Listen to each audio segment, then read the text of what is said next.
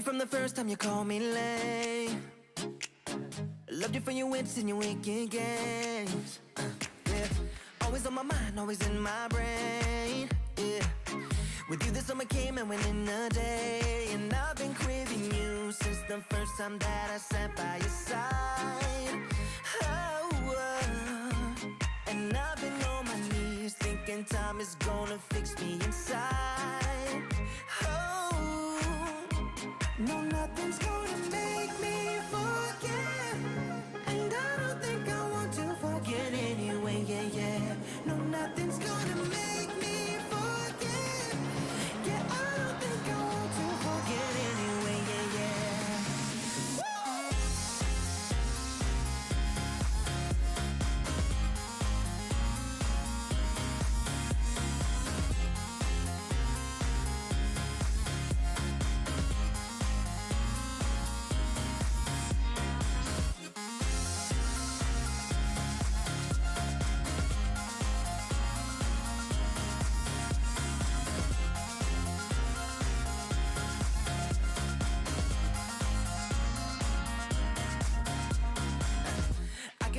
When you're miles away, yeah.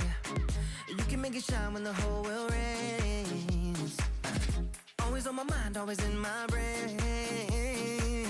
With you the days are long and the nights are late. And I've been craving you since the first time that I sat by your side. Ooh, and I've been on my knees thinking time is gonna fix me inside. No, nothing's gonna make me forget. And I don't think I want to forget anyway, yeah, yeah. No, never, never wanna forget.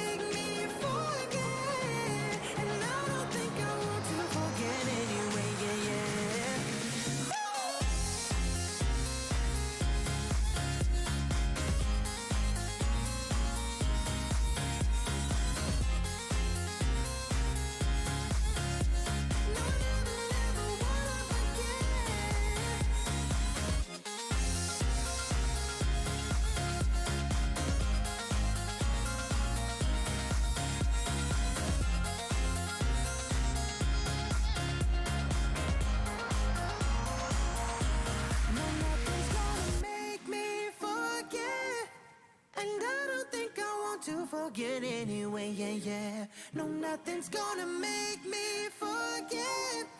Yeah, I don't think I want to forget anyway, yeah, yeah.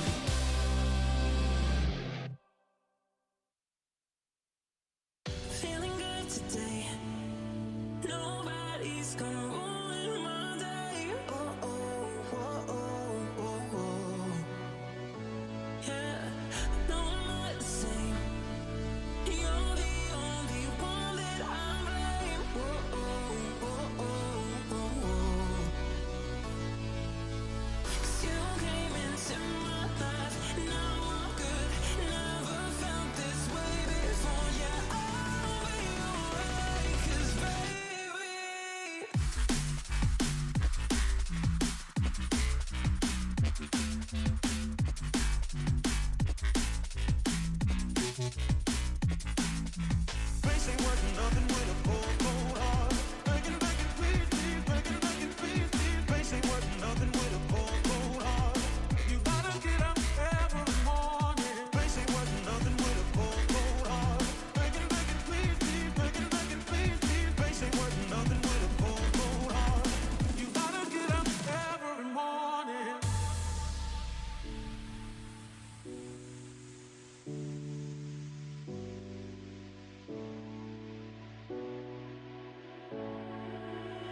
Feeling good today.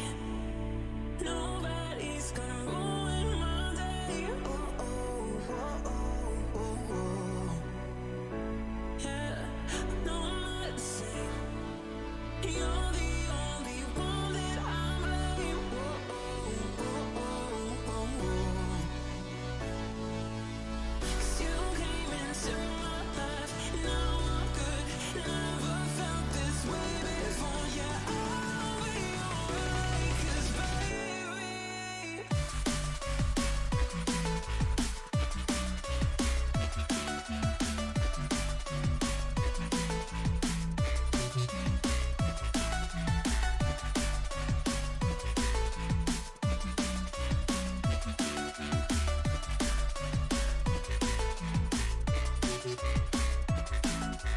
'Face ain't worth nothing with a cold heart. Begging, please, please, begging, please, please. Face ain't worth nothing with a cold heart. You gotta get up every morning. Face ain't worth nothing with a cold heart. Begging, please, please, begging, please, please. Face ain't worth nothing with a cold heart. You gotta get up every morning.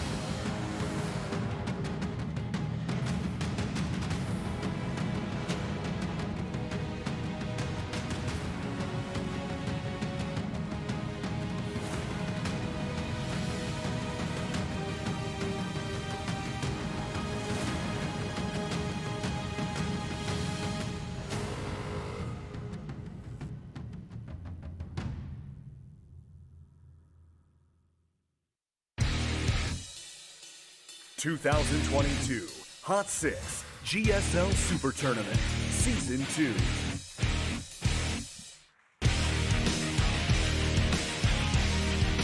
Welcome, everyone, to the final day of the final tournament of 2022 here at Africa TV for StarCraft 2. The GSL SuperTournament.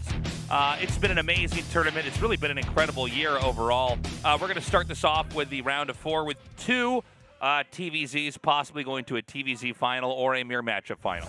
Yeah, Bjorn versus Solar and Dark versus Bunny. We have 2 fantastic TVZs lined up today, and potentially even a TVZ Grand Finals, as we have Terrans and Zergs on both sides of the bracket. And I don't think you could ask for a better way to finish off the year, because this Super Tournament has been a tournament of upsets. Yeah. Both Maru and Hero lost in the first round, and of the remaining players, I think only Dark has made it to a Super Tournament Grand Finals. So it's going to be an exciting finish to 2022. It's been wild, man. It's sad that we didn't have a Protoss in the round of 4, but honestly, we usually have a Protoss win the Super Tournament. That's one of the interesting little stats coming out of the years of Super Tournaments that we've hosted here at Africa TV. I do think Dark is the safest bet going forward here, but like you were saying, State, there's been a lot of upsets so far. We could have some more here tonight. I wouldn't be surprised if Bunny was able to take down Dark, too. I mean, Dark is a fantastic player, but so are a lot of the players that Bunny has beaten, not only in the Super Tournament, but a couple of weeks ago at DreamHack Atlanta. He's on a tear recently at Atlanta. He also almost won his first international grand final, barely losing out to Hero. And he already got his revenge, so he's got to be riding a lot of momentum coming here to Super Tournament. I'm looking for him to make that a very interesting series. It does seem like this year has been one of redemption arcs here. You know, even going all the way back to Creator, who of course did not win the GSL, but did get to a finals, which is of course, you know, record-shattering for someone like him who's been around since the very beginning. But, you know, when you talk about Bunny, you could certainly be right. If Bunny were to come out here and defeat Dark, maybe this would really be his Cinderella story. On the other side of the bracket, you have Bjorn, who I feel like, as strong as he is, and obviously not just a GSL champion, a world champion in the past, is probably the weakest out of the four. But if he can manage to defeat Solar, and let's not forget, Bjorn got here off the blood of Maru, taking him out in his path, that would be another incredible upset.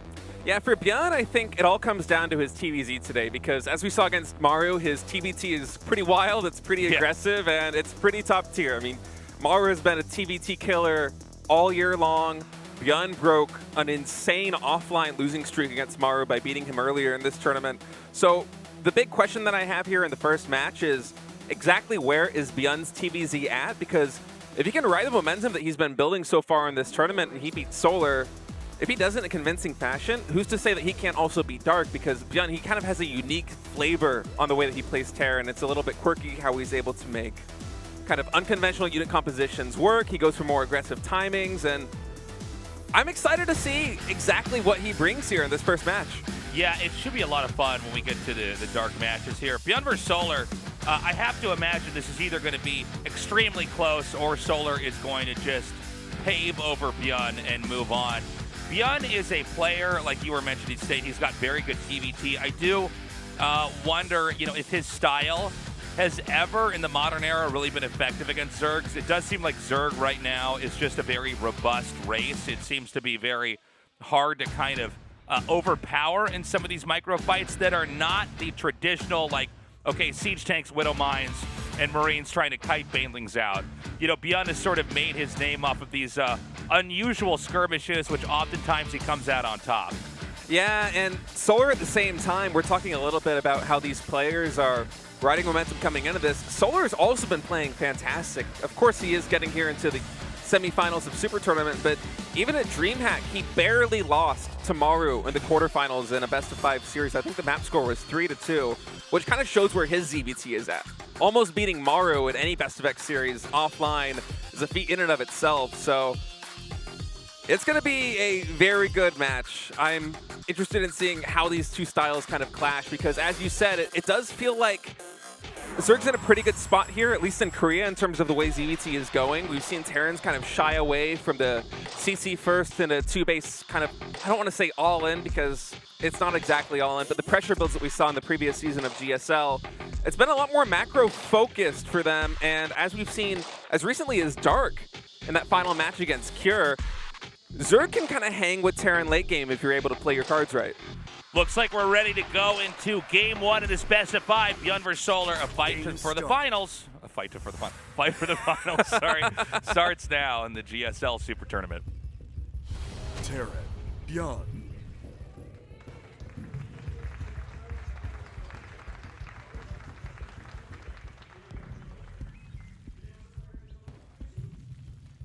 Zerg, Solar.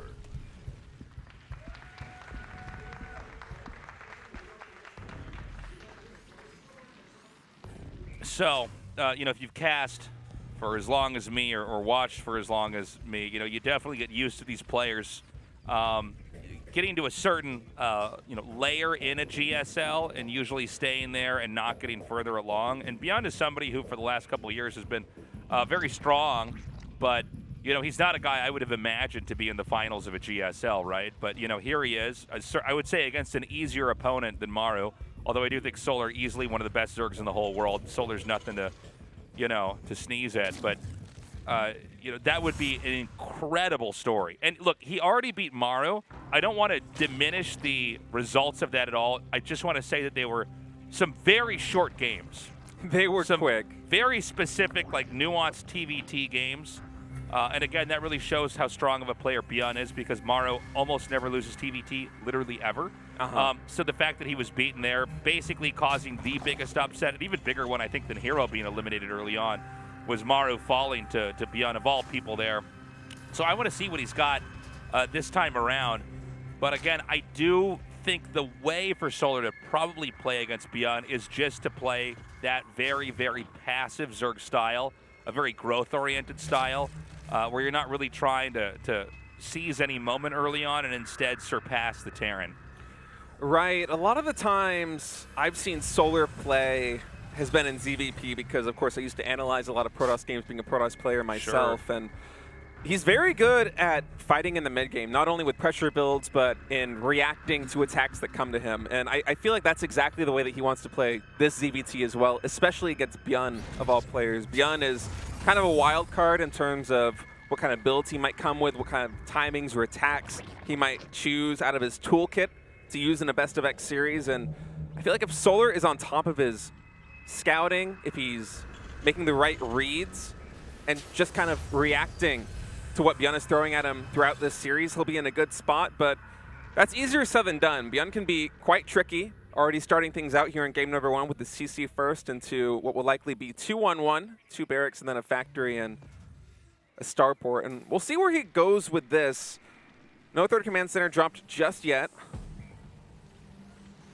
So the Lings are going to come up. He is going to get the kill. I believe he can't see the second barracks. Not that it's the biggest. Oh, no, I'm sorry, he does. Barely glimpsed it. Never mind. Yeah, for a moment I That thought you might ramp only was lower see... to the ground than the other ramps. How's that possible? Yeah, for a moment I thought he might only see the tech lab and not know exactly what he's researching there, but he does know it is 2 barracks. So, yeah, for now we wait. Stim is coming here. I'm sorry, was there a third barracks or it's just 2 racks? 2 barracks, 1 factory, 1 starport. Okay, so this is a very normal play. We're probably going to have medevacs incorporated, and then there's going to be the sweeping phase where he's going to try to come in here and just gun down any creep tumors that he can find. Yeah, this is kind of the bread and butter TVZ opening. CC first is, of course, a little bit risky, but as we've talked about many times over the course of this tournament and the previous season of GSL, it's very difficult for Zerg to roll the dice and effectively counter that in a best-of-5 series. So the most interesting junction in Bjorn's build for me is going to be when he decides to build a third command center, if he does decide to build one at all. Because you and I have been kind of scratching our heads over the past couple of weeks, going from GSL Season 3 to Super Tournament and watching the Terran players go from this incredibly high win rate, 2-base CC first style that just kills Zergs in the mid game to suddenly not doing it at all in Super Tournament, only going for the 3 CC builds when they do CC first openings. Well, sometimes builds become very hot for a little bit, and everybody kind of picks them up, and then it becomes unwieldy to use in the meta anymore because people are basically just preempting it. It's why you really got to be able to kind of ebb and flow through the way the game's seen and be able to respond. By the way, Stim done, and we do have that small set of infantry coming out now. Yep. +1 infantry weapon started for gun as well, and already adding a third barracks, so this is going to be a little bit more aggressive. I actually got tripped up in what I saw. I thought he, for a second, didn't make the 2 medevacs. I'm like, oh, I don't know what's going on. Okay, so he's going to send that out. And look, this is to set up for a push. There's really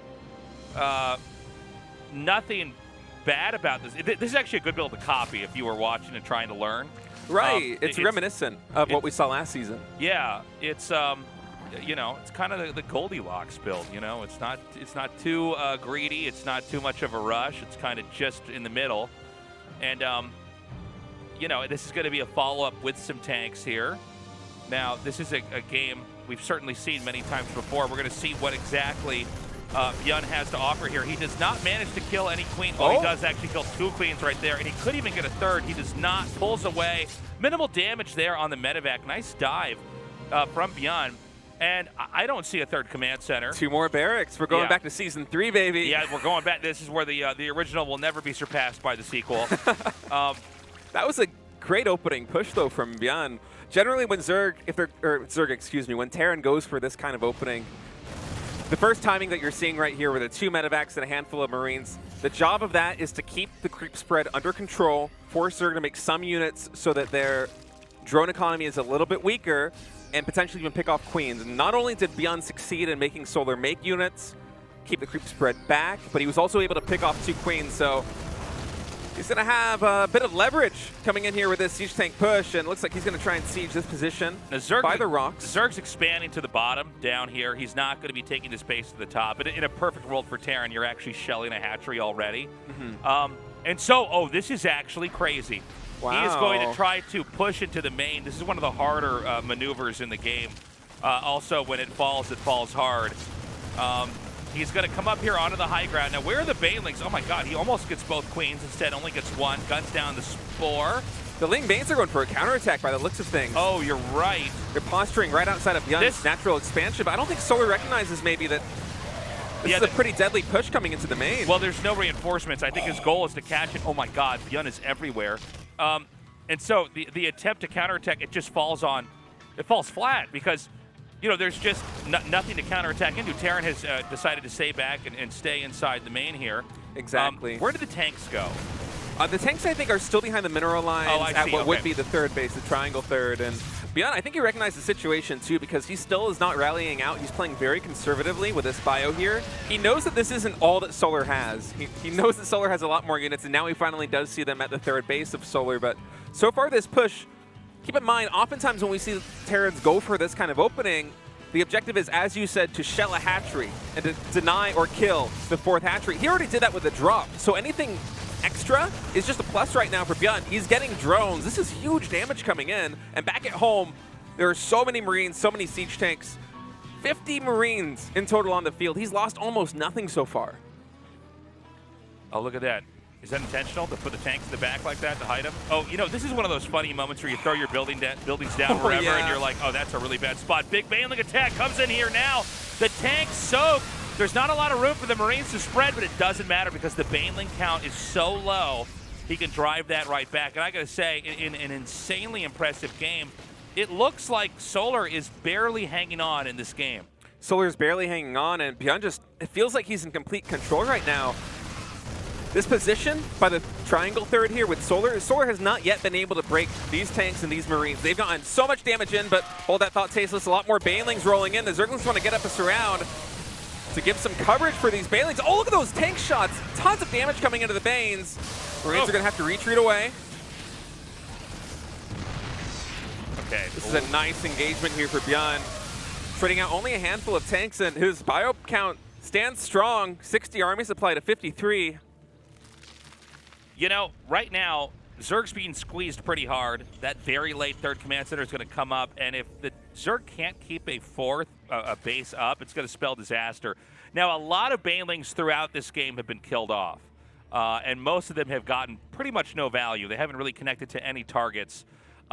We still have this very odd position with the outside the main that's still generating threats. I imagine Byun never expected this to last as long as it did. And now that Terran's going to come down here and take out this fourth hatchery, there's literally no way to save this. It will be picked off. It will probably be picked up after this. And Solar once again on a three-base economy. Whoa. Okay, I was going to say. It's kind of close. Is his screen over this fight? And Byun's just going to drop back down. He knows that there's nothing that can really contest these medevacs. If you look at the minimap, there's big drop over here. If you look at the minimap, there's only two places Zerg can expand. Terran basically covers both. Exactly. That small army, this one right here, these siege tanks and the Marines have gotten so much value. Even if Solar is able to clean these up now, the damage has already been done. Solar has still not been able to plant a fourth hatchery yet. He's had his fourth hatchery get denied multiple times, including a complete kill, so he didn't even get the minerals back for the plant. And right now his economy is really struggling. Before this attack even happened, Solar was at 60 workers, and since then, he hasn't been able to reach that point. Byun's just done so much economic damage, and the army supplies really tell the story right now. Byun with a 50% larger army supply, 100 to 66, is once again the Marines come in, focusing down another queen, don't quite get it. Solar, ooh, barely missing that medevac. And Byun's gonna strike. He knows that the fourth hatchery is coming down to this, and now he has Liberators. I think this game is almost over, unless Solar has the most insane fight. And, you know, honestly, Byun's spreading is just looking so good. I feel like this is Byun, like, 3.0 or something. Like, I mean, he looks so much better, and is making this look so easy, and he's basically tying the Zerg into knots, trying to, as the Zerg's trying to just, you know, find any ground where he can get anything done here. Oh, Queens can't transfuse off creep. That's two of them going down. Solar does have some Hydralisks coming out that might be able to help with the Liberators, but right now his army, I'm not sure if he's able to take an engagement off creep to actually stop Byun from repeatedly denying these fourth hatcheries. And Oh my god, Tasteless. Beyond is coming in yet again. Siege tanks here at the triangle third, set up behind the minerals. Drops going on in the main base, this time with Liberators. Yeah, he's going to come up now. And, you know, this is already such a headache. This goes to show you one of the problems if you don't go for mutas. It's kind of, you know, these moments where the ground is basically divided can become pretty troublesome to try to control. You can see the Banes are going to do their job here. I mean, Terran still has sort of a presence out. Oh, that's so many Marines. Already so much infantry is just coming down. Now there's a counterattack. They may end up crisscrossing each other here. Oh no, it's going to come from behind. No. I'm wrong again. Okay, now he's going to pull back and try to hit this from behind. I think Solar a little bit indecisive, but there's no medevacs with this army, so if Banelings can get connections on these Marines, it could be deadly here for Beyond, but there's no Banelings yet. The Banelings just now rolling in. Lings do have a surround, so that's a fantastic trade for Solar, but is it going to be enough? Beyond's doing so much damage here in the main base. Yeah, it looks like this Hydra Den may fall. The drones are going to come back. It's going to be a good target for them to try to get. Hydralis 10 falls right before Muscular Augments completes, and now the Marines even cutting back into Liberators here. Beyond just getting so much value out of all of his units. He's really only had one misstep, which was the Marine Ball coming here in the 4th hatchery, but I feel like the damage that he's done more than makes up for that. 90 RV supply to 60 as Beyond just continues to leverage this lead. Marines now coming in, sniping more drones, more queens, and I feel like Solar's on his last legs. Yeah, I think this game is basically over. Beyond has done so much damage in a pretty masterful mid-game TVZ here, just controlling so well. You can see the Banes come in, but the moment that Beyond identifies he's not in a safe position, he just pulls out right away. The drops continuing in the main base. Beyond is everywhere right now. It feels like Solar, every time he is able to put out one fire, at least another one sprouts up somewhere on the map. And he might even lose the lair here. This is just so much damage coming in. That is a big stake in the heart of the Zerg right now. I mean, you know, it's been a pretty tight game economically here for Beyond, but he's basically kept, you know, a couple percentage points ahead of the Zerg the whole time. And now we're starting to get those really fatal blows in there. You know, the bases that have been picked off, the layer tech has been reset, which takes a while to actually get back onto your feet with. The Hydra Den has been remade. And I mean, that's going to be it. GG, Beyond takes game 1.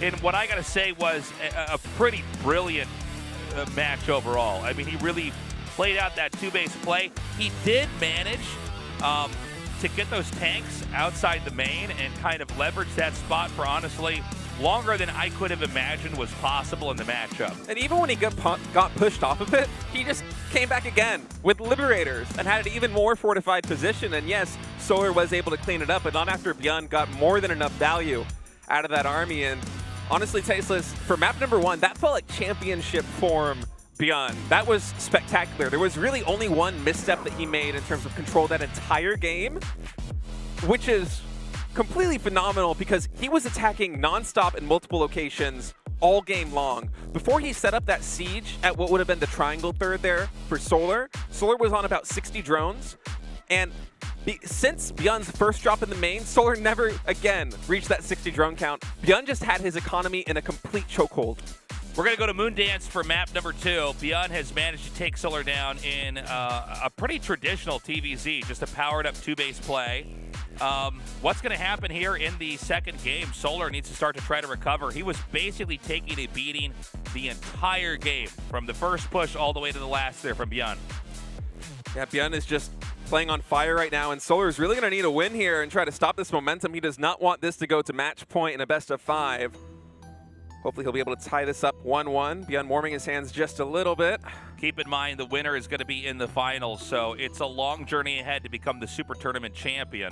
But if you could take down Solar in a game like that, I think Dark has to feel threatened looking at that, at least that first game. Absolutely. All right, Tasteless, it looks like Moondance is starting to load up. All right, guys, game 2, as this best of 5 continues on, can Solar tie it up, or is Beyond going to move on 2-0 in this best of 5? Start.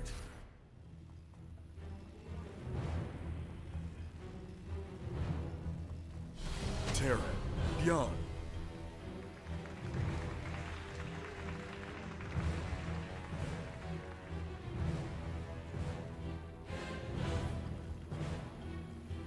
Zerg, Solar.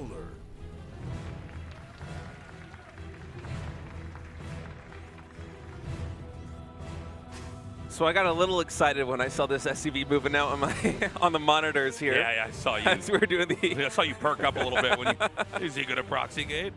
By the way, look at this little like teacup formation that's being made by the Overlord to check for proxies here. So on this map, it is, the big feature of it is the Koreans call it the backyard base. But oh, hey, what's up from New York? Excellent. New York City. Welcome. That's a long ass trip, man. What is that? 15 hours from here to It's a Seoul? long flight. So I was going to say you can do some fast expand builds on this map, but it doesn't matter. He's going 2 racks. I thought he was going 1 racks for a second. And so he's going to have the Reaper pressure. Now, instead of proxying it, which could be a little bit dangerous, what he's going to do is have it set up back at home so that the moment this doesn't work, he just halts all production and he immediately goes and makes a command center. Tasteless, I was on the same page as you that this was going to be, 2 racks Reaper walled in at the natural ramp as we've seen time and time again, but Bjorn's actually doing this gasless. Oh, so I'm sorry. He is pumping Marines right now. That's so funny because, like, in my head, I've seen him go for Of Reapers course. so many times. It's I just almost- decide that.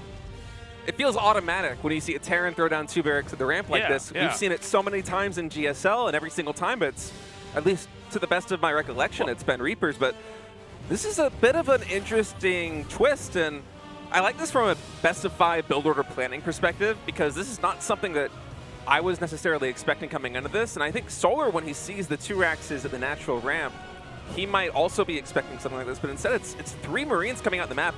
I think they're going to get this Overlord, and they might even force a handful of Lings. This is a cool build.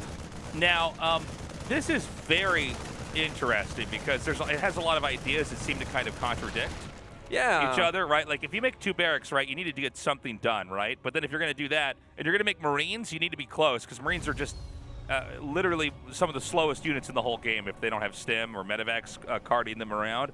But at the same time, if you're going to fast expand, why would you make 2 racks instead of 1, right? I mean, you get your command center up more quickly. Your economy would kick in a little bit faster.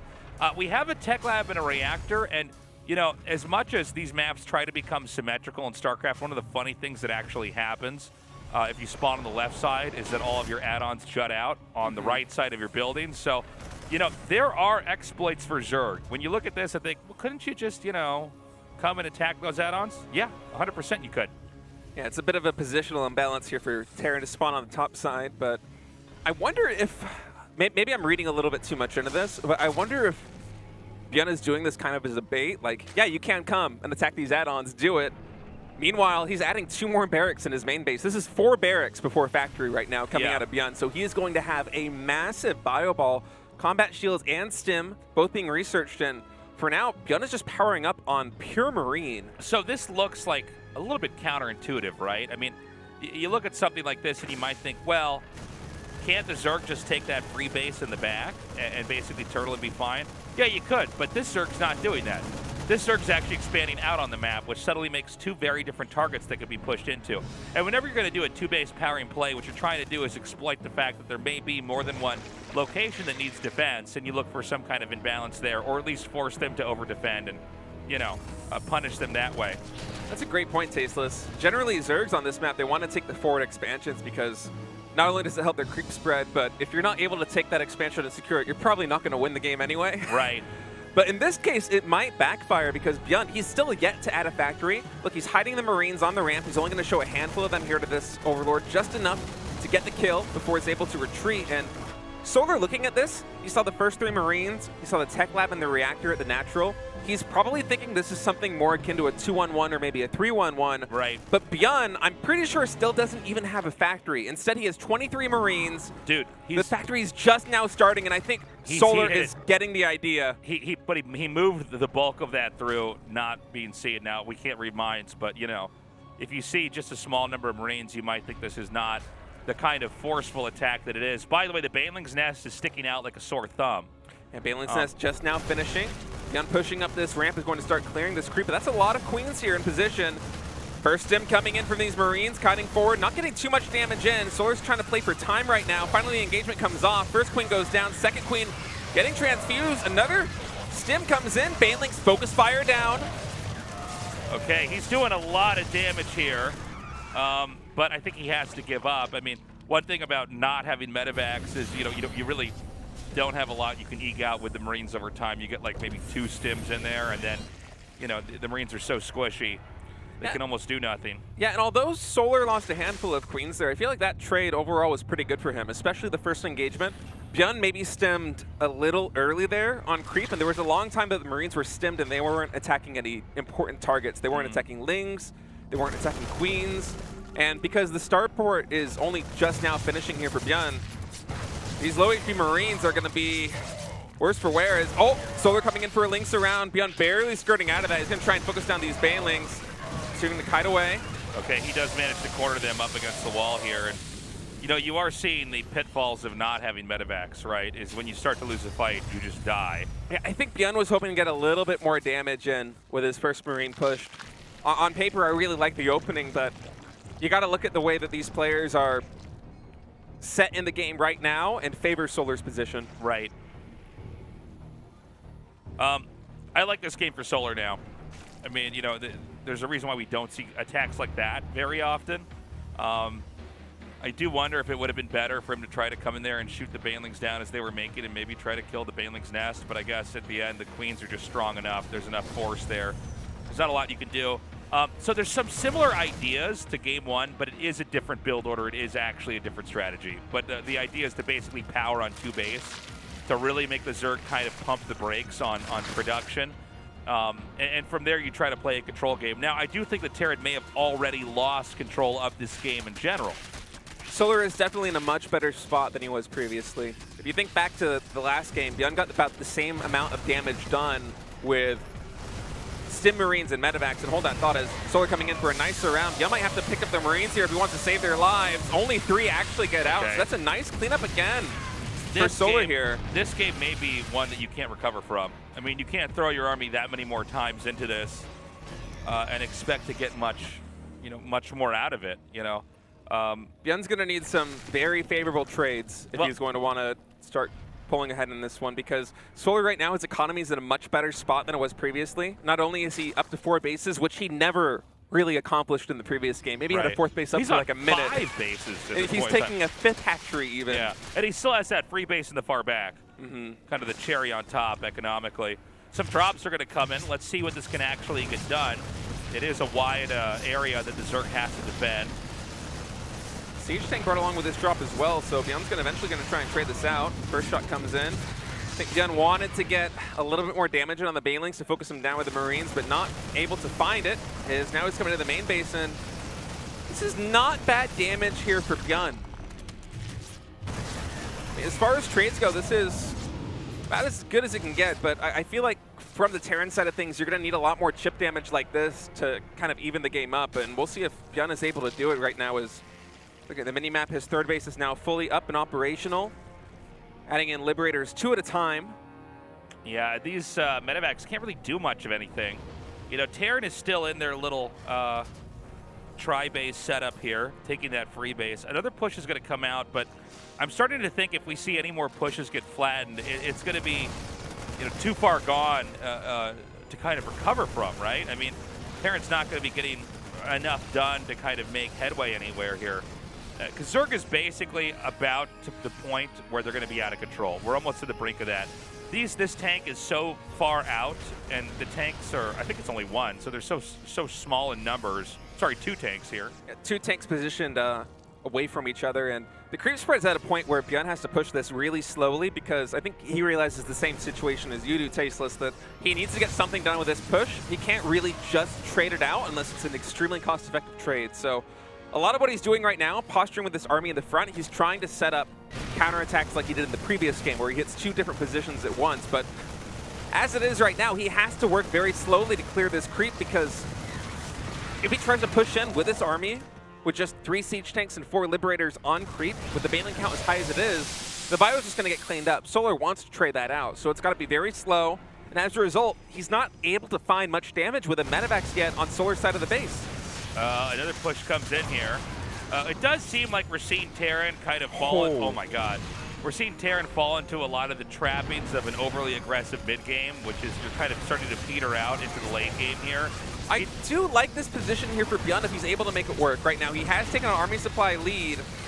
He's quite actually wrecking significantly. these queens over here. Yeah, these Liberators are getting a ton of damage in. All right, these Ling and Baneling connections have to be really good on the bio, but Byung can actually just lift off. So Solar will clean up this army, but I'm not sure if that was cost-effective enough for him to be happy with it. Are those the same medevacs from earlier? Yeah, they are. That's hilarious. Yeah, they've just been camped out between the natural and the 4th base for Solar for the better part of the last few minutes.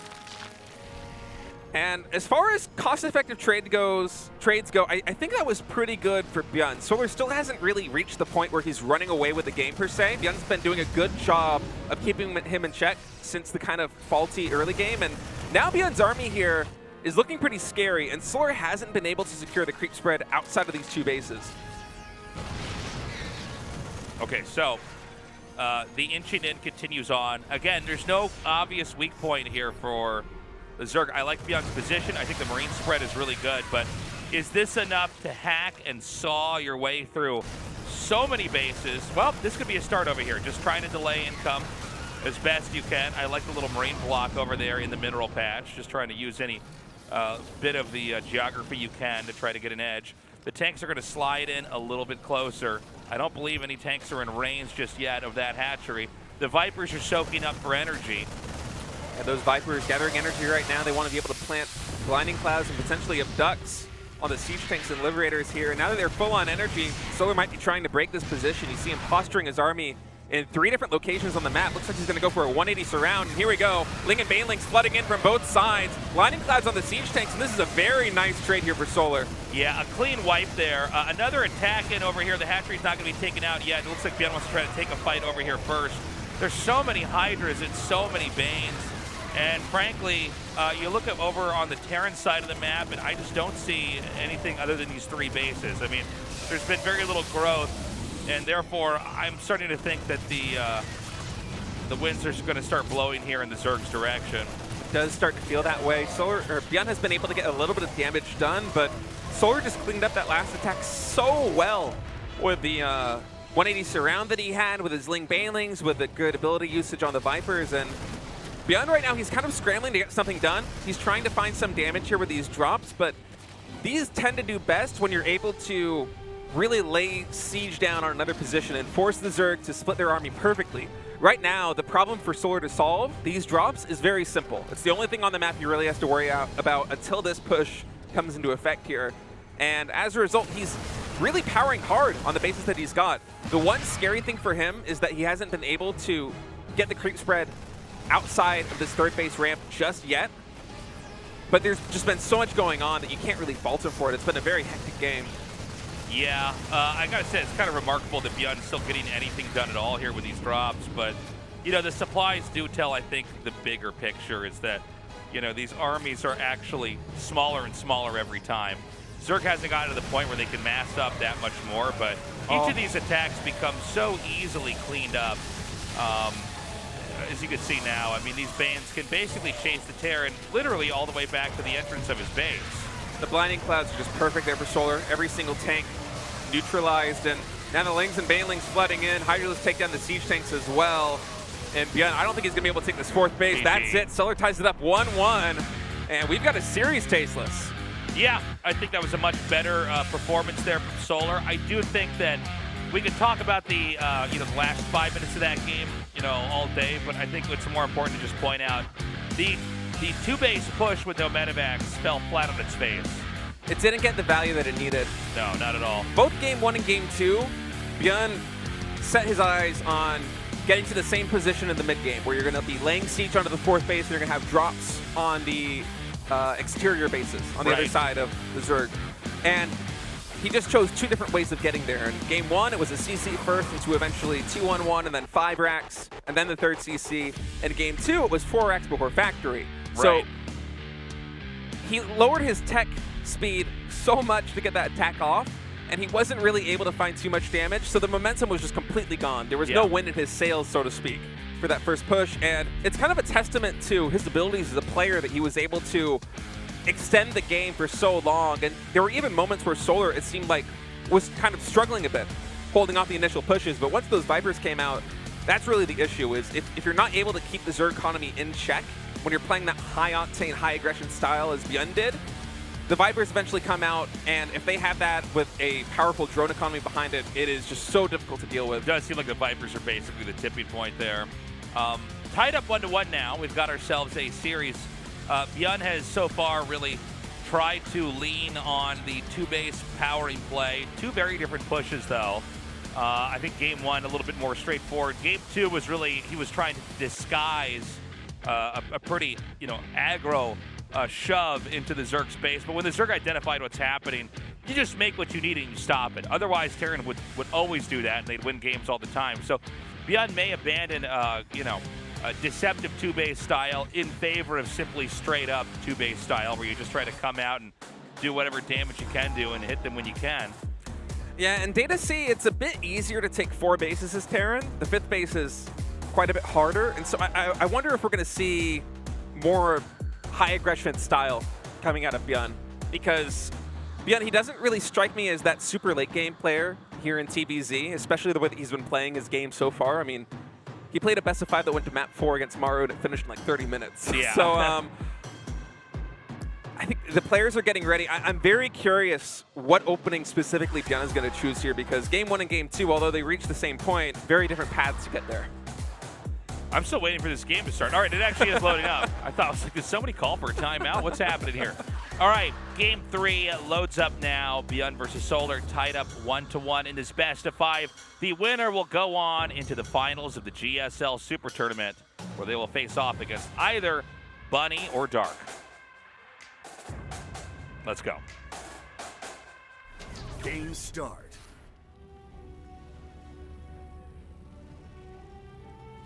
Terran, Byun.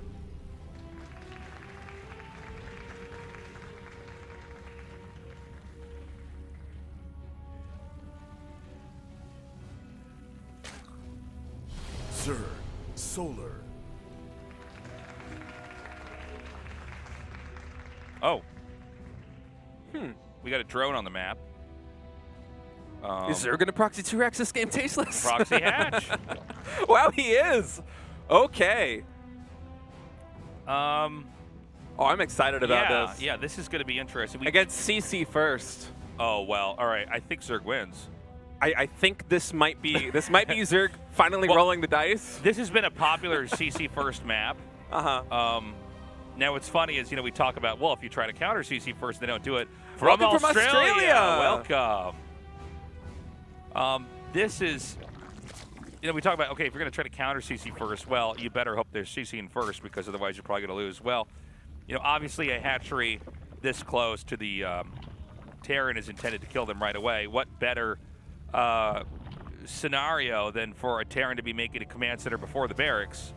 Yeah, we talked about this not only in Season 3, but also the Super Tournament, how it's difficult in a best-of-5 series for Zerg to really hard counter the CC first opening, because it just gets up so quickly, right? And they're able to fly back to their main base if something absolutely terrible goes wrong. We've seen Zergs even go pool first, not like a 12 pool, the pool first, and the Lings get there and the CC's already done.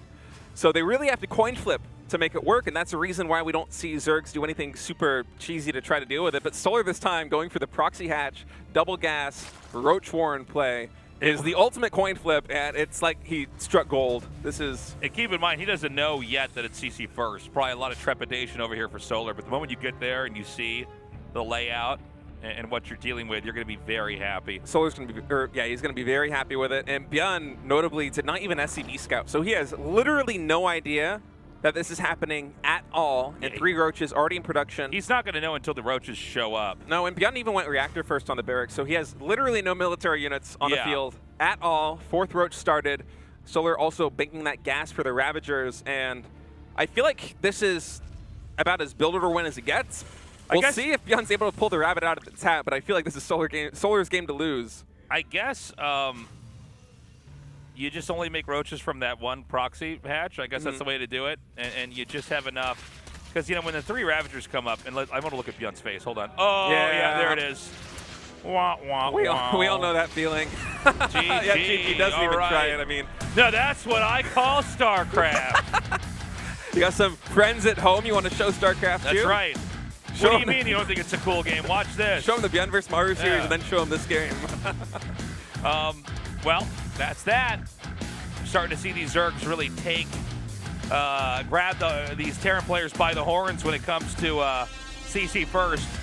You know, and I wanted, you know, I guess we're here on the last day for GSL Cast for 2020, but we have a lot more TVZs ahead tonight, and you got to wonder, like, are we going to see some more stuff like that? Because, yeah, you can just cheese out a player that does that and punish them. And, you know, how much more often are we going to see CC first from Beyond moving forward? I don't know. Absolutely. And it's something that I would also like to see from Zerg players when they're ahead in series to do, because when you have a map or two to spare, I mean, this time it's 1-1, so it's not exactly the situation, but if you're up, say, 2-0 in a series and you're playing against a Terran and you suspect maybe on Day4, for example, they might go CC first, I would love to see more Zergs kind of greed check the Terrans and go for builds like that. I agree, and I do wonder what exactly the game looks like if they didn't be greedy. Is there still a chance that that has any ability to do anything? I would imagine no, but you know, I'd like to see it pan out. And I'm sure if CC first remains popular, we'll probably have it. By the way,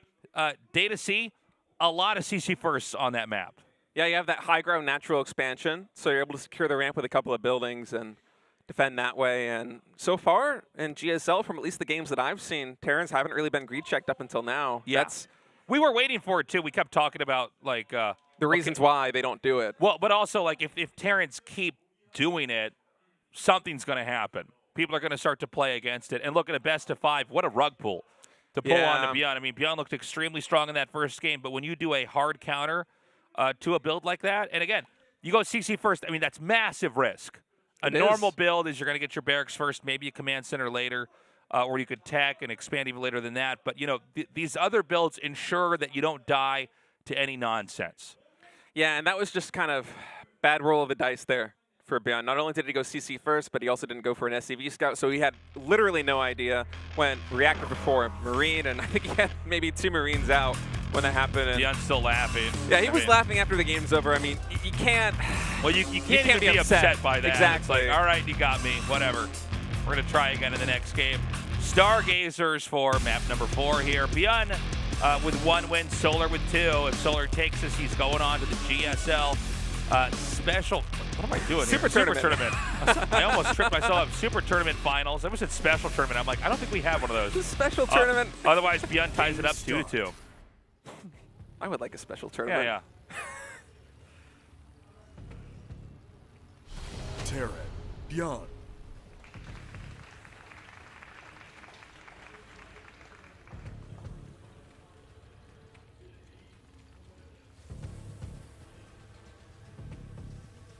Zerg, Solar.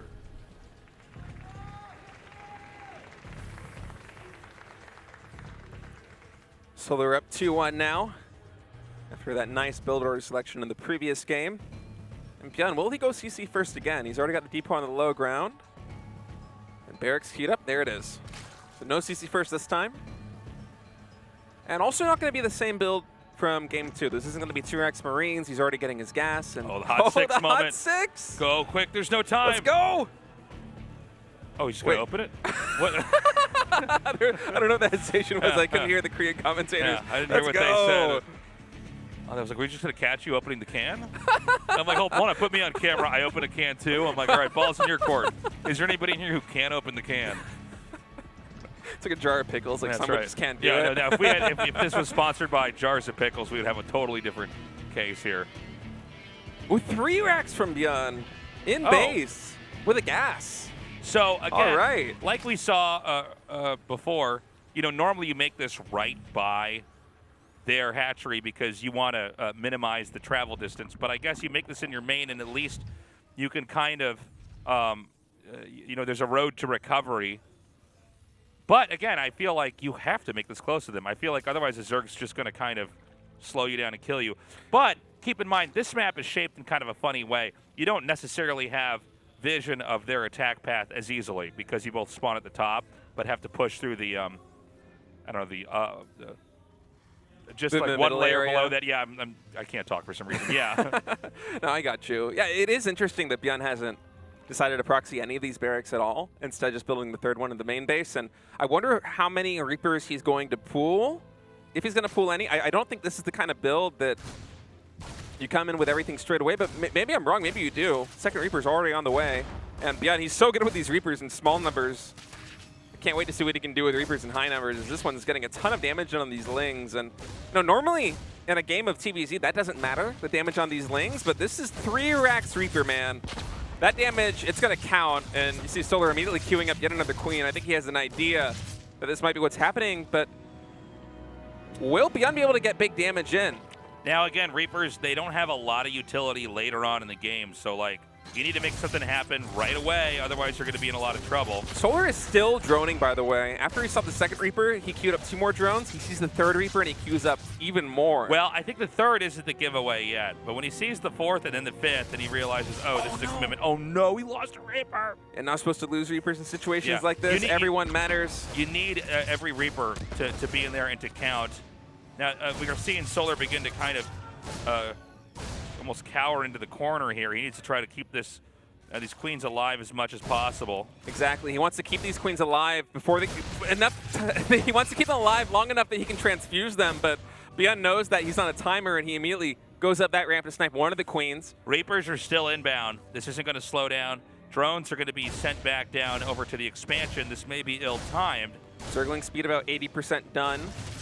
Now, right now is Beyond's window to get a lot of damage in, but with 3 Queens out. Now, when Link Speed's done, you can start to actually surround these. And once these are surrounded, they're going to die extremely quickly. Almost nothing dies as fast as a Reaper. Keep in mind that Reaper production has not yet stopped. Now, he does have grenades as well, so he could be able to kind of shuffle the Lings around. But, seems like Zerg's still able to breathe. That third command center about to finish, as is the factory as well. Beyond is still making Reapers, by the way.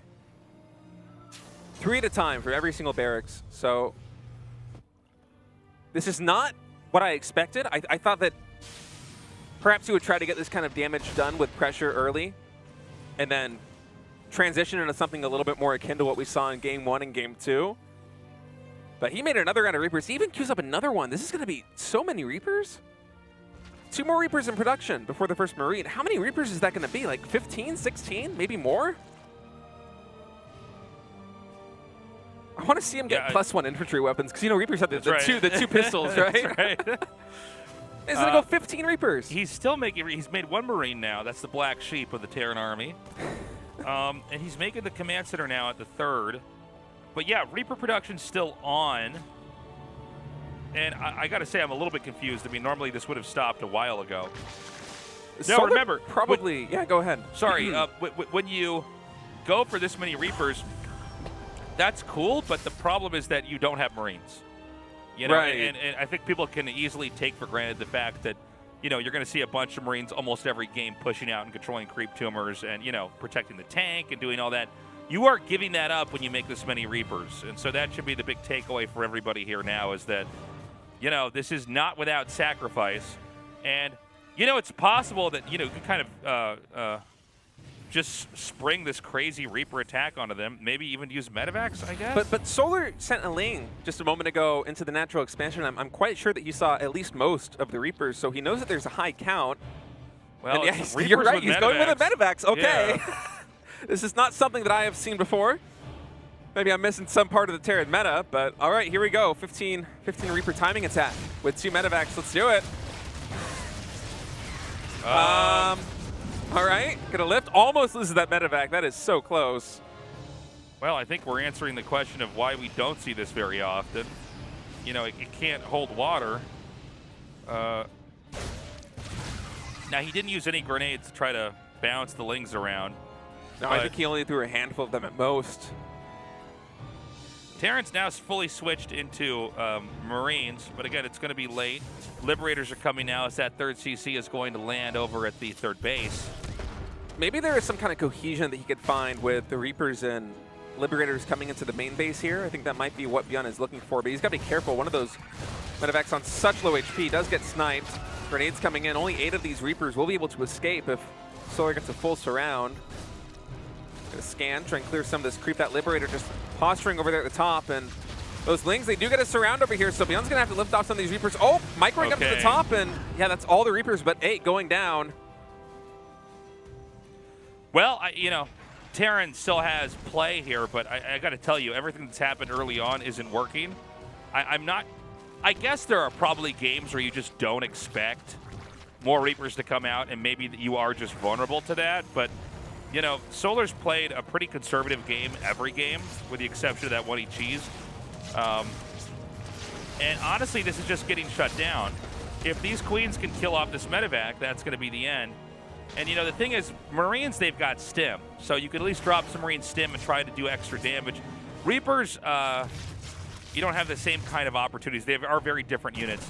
Now, there's an attack down here, and, you know, Terran maybe just needs 1 or 2 little victories. This would be one that would be huge, actually, if he could take out this hatchery. Yeah, but Beyond, he still doesn't have stim. He still doesn't have combat shields. No infantry weapons either. These are vanilla Marines. Yeah, these are as basic as it gets. The game. Yeah, the Kirkland brand Marines, man. Like, I don't know what to tell you. I'm glad you pointed out that he did not have stim. I was watching him like, this feels awfully slow. It could have been a good engagement. He could have even gotten the hatchery, but he invested so much gas into the Reapers that everything is kind of slow. And I think he might only even have 1 tech lab in total on these barracks because he went straight from combat shields into stim. Stim only just now starting.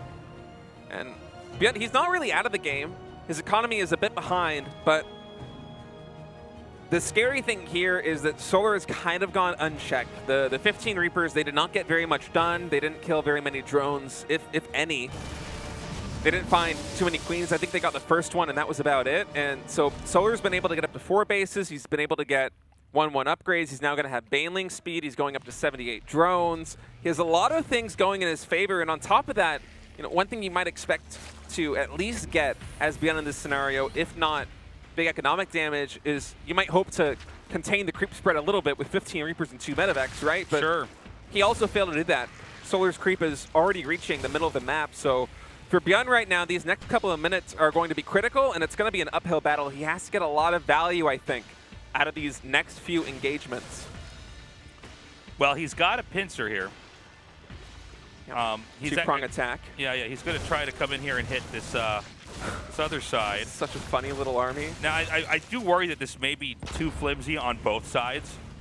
It seems like to be very finicky to control, right? Well, that's the problem, right? I mean, I remember, like, before this game came out, people were talking about, oh, they're going to have to all micro on multiple fronts. You actually can't micro on multiple fronts. You have to be in the place to micro it. You can kind of set certain tasks and try to come back later on and deal with it, but ultimately he has to decide which one's more important. And so if Zerg just simply has enough to aim move either army into that, you're going to be fine. That's well said.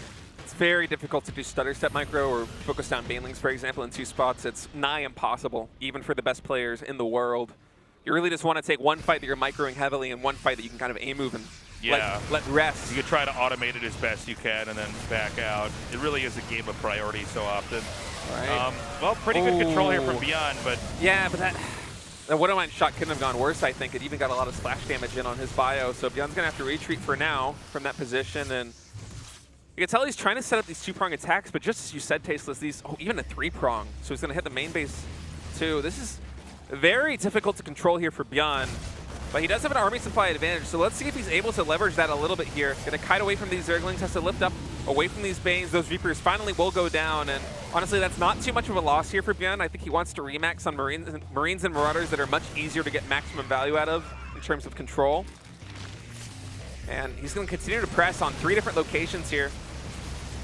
This 5th base for Solar is being contested, but that's a lot of Lings, a lot of Banelings, a good number of Queens as well, and now Viper production almost fully underway. First Vipers are popped.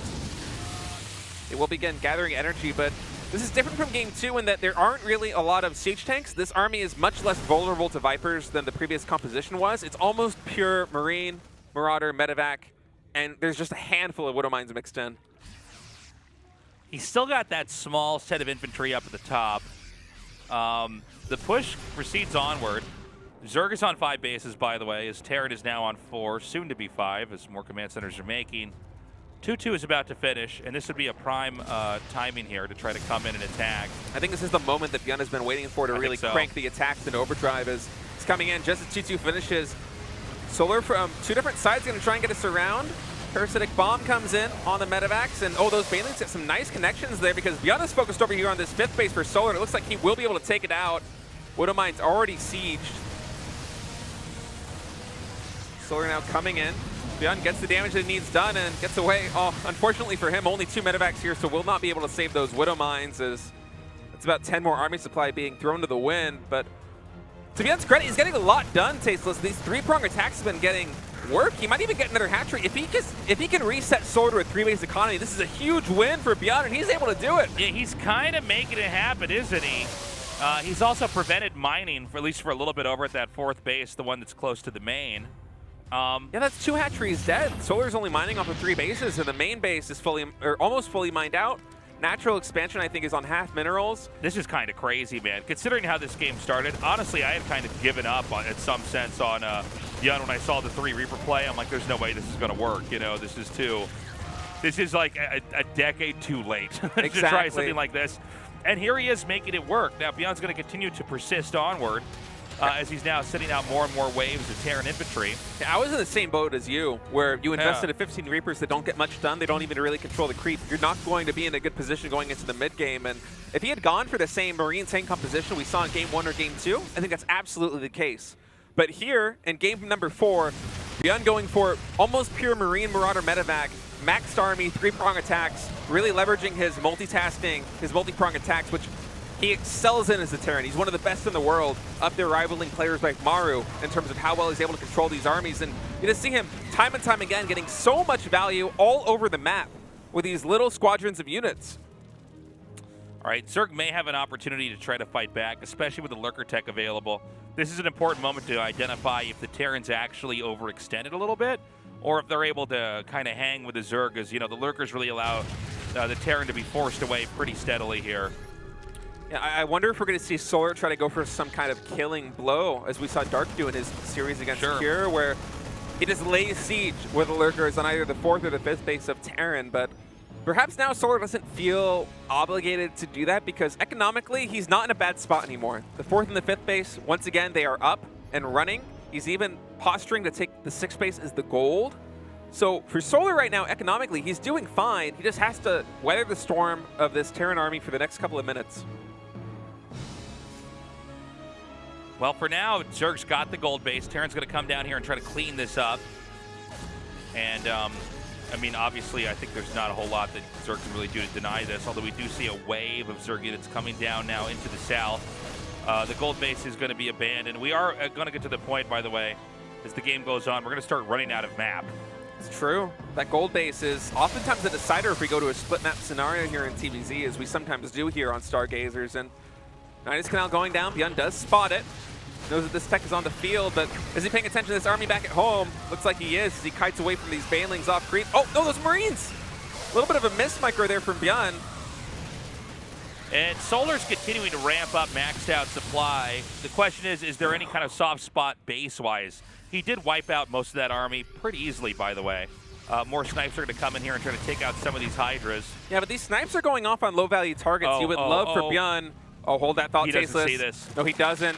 That Nidus Canal going off in the backdoor expansion here for Beyond could be devastating. This could allow the Zerg to pry the Terran open here.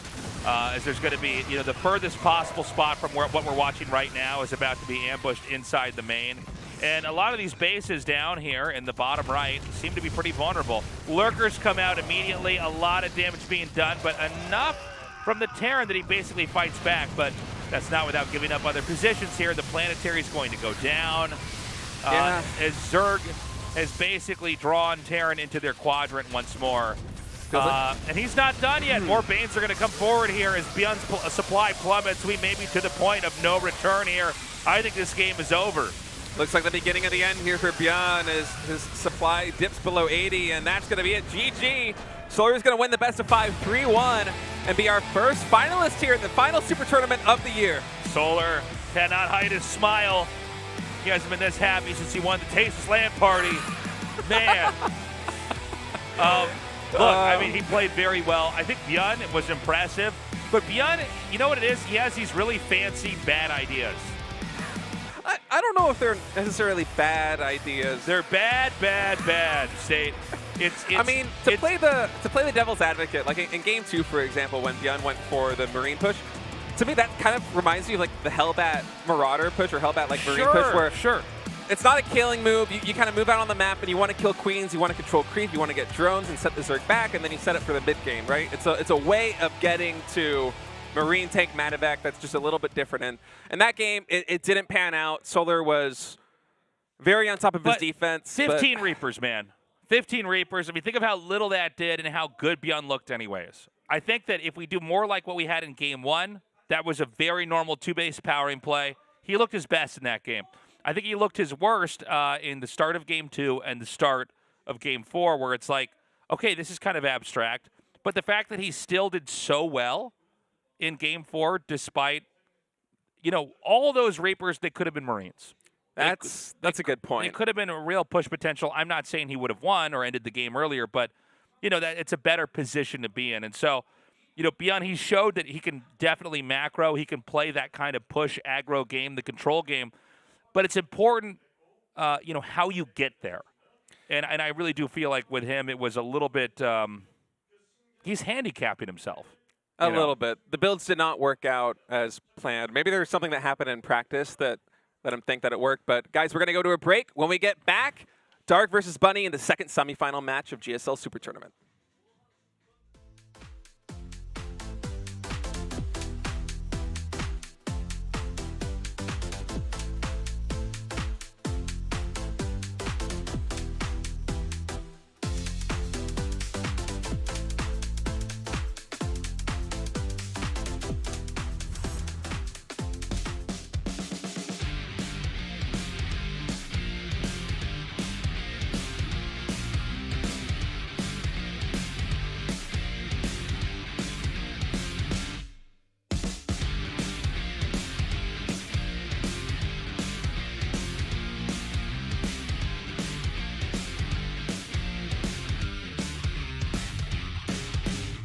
I'm feeling good vibes. I'm feeling good vibes.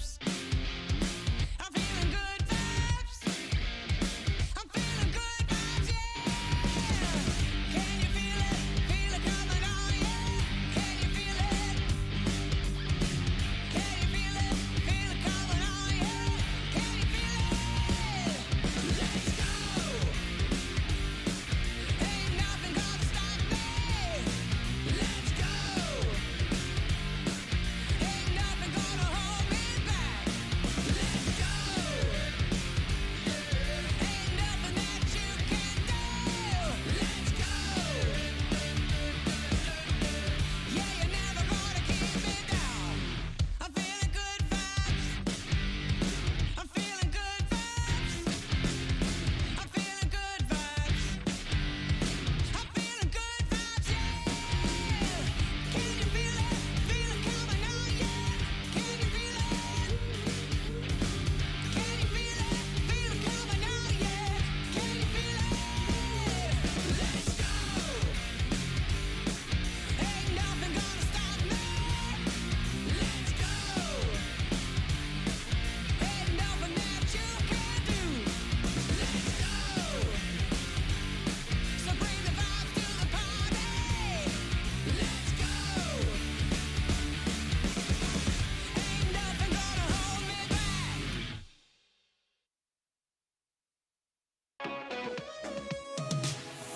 Your lips spoke softly. You seem to like me. Right place, right time. Had a feeling you'd be mine from the go. I wonder if we'll be still here at 23 with you right next to me. I don't know. I think I love you, think I love you early. You're such a doll, I bet you'd never hurt me. We'd be a jet, never end. I don't wanna be a friend. Think I love you, think I love you early.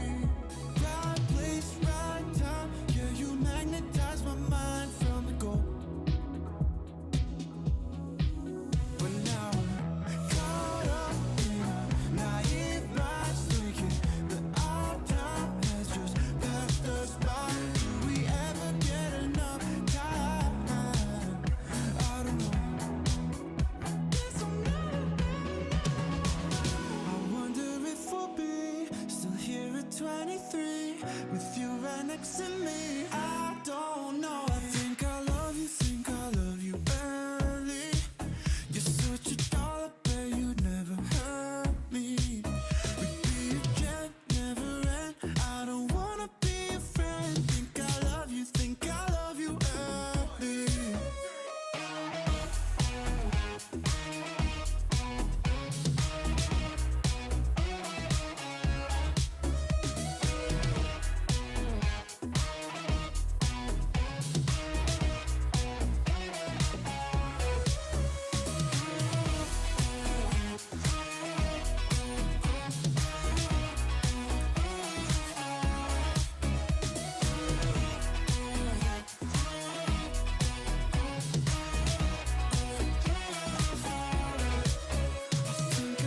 Think I love you early. You're such a doll, I bet you'd never hurt me. We'd be a gem, never end. I don't wanna be a friend. Think I love you, think I love you, think I love you.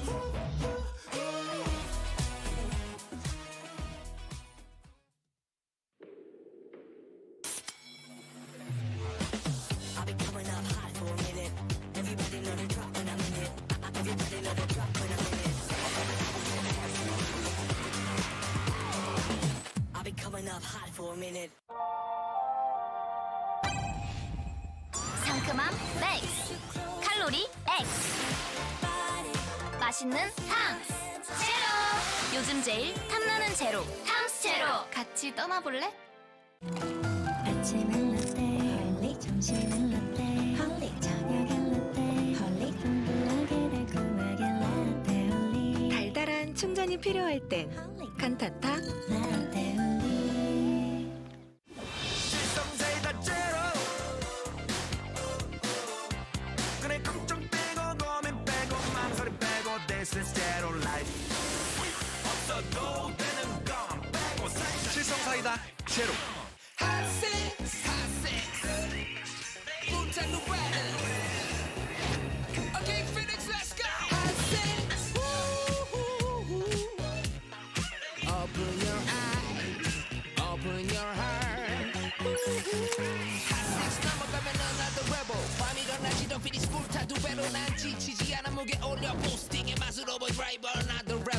어제 쓰러져도 다시 높여낸 시벨 칼로리 제로 뛰어 피곤한 날 리셋 버핏 심장을 뛰게 해 이러니 버킷 리스트 핫세스 날 다시 깨우는 마법같이 핫세스 온몸에 그 강한 짜릿함이 핫세스 피닉스 마법같이 핫세스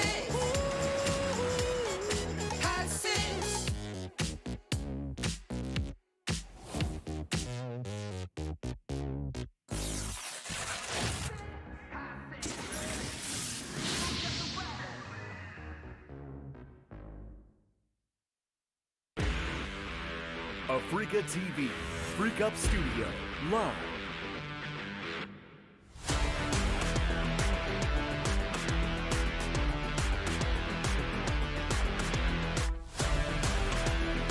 Welcome back, everybody. We're halfway through the round of 4, and I gotta say, impressive performance there from Solar. Definitely the stronger player, but now we're gonna go on to the match that honestly I'm a lot more excited about: Bunny versus Dark. Yeah, this should be a fantastic TBZ. Bunny has been playing out of his mind lately, fresh off of his first grand finals ever at DreamHack Atlanta. He did lose that in a heartbreaker after going up 3-1 in best of 7 to Hero. He lost that series 4-3, but this tournament, he's already gotten his revenge. He beat Hero 3-0 in round number 1, and since then, he's been just looking unstoppable. He's an absolute killer. He ends games so quickly, he's so aggressive, and I'm excited for him to go into this match because if he's able to beat Dark, you got to think that he's going to be favored against Solar, right? And how great would it be for Bunny to end this year on a championship win after the heartbreaking loss at DreamHack Atlanta? Well, it would be another crazy upset in the many that we've already had here if he was able to beat Dark. The problem is that Dark is just so strong. He's a little bit more of a slow play Zerg.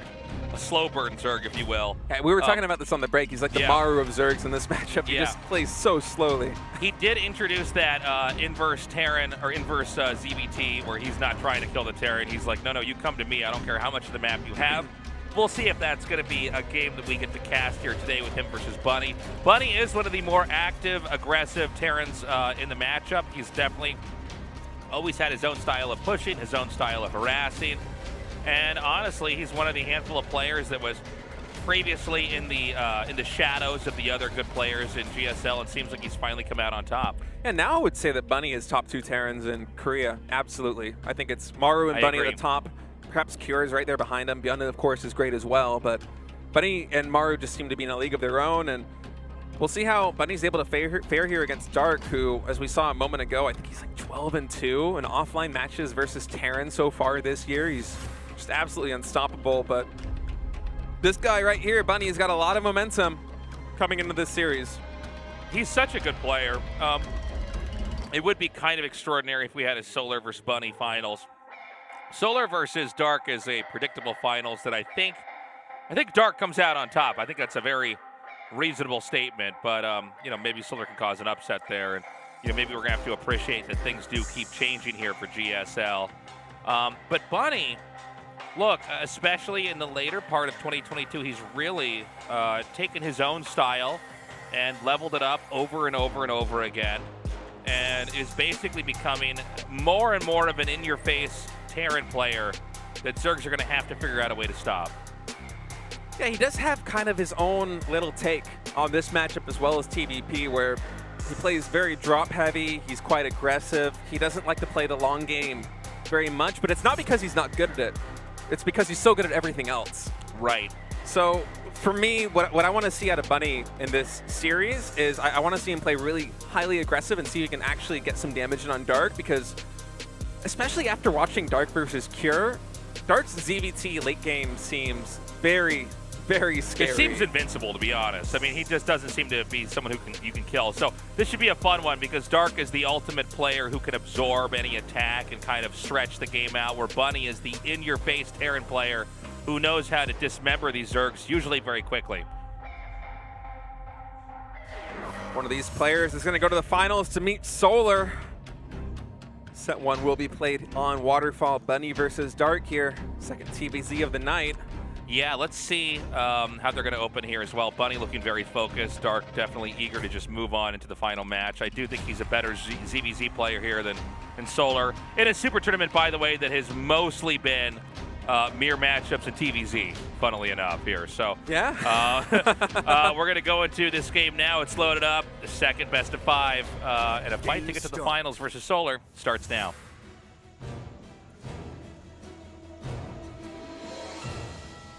Terran, Bunny.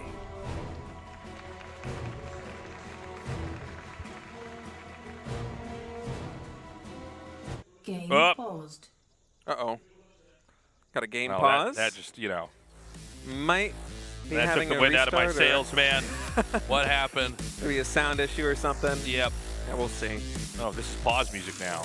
Oh, this is Meow. nice. I feel like it's like back in like Pause. 2011 or something. resume it. Everyone's Meow. streaming with dubstep on Well, Twitch. if you follow any esports now, dubstep never went away. We're still living in 2012 right now. Wow, the game is paused. Now here comes the ref. Oh, Bunny's headset has some issues.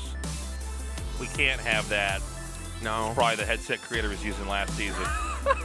No doubt. They gotta start insuring those things, yeah, man. that's right. You gotta replace them after every series. Yeah. Hopefully, Bunny's able to get this squared away. You know, sometimes you go into games like this and some settings are wrong, and it's very important that you stop it right away. You get the solution fixed so that you can proceed with a series When we did without interruption. We did Taste's LAN party to play it against Scarlet. That was my first time trying to deal with, like, as a player. I want to talk about that. Oh, it was so weird because it's I'm not sure how they do it here. You might have a better idea than I do, but I think guess it's the same. But they pump. Is it white noise or is it gray noise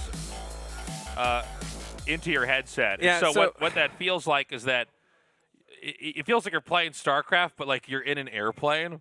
Exactly. That's a Yeah, very good yeah. way of describing it. So generally, the way that it goes is this might be interesting for people at home because A lot of people don't know. I don't think we ever talk about this. So yeah, a please go ahead. long time Yeah. ago in GSL we had booths, right? And now we're off of that, and people might be wondering how do they not hear the casters because Right. the sound is pumped through the stadium. There's a live audience listening to the Korean broadcast, not in ear but on the speakers. And the way that works is that the players they have their own little headsets or earbuds. I guess it has to be earbuds because they have to go under the headsets. Right, right. And they put those in, and that has the game sound, and that's the player's own headset. And then the big black headsets that you see them put around their ears, they're not only noise canceling in that they are very insulated, but also they pump at an extremely loud volume Yeah. white noise. And I'm Yeah. saying it is. At least when I played, it was like feels like distractingly you're, loud. You're in like a transatlantic flight. It's Like worse. you're over the ocean and it's like your ears are plugged and yeah. So when I played against Scarlet, it was very like disorienting. Trying to play like that, and then when I play, I tend to talk to myself. Yeah, this is what I wanted to talk about. Where So- I'm like, well, I should probably make a pylon now. Good to see everybody here in the audience. And I'll be like, Bunny all right, fans. let's just get let's get this range upgrade. Let's go attack. I'm doing that, and as I'm saying that, I hear Scarlett laughing because she's at the computer across from me. I'm like, oh, we're close enough. We can hear each other. We just can't hear anything outside of this PC area. Yeah, I remember Scarlett after the match. She came out. She kept talking and laughing about how she would just hear you like cursing under your breath. Yeah, and yeah. she's like, nothing is happening in the game. Why is he cursing? It's because I'm like not what is making he messing pylons up? or something. I'm so bad that I'm basically fighting the ability to just make my stuff in my base. That was a great story. We've actually resumed the game, so the headset issue was ignored. We've cranked it's been up the white resolved. noise. Yeah. Or is it no, I think it's pink noise they use. There's a difference. Yeah, just some minor issue. Maybe it was even with not the white noise, but actually the headset or something there for Could be. Bunny. But yeah, we're going back into the game. We do not need to restart, so we are just resuming where we picked off from. We haven't We haven't missed much of anything so far. Dark is going to go for a quick hatchery. We've got barracks and gas here for the Terran. What is the difference between white noise and pink noise? Do you have any idea? No, there's like it's like the way it sounds. There's a couple different noises. I think there's gray noise and I listen to brown noise when I sleep in a place that, like a hotel room because you Yeah. hear like sometimes the ghosts. the ghosts. Yeah, exactly. You took the words out of my mouth. The people that were murdered in that hotel you stayed in. Yeah, I know. Go to like a 600-year-old European hotel. It's like Yeah. people definitely died in Yeah, here. there's a It's like- Victorian lady singing in the hotel and you can't go to bed. But I listen to brown noise when I sleep at a hotel because like the ghosts, of course, and sometimes the refrigerator will start whirring or there's like odd traffic outside or like some drunk people like yelling on the street. And Sure, yeah. I need brown noise. I need noise when I go to sleep to actually be able to. Do you still need get a noise when you restful go to night. sleep now? Yeah, now I don't use at home because at home I don't need the brown noise. I have an air purifier and I have it cranked up on max, so it's just like Okay. this extremely loud fan. Also, the air is really nice. That's nice. There's no I no use my dust, cats. no mungie. My cats are my white noise machines. Do they purr when they They sleep? purr. They all purr, man. While they sleep. Yeah, man. Some happy cats. You're And if doing they something right. If they stop, I wake them up. I go, get back on that purring. It's a sweatshop. I go, you know I work all day, all right? It's not your turn. You got the night shift. Get back to purring. At least you got 3 of them now, so they can take shifts. Yeah, that's right, man. All Yeah, right, tag team in and out. So in this game, we've got 6 links coming here. The Terran is going to. Oh, it does not intercept the drone. Excuse me. No, barely misses that. So Dark is on point with the drone transfer to the third base. Going to get that hatchery planted in just a moment. So we see his minerals coming up to 300, and Bunny's going to do his best to try and get some damage in. Actually working his way up to the main ramp. Even gets a ling. Some nice damage. You know, Byun didn't get too much more damage than that with like 15 Reapers. Yeah, for a second, I almost defaulted back into casting a Byun game. I'm like, well, we know Byun's going to keep making Reapers now, and I had to stop myself. No. This is Bunny. Yeah, Byun, of course, did get a little bit more done than that. He got a queen, and he forced a lot of lings, but getting a ling like that, it's not something that generally happens here in Well, TVZ. I It's do a nice think that match. the Reaper pressure is like probably generally the least exciting and eventful thing that can happen in a StarCraft 2 game because usually they both control perfectly, and if they do get something, it's literally a ling. Yeah, it's half of one supply. Or they force the Zerg to make 2 Spore Crawlers and cancel him. Right. Oh, he gets a creep through. Is he going to get 2? Oh, it's actually 6. Well, gamer alert. That's actually a lot of damage now. Yeah. That's way more That's impactful than crazy. killing 1 ling. This is the craziest standard TVZ early game I've ever seen. Yeah, that's great for him. Dark had actually sent his lings all the way cross map now, and speed is done, so he was potentially hoping to get some damage in. I'm a little surprised that Dark didn't immediately send those Lings into the natural expansion here for Bunny to try and either get an SUV or damage some Hellions or something, but as Reaper is still causing trouble here in the main base of Dark.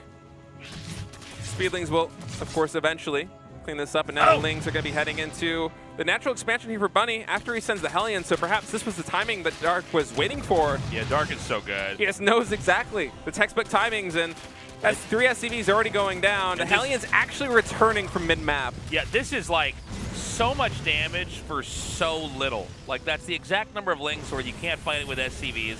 The Hellions have been pulled back, so they're going to already lose a lot of momentum there. He saw, by the way, he gets to scout when he does that with the Lings too. It's easy to forget, but he sees Banshees, he sees Cloak. And so far, I mean, Dark kind of parrying every attempt here from Bunny to get anything done. Such an experienced veteran move. Here I was wondering why he hadn't just sent the Lings in as soon as the speed was done, because that's the fastest they can get in there. But no, Dark knows the exact timing for the build that Bunny is doing. When are the 4 Hellions out? When are they going to move cross-map? He waits until they're almost mid-map, and I don't even think he saw them. He just knows through his experience when that's going to happen. Swings into the natural expansion, gets the full scout, handful of SCVs, just killer play. Okay, another Banshee comes out. And, you know, so far, very little has actually been achieved with this Hellion Banshee combo. We are going to be transitioning into heavy bio here. I don't think we're going to have a mech game from Byun at all tonight, by the way. No. It would surprise me if we did. It's not really Bunny's style. He often likes to play a lot more aggressively. Maybe the closest we'll get is if one of these Dark games goes very late. We might have Ghost Mech as the endgame composition for Terran, but besides that, there's almost no way that we're going to see mech in this series. Dark continuing to keep some Lings on the map for counterattacks, potentially to intercept some reinforcements later, and actually these Queens not in position. 3 drones go down. Banshee's going to try and pick this one off. Transfuses come in time though. Dark's going to use this opportunity to come in. Oh, the natural ramp's not done! Yeah, and he's going to come in once more, and it's like... Oh, the supply depot as well. Oh my god. I mean, this is so much damage. Even and the mules are Banshee pulled. Shut down. I mean, this is already a pretty masterful game here from Dark. And, you know, it looks easy, and it's very subtle, but just having the right amount of Lings. He knows that basically when you do these attacks with the Banshees and the Hellions, you don't have stuff back at home. You don't have like 2 Hellions there to like you know, absorb the attack. So he just sends the smallest amount of Lings necessary. You know, we see a lot of these games where they'll send like 30 Lings in there. He's like, no, 6 or 8 or 10. 6 Lings, 8 Lings, 10 Lings is enough to get it done. And yeah, Bunny kicking himself for not having a supply depot finishing that wall, because if that wall is fully closed, it's a different story. Yeah, those Lings bounce right off of it, but you know, it's not the case. So here we are. Feels like Dark is just playing a fantastic game so far, in a really good position. Just think of how much damage he's gotten done and how much information he's gathered already with a handful of Ling counterattacks that he's done, and as a result, he's already at 64 drones going on 4 bases. Has the vision as well to deal with this. Drops Spore Crawler perfectly positioned, and Bunny is deflected yet again. Back at home, Bunny's continuing to muster forces, but you know, we got to see if the push can come out. I do want to point out, by the way, and I don't think we're going to have that kind of game, but it would be a mistake, I think, in the cast to not mention it. This is the map where we saw Dark go for that insane inverse ZVT. I don't think that this game warrants that, but let's just see. There's always the potential. It just Yeah. takes a couple of skirmishes and the game to kind of reach a point where no one can really kill the other player for it to get very stalematey, very fast. And you know, the way the early game has gone for Bunny, if he doesn't start to find some damage or some at least favorable trades in these next couple of engagements, I wouldn't be surprised if he just started to kind of play for that extreme late game there in TVZ, because yes, Dark is one of the best Zergs, if not the best Zerg in the world at playing that late game ZVT style. But if you run out of options to kill the Zerg in the mid game as Terran, it's kind of what you have to do, right? Right. Bunny now getting some damage in. Dark did want to take that 5th base, but it gets to 9. Same time, Bunny all the way to the 3 o'clock position, taking down some Creek Trimmers. Does lose those Hellions, but they don't have too much value here in the mid game. Okay, the medevac's going to be driven out now. Hive Tech started here for Dark. Excuse me. So, you know, not even saturated third base here. Another attack comes out.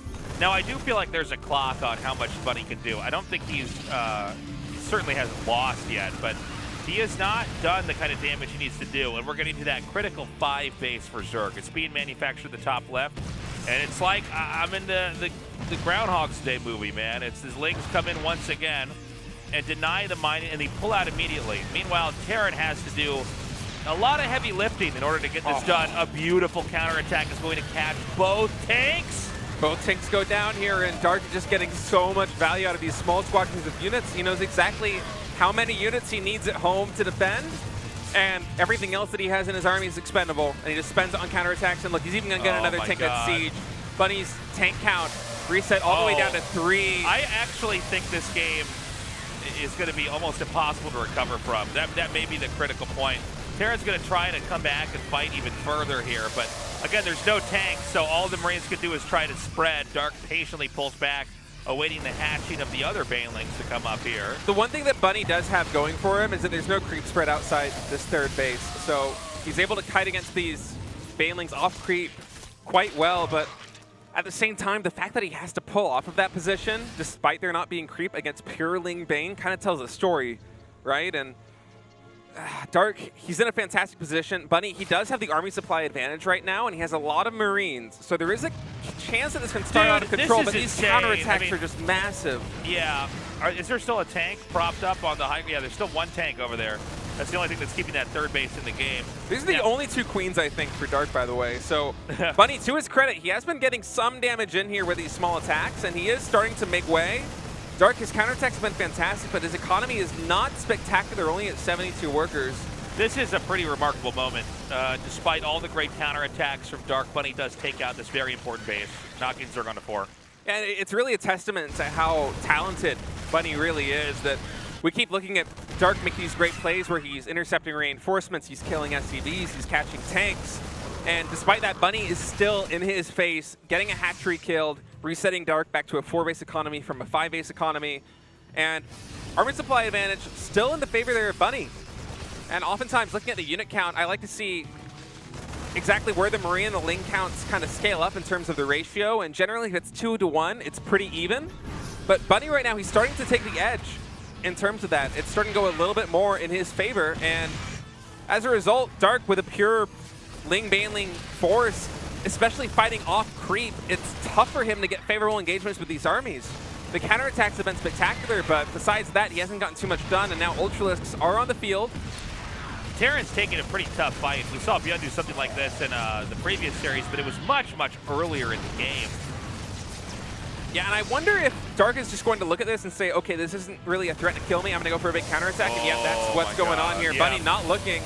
Huge swath of Marines get taken down outside the natural ramp, and this has the potential to be devastating here. And the SCVs, oh my God, they get in the main. The SCVs try to retreat to the main base, prevent the depot from raising, and now Dark is fully on the production.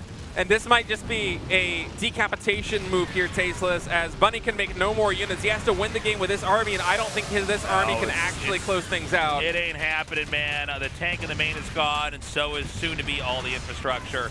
As a very feeble Terran army has just so much work to do, I think it's basically impossible. This should be pulling us now into game 2 as Dark with a masterful set of counterattacks slows Bunny down. Ultimately, with a major counterattack to wipe Bunny's infrastructure out, it's going to cost him the game. I think Bunny might make a play for this, but the situation is that this army on the ground is not going to get any bigger, and yeah, Dark now coming in. That is Bunny having his Marine count set all the way down to 16, and there is no way that he's going to take down every single hatchery. Yeah. This is... Well, the last tank falls, and now it's, what, 10 Marines trying to stem through, you know, an endless amount of Zerglings that are going to be hatching here. 3 Ultras hatching here as well. Enough Queens to gun down the remaining medevacs here, and I think at this point in time, it's just Bunny processing the loss and getting ready to go into game 2. Yeah, he's going to try his best, but 4 Marines and 2 Liberators in total is not going to get anything done. All right, let's, what are we doing here? It's the Great Migration. All right, there it is, GG. I was like, I can cast this for as long as you guys need, but at some point in time, we do need to, you know, We do need to go into game 2. So, look, I mean, Dark looked so scary back there. And, you know, what it is that he sees what Terran needs to do for one, but then he also sees how to stop or slow that down in the cheapest possible way. Exactly. It's not just that it's a link counterattack, it's the exact right number of links. Like, I think it was 6 in the first one. 6 is enough, the Hellions have to come home. He didn't do it with 12, he didn't do it with 15. And, you know, 6 is the number where now all the Hellions have to go back. Now the Hellions haven't done anything. You were going to lose 6 Zerglings no matter what if you stayed back at home with that. And you can see Bunny, who really so much of his gameplay is hinged on, you know, a neck-breaking push. Dark is able to masterfully drag the game out to the point where suddenly Bunny has, you know, he's expired. Yeah, Bunny is very much about powering up and going for those killing plays, and Dark just kind of hamstringed him at every possible moment there with some fantastic counterattacks, some fantastic movement. And guys, we're getting ready to go into set number 2 here on Tropical Sacrifice. Will Bunny be able to tie it up, or will Dark take a 2-0 lead? Terran, Bunny.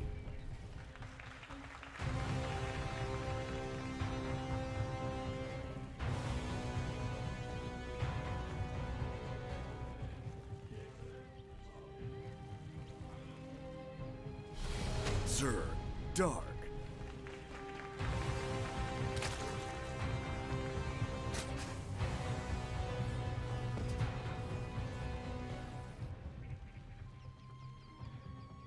Okay, so this Overlord going to make a little bit of an L-shaped scout down here. Now, Bunny is not going to go for any proxy Rexes, although I think it's possible he does it here now. Go, Another Bunny. Bunny fan. I think anybody can agree with that. Thank you for coming down to see the finals. Yes, welcome, welcome. For Watch the us on my GSL anniversary. That's the ultimate anniversary present. Best anniversary You gotta ever. be happy Welcome, that. guys. All the way from Nashville, Tennessee. It's a long trip, man. It's a long one. Welcome, guys. So good to have everybody down here. This is our last studio date for StarCraft 2 here for 2022 before we go into 2023. So, I don't know, man. It's kind of like I feel like I'm in school and I'm about to be on Christmas break, but I also It does kind of feel that way. like going to school, which is certainly not like me You're as a a kid. nerd. Yeah. That's it. Not a lot of kids are like, no, I don't want school to end, but here I am. It's kind of the best of both worlds, though. You get to go home, play some more StarCraft. That's right. Gear up for the next season. I'm going to be reacting to the new StarCraft 2 patch. Oh, it's. It's gonna be I coming want out. to. If we get some time. I'm doing that on my stream tomorrow if you guys want to join me. I haven't looked at it that closely yet, but I actually read on the train that Yeah, it's out. So I've been listening to the rumblings of this patch for a little while now, and it was a lot of effort from not only the top players of every single race, but also from Blizzard. And I think that they did a fantastic job. The notes that came out today, everything looks spectacular. Yeah, I'm really excited for this. It's exciting because it's going to inject some new life into the meta. And it feels like the tweaks and changes that they're making are just the right amount. Well, it seems like they're addressing stuff that people should be concerned about. You know, you can have patches in games where you're like, huh, why'd they do that? But this is a good one, I think. And not even in terms of balance strictly, but also some of the quality of life changes that they're making are just fantastic. I'm very excited for the next era of StarCraft 2 with this new upcoming patch. Reaper, was it able to get a Ling? I couldn't actually tell. Didn't even check. Didn't even It look is pretty for it. underwhelming. Yeah. I guess it really doesn't matter, Tasteless, No. whether it kill a Ling or not. Doesn't really matter. By the way, third CC here. Okay. I don't think he's going to show that CC right away. No, it's about as tucked in as it could possibly be there. And that could be one of those things that's pretty annoying to try to, search for if you can't find it. It's kind of interesting, actually, that Bunny is opting to tuck it in the corner, because this is the least economic play if you're going to make a third command center, is to put it all the way over here, because the time that it's going to take to plant down is maybe an additional 10 or 15 seconds that you're not producing SCVs, that you're not mining from that third base. So Bunny really wants to keep Dark in the dark, so to speak, with this play. And I'm wondering what the move is going to be here from Bunny, because this is looking remarkably similar to game number 1. And frankly, going back to that game number 1, I don't think that Bunny played poorly per se. I think he just kind of got caught out of position a couple of times, and that had almost a rippling effect on the remaining parts of the game, where Dark, because he was able to find a little bit of damage early, it was easier for him to find damage, because Bunny now feels like perhaps he has to start cutting some corners to catch up. And Dark just didn't let him do it. With his rally points, with his wall-ins, Dark punished him at literally every possible turn. And despite that, Bunny still looked pretty good. His army was still really formidable. It's just that Dark had the perfect decision-making to recognize the game state and be like, okay, you can't kill me with this army fast enough, and you also can't go home to defend a massive counterattack, so I'm just going to decapitate you, get on your production, and it's game over.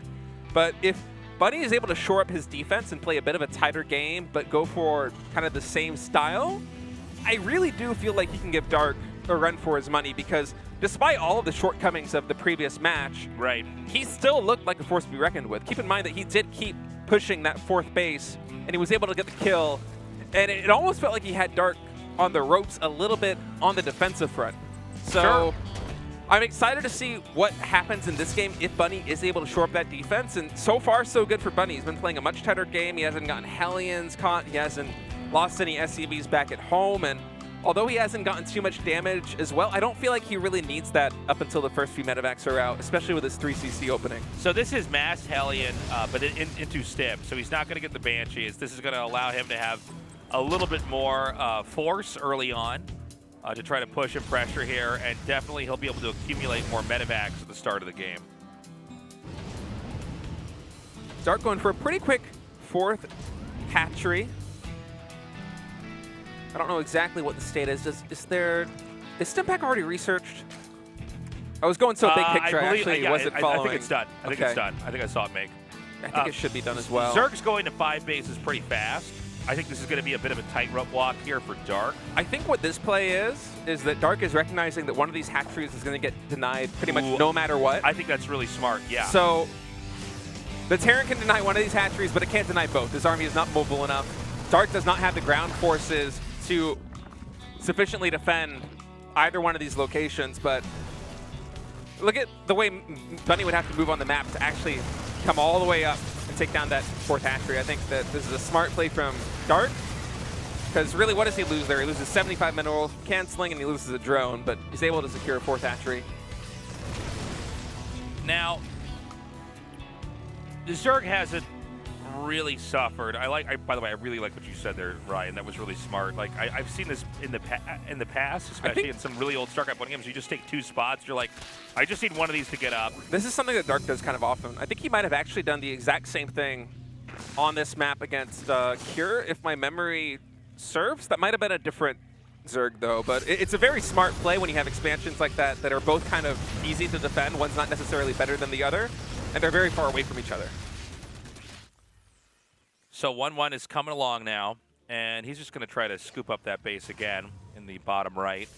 But Terran hasn't really laid out a push yet. Not that Terran should have, though. I think it's totally appropriate to try to poke out bases and keep some control of the game until you really think it's the right time to come in here and actually do a blow that is going to do some damage. Now, Zerg's going to tear down these rocks. These rocks are oftentimes a focal point for the Terran to put tanks behind. It looks like Terran's going to barely deny that, although I think these Marines are going to eventually be driven out, and the rocks are going to fall shortly after. And Dark might even be able to get this 5th hatchery up, which, if he's able to successfully double expand like this, it could be trouble here for Bunny, because suddenly if he attacks, he's not resetting Zerg to a 3-base economy. He's bringing Zerg down to a 4-base economy, and wow, Dark is very confident with his defense and his macro, also already going for the Infestation Pit and the Hive Tech. 2-2 started for the Zerglings as well, so I'm really liking the way this game is shaping up here for Dark from a macro perspective, and I think that now is the time where Bunny has to start ramping up the pressure, and that looks like exactly what he's going to do. Okay, another big push up here. And I gotta say, he does take the Hellbats out there. I don't feel like this is quite enough, but you know, there's not any queens here to try to drive this away. A lot of lings. See, this is the balancing act that Dark is so good at. Same down here. It seems like, well, that might be barely enough to fight that off, and then you can see Terran goes, oh, maybe I can go in the main, and then you see, no, there's actually nowhere you can go. He's got this covered perfectly. Yeah, Dark is just completely on lock right now. Now, Terran is taking a 4th base. This is going to be over at 9 o'clock. But Zerg is continuing to pave the map with creep, continuing to grow. Frankly, unimpeded. Yeah, Bunny really hasn't been able to get too much damage done. And you got to wonder whether the window is possibly closing for a kill move here from Bunny. As he barely is able to get these bios out. Those banelings are dangerously close to connecting. And now that he's reaching close to a maxed army with 2-2 about 3/4 of the way done, I feel like this is going to be his time to strike. And perhaps Dark is sensing that Bunny is going to be trying to be thirsty for some damage because he has a huge Ling Baneling counterattack coming in. The natural ramp once again exposed, and Zerglings are going to get into the natural, take down siege tanks and units. And at the same time, I think, looking at the minimap, Dark deflected the attack in the corner. Yeah, it looks like Bunny did pick up the SCVs into the medevacs. That was a pretty fortunate save. I don't know why those medevacs were there, but thank God they were. Meanwhile, an attack onto the hatchery. It's at about half health, but these Lings are going to spill through here, and I have to imagine this should be an over. Oh! He kicks it out. Big win there. Yeah, Bunny sticks it and decides to take down that hatchery, but Dark is still on a 4-base economy, which is more than enough, and these macro hatcheries paying dividends in terms of the unit count right now, as so many Lings and Banelings coming in yet again. Natural ramp units getting fully surrounded. Lings and Banes coming into the third base, and Bunny, he has 6-3 armor supply, but where is it? It's not here defending. He's in so much trouble. Yeah, he's just swamped in Zerglings right now. Taking out that vulnerable third base that really, oh no! The SCVs need to be pulled back. Instead, the Banes are going to go towards these SCVs. No, Worker is safe. A nice split on those SCVs, but is it enough? That's 22 still going down as Bunny's trying to stabilize here back at home, but keep in mind that Dark, not only is he getting all this damage done, but he's remaking that 5th base. He's getting his high attack. He's making 5 Vipers, getting +3 melee attack.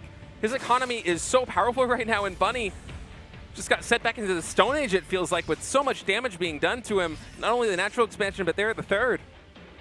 Look at his unit count. 10 medevacs, 6 Marauders, and 16 Marines to 95 Zerglings, soon to have Adrenal and +3 melee. Yeah, I mean, the problem is that I think if this game continues on the way it is, there's not going to be any place that Terran units are safe on the ground.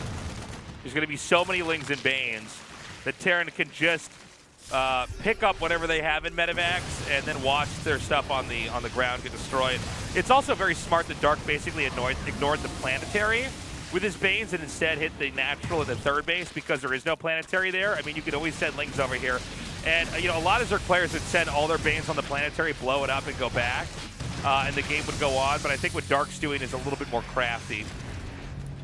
Yeah, Dark recognizes exactly what the situation is in the Terran base and knows that he can hit both the natural and the exposed third orbital and get a ton of damage in. And what he does is, oh man, more Baneling connections. So many Marines got hit right there at the front line. And Bunny, he does have 81 army supply, but he has very little economy behind it, only 46 workers. And a lot of that army supply, it's here in air units. It's in medevacs, it's in Liberators, and now parasitic bombs coming in. This is 4 Vipers, this is not 2, so that's so many parasitic bombs. As Bunny just feels like he has no way of getting anything done. Well, I think it's basically too late. You know, we're watching these Lings above this. There it is.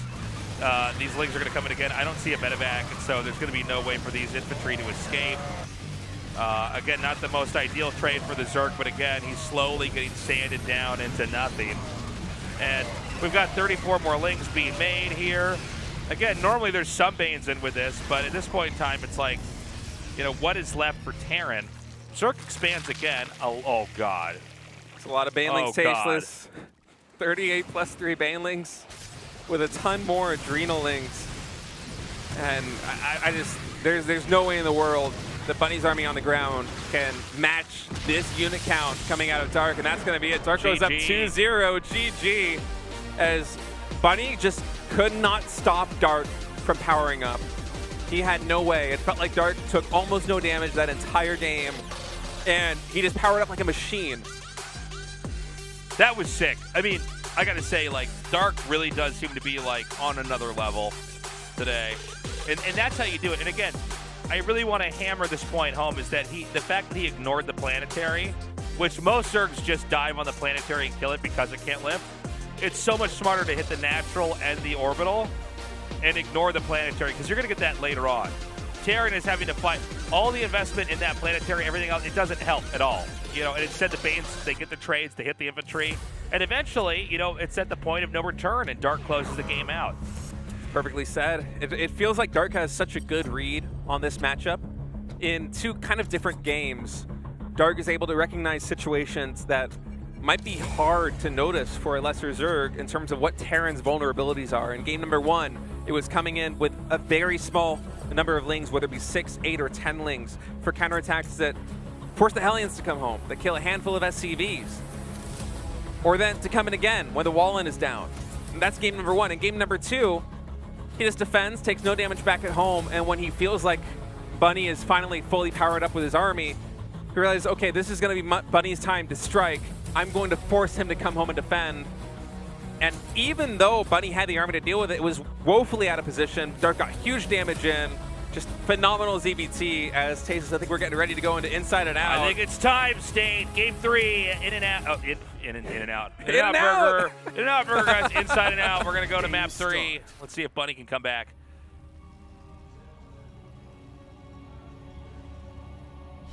Terran, Bunny. I just love what we're seeing out of Dark in this series. Dude, it's really inspiring, actually. Like, you look at that, you're like, damn, he really gets how to do this. Zerg, Dark. Zerg Dark. Feels like a lot of times when you see Zergs win in this matchup, it's not exactly in that way. They aren't able to just kind of decapitate the Terran game after game, as we saw both in game 1 and game 2. And that's just kind of what Dark is doing. He's not needing to wait until Terran gets up to 4 or 5 bases and then plow them while he's on a 95 drone economy. He's just killing them. And it's kind of a refreshing take on ZBT, especially after some of the longer games that we've had in Season 3. And well, it's also interesting that Cure. he can really morph his play style to the opponent. You know, a lot of players, and I think people that are still, you know, they're trying to grind up ladder. You know, I know I've experienced this where I'm like, well, I have this, like, a couple things that I do. You know, I'm not as adaptive. You know, you get somebody like Dark, he just knows exactly how to, you know, change the dials on his play so that it can, you know, accommodate any opponent, basically. It's one of the things that's necessary to be a championship Zerg like Dark is. And I think you're exactly right about that, too, because, you know, when Dark was in his interview post-match after the series against Cure, where Dark and Cure played, I think it was it more than an hour? It was like an hour-long game. It was almost an hour. Yeah. It was an insanely long, hour-long game. And Dark said in the interview he recognized the situation was he could not possibly break the Terran on 5 bases. The only way that he can win is to make basically the most cost-efficient composition and go for a mine-out scenario. And to be able to make that decision in the moment, in a quarterfinal, in a semifinal, in a grand final, is what makes a player a champion. And you see him doing the exact same thing in these games, where he understands exactly where Bunny is at because he knows the matchup so well. And he's like, no, I can just kill him by making lings and banelings here. Yeah. I can just come in with these specific timings, go for these counterattacks at the right moment, and get insane amounts of damage done. And he did it in game 1 and game 2. We'll see what he does in game 3. But the scary thing for Bunny is that Dark might not necessarily do that. He might not need to. He might react based on something else that you're doing in your opening and go for a different kind of play style because he's just so good at adapting to the situation. Yeah, it's kind of incredible. This game, by the way, we don't have a whole lot to say, really. Looks like a third command center started, so it should be kind of slow. We'll see if Dark elects to do something pretty radical, like some kind of a rush, but I don't think he's going to do it. You know, bear in mind that, you know, as far as Dark's concerned, this is the last bit of ZVT he needs to show for the year. That's true. If he wins, he goes up against Solar. It's, of course, a different matchup, and different matchups have different parameters you got to follow. So, like, you know, I don't know if he has any surprises here, but I feel like you look at the way Dark plays, why would you not just play reactive? I feel like both players just have to give literally everything that they have got in this kind of scenario, because not only is it the last offline event of 2022 Tasteless, but also we have that patch coming down the pipeline. Right. The game is going to change. We're about to say goodbye to this iteration of StarCraft, and it's been long enough. We're going to push it out the door, all right? Let the new patch in here, all right? We're going to send it on a Greyhound into somewhere and never see it again. I want the new patch to come. Go I'm up excited. to the farm. Okay, Roach Warren. Maybe he will be a little bit aggro here. Yeah, Again, a little bit of a change. You can have defensive Roaches too, though. Roaches. You can have defenses roaches, excuse me. There's a I couple became different French ways. for a second. Yeah, I'm also jumbling my words a little bit today. It's one of those days, Tasteless. Yep. Final day here of Super Tournament. So Stim starts over here for Terran, as both sides are just continuing to muster forces. We do have 6 Hellions here.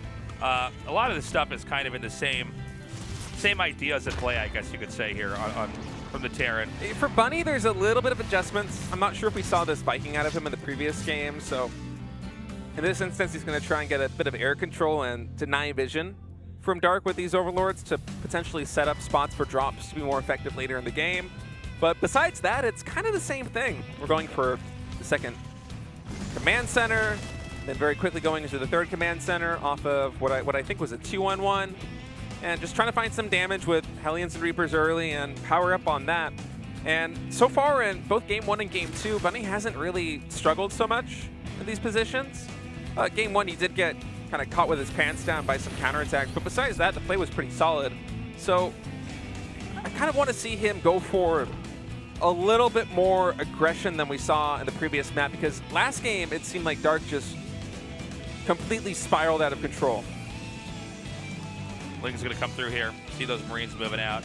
Again, this should be a fairly slow game. You know, both sides powering up. We've got that layer almost done. A couple roaches being made. Is he going to go try to punt the third CC away, I wonder? I wonder if this is also potentially a play to defend the siege tank push that will inevitably come here on inside and out. He's going to go Roach Ravager, basically, and, you know, get enough Ravagers to nuke the tanks and try to basically have, like, that Battle Zerg style, which we haven't had much of. I mean, Dark was mostly doing counterattacks in the other games. Well, on inside and out, there's so many good siege tank spots on both possible fourth bases for the Zerg. I like what you were saying there, State. I feel like if you're going to kill a tank, it's not because you've actually managed to overrun it. I think you need to snipe it with the Ravagers. That's the only recourse Zerg has. Yeah, if we think back to the Gun versus Solar games we played earlier today, how difficult it is for Zerg to kind of remove siege tanks from these very defensive positions, whether it be by edges of terrain or behind mineral lines with Marines on them. It's very hard for Zerg to do that cost effectively. But if they were just on Ling Baneling, for example. But with Roaches and Ravagers, you have a little bit more flexibility where you come in, your Roaches and your Lings tank up a lot of the fire. Maybe you'll lose some Ravagers to bio, but if you're able to get the bios down on the tanks, they're not able to unsiege quickly enough, and you're able to reset the tank count. And if you're able to reset the tank count, you're probably able to get a fourth base up here on inside and out. So we've got a small Terran army down here. He's not going to deny anything because Zerg didn't really take that spot. But this shouldn't be enough to really get that much done. But he's going to stim. He's going to come in now and immediately snipes one Queen. No transfuses. Yeah, Dark was looking away for a moment, and then Bunny's able to pick off. Wow, he gets every single Queen. Yeah, I was actually stunned by what I saw there. That was some great target firing there by Bunny. Takes out the weaker medevac here. There should be enough Roaches. You can't really get anything done with this drop. Now, that was pretty impactful that he got the Queens, but, you know, over here, the Zerg looks like they're going to try to open up this part of the map to attack. Now, with that barricade up with the depots and the bunkers and the tanks, I don't know, man. I feel like you can't get in there. That's a very defensive line of tanks and bunkers. He should just stay back and shell it with the Ravagers and just take out supply. Oh, there we go. You're exactly right, man. This looks like the setup I would have in a campaign mission. Yeah. Does this supply block him? Yeah, it does. Absolutely. That's one of the funny things when you're like, oh, that is a lot of depots, isn't it? I guess that is about a fifth of my depots. If you think about the mineral investment, that is too, it's a lot. For example, when if a Protoss player is going to wall with gateways, those are pretty big and they're only 150 minerals, but that's like 7 or 8 depots going down. That's a huge investment there for Bunny Lost, and production's going to be reset quite a bit here.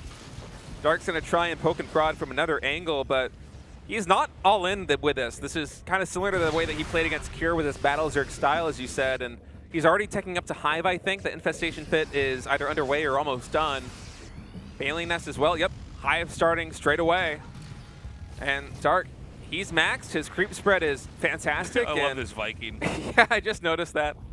The stalking Viking here. I guess you might as well, right? It's hard for them to actually hit it with biles. It's like an Oracle just tracking. Yeah. He's going to come in now. Now, 3 bunkers is a lot to hack and saw your way through. The tanks are very well placed as well. Yeah, the tanks are well placed, but this is doing a good job of also keeping Bunny kind of back in his base. He can't really push out with tanks because of the composition that Dark has. Yeah, but, you know, a drop might cut it here. Yeah, I mean, I don't see anything protecting this. About as good as you can hope for here for Bunny is going for these medevac drops and just keep the tanks back at home to defend. And he will be able to cancel the 5th base there for Dark, get a handful of creep swimmers and some Ravagers too for his troubles. This is very cost effective. I think 3 Ravagers going down. That's a nice trade there for Bunny. 4th command center now underway. As Bunny's going to look to drop the 12 o'clock position as well. Only 1 queen here to defend. Dark looking at the mini-map now, powering up with some macro hatcheries there in the main base, as he's often wont to do. 3 more drones going down. There's some nice little pickoffs here for Bunny. He's doing a very good job of abusing the immobility here of Dark's army. Stim comes in again, going to take out these drones now. And, you know, I got to say, Bunny's attacks are now without their victories. But I don't think anybody's clearly ahead right now. I mean, Dark is going to need to get a 5th eventually. That's easier said than done when you go for Roach Ravager. You don't really have a lot of recourse against these medevacs other than Queens trying to hit them, but, you know. Ooh. Okay, nice. Actually takes that one out. It's a painful loss. But, you know, overall, I mean, this is a pretty comfortable game here for Bunny. He's going to take his 4th, and, you know, 3 bases is easier to defend, 4 is hard, and 5 gets really tough for Terran. You know, it's hard for Terran to really have, you know, the ability to cover all these locations. So 6 o'clock is going to be filled in with that command center now. Yeah, and I'm interested in what Bunny's game plan is for this position, because we haven't, we actually do have a Ghost Academy up.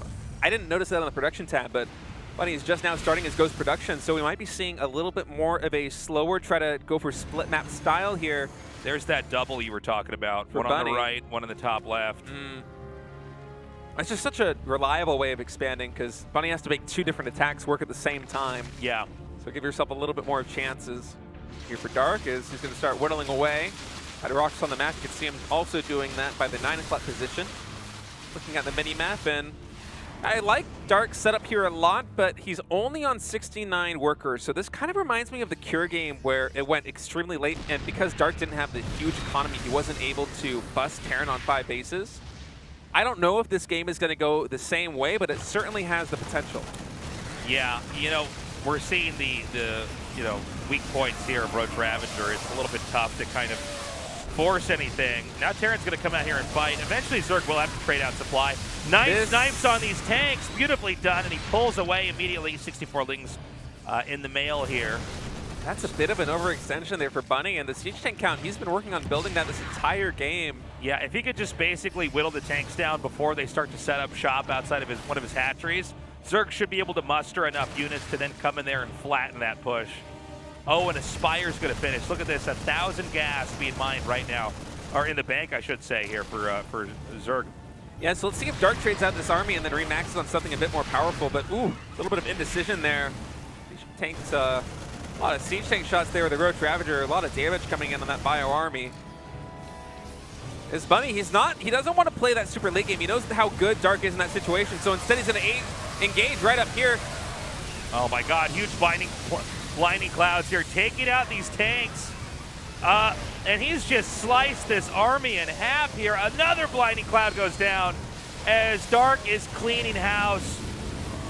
Yeah, that's some fantastic blinding cloud usage there by Dark. Every single tank neutralized in that fight, and now the Greater Spire is in production. Dark sitting happily here on 5 base economy. Bunny unable to get a 5th base up just yet, and he wanted to get some damage done with that push, but he got stopped completely. Yeah, that was pretty impressive. And what's important to note is that there's a lot of minerals and there was a lot of gas in the bank for Zerg where there wasn't really for Terran. So he should be able to pull back ahead here with a supply lead in just a little bit. Bunny is aware of the hive, does not yet know that there's a Greater Spire underway. I think we might have even seen some infestors in production, if I'm not mistaken. Oh, I missed that. Oh, yeah, you're right. They just finished. 7 Corruptors coming out here. Zerg has taken the center right again. I think this is the 3rd or 4th time this attempt has been made. But, you know, now Terran's going to take the far bottom right corner. And Tasteless, just look at the creep spread on the map right now. Yeah. This is completely overwhelming. Well, we're running out of expansions, and that can happen pretty quickly on this map. So Zerg is going to come down here. Big attack over here in the one neglected spot here for the map. Terran. Yeah, Terran losing the triangle third here as he has to lift off, and that's a very cost-effective trade here for Dark. Bunny going to go for a counterattack in the top left base. Going to try and siege that one down here with some bio, and if he's quick, he should be able to get the hatch. A little slow with the trigger there, but is there enough surface area for the Lings? Marauders shelling it down. Bio's coming in as well, and Dark, oh, he barely saves it. That moment of indecision there by Bunny. Just 2 seconds too late, focusing down the hatchery. He will be able to get a kill here on the 3 o'clock base. So that's a big win there for Bunny. He wants to try and... He needs some queens to transfuse that. He's going to go in. Oh, he's going to YOLO in. He's going to do it, isn't he? No. Here comes the drop. Sim Marauders, All two right. more shots, nothing's going down. Meanwhile, Broodlords have hatched, headed southbound towards the Terran. So Dark right now on a 4-base economy to the 5 base of Bunny. So this is the first kind of moment in the game where Bunny is taking a little bit more economy on the map, but Dark's army supply, it's very high, 127, and it is in some powerful units. There's Infestors, Ravagers, Broodlords coming in here, as this is one of the most powerful endgame compositions Zerg could possibly have. And now the Ling counterattack coming to the triangle third of the Terran, and the Broodlords Tasteless coming in here to the 4th.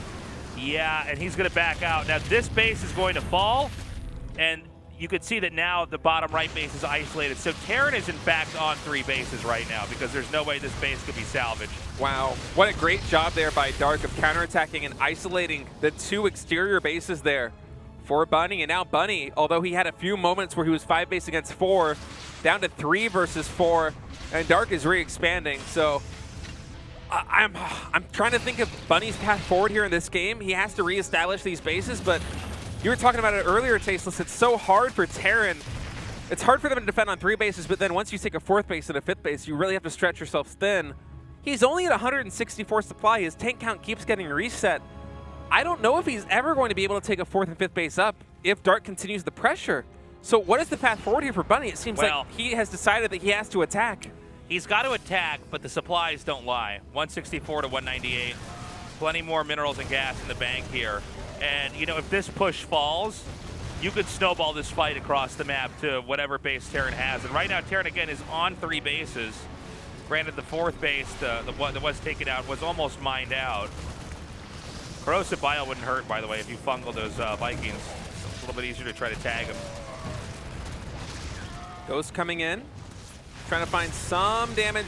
Gets a scan for the vision on the Infestors, but not able to get too much done as Bunny, and this is such a hard engagement to have. Yeah, no, this is tough. There are a lot of Ghosts on the field, though, so if Bunny is able to get some snipes, there is potential. Ghost coming in yet again. Does get a snipe on the Infestor, not opting for the EMP, and does get the kill. Some more Thors are in production, and right now it feels like Bunny is trying to kind of match Dark's super army here. And to this point, Tasteless, he still has not retaken the 4th base. There's another command center in the main base that hasn't been lifted to the 4th yet, and I feel like maybe from Bunny's perspective, he recognizes that he simply cannot defend it.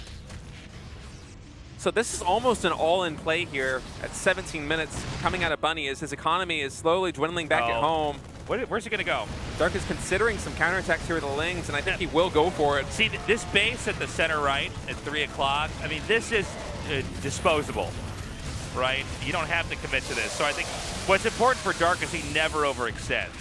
By the way, another big Ling counterattack. Now, this is going to drag the Terran back home to try to protect this, which should allow Zerg to come in here and hit 6 o'clock. Oh my god. The Broodlords! Oh. The Broodlords are dying to the Thors right now, so that's not a bad engagement there for Bunny. Is he able to get the Ghost out? He does. So the Thors all get cleaned up.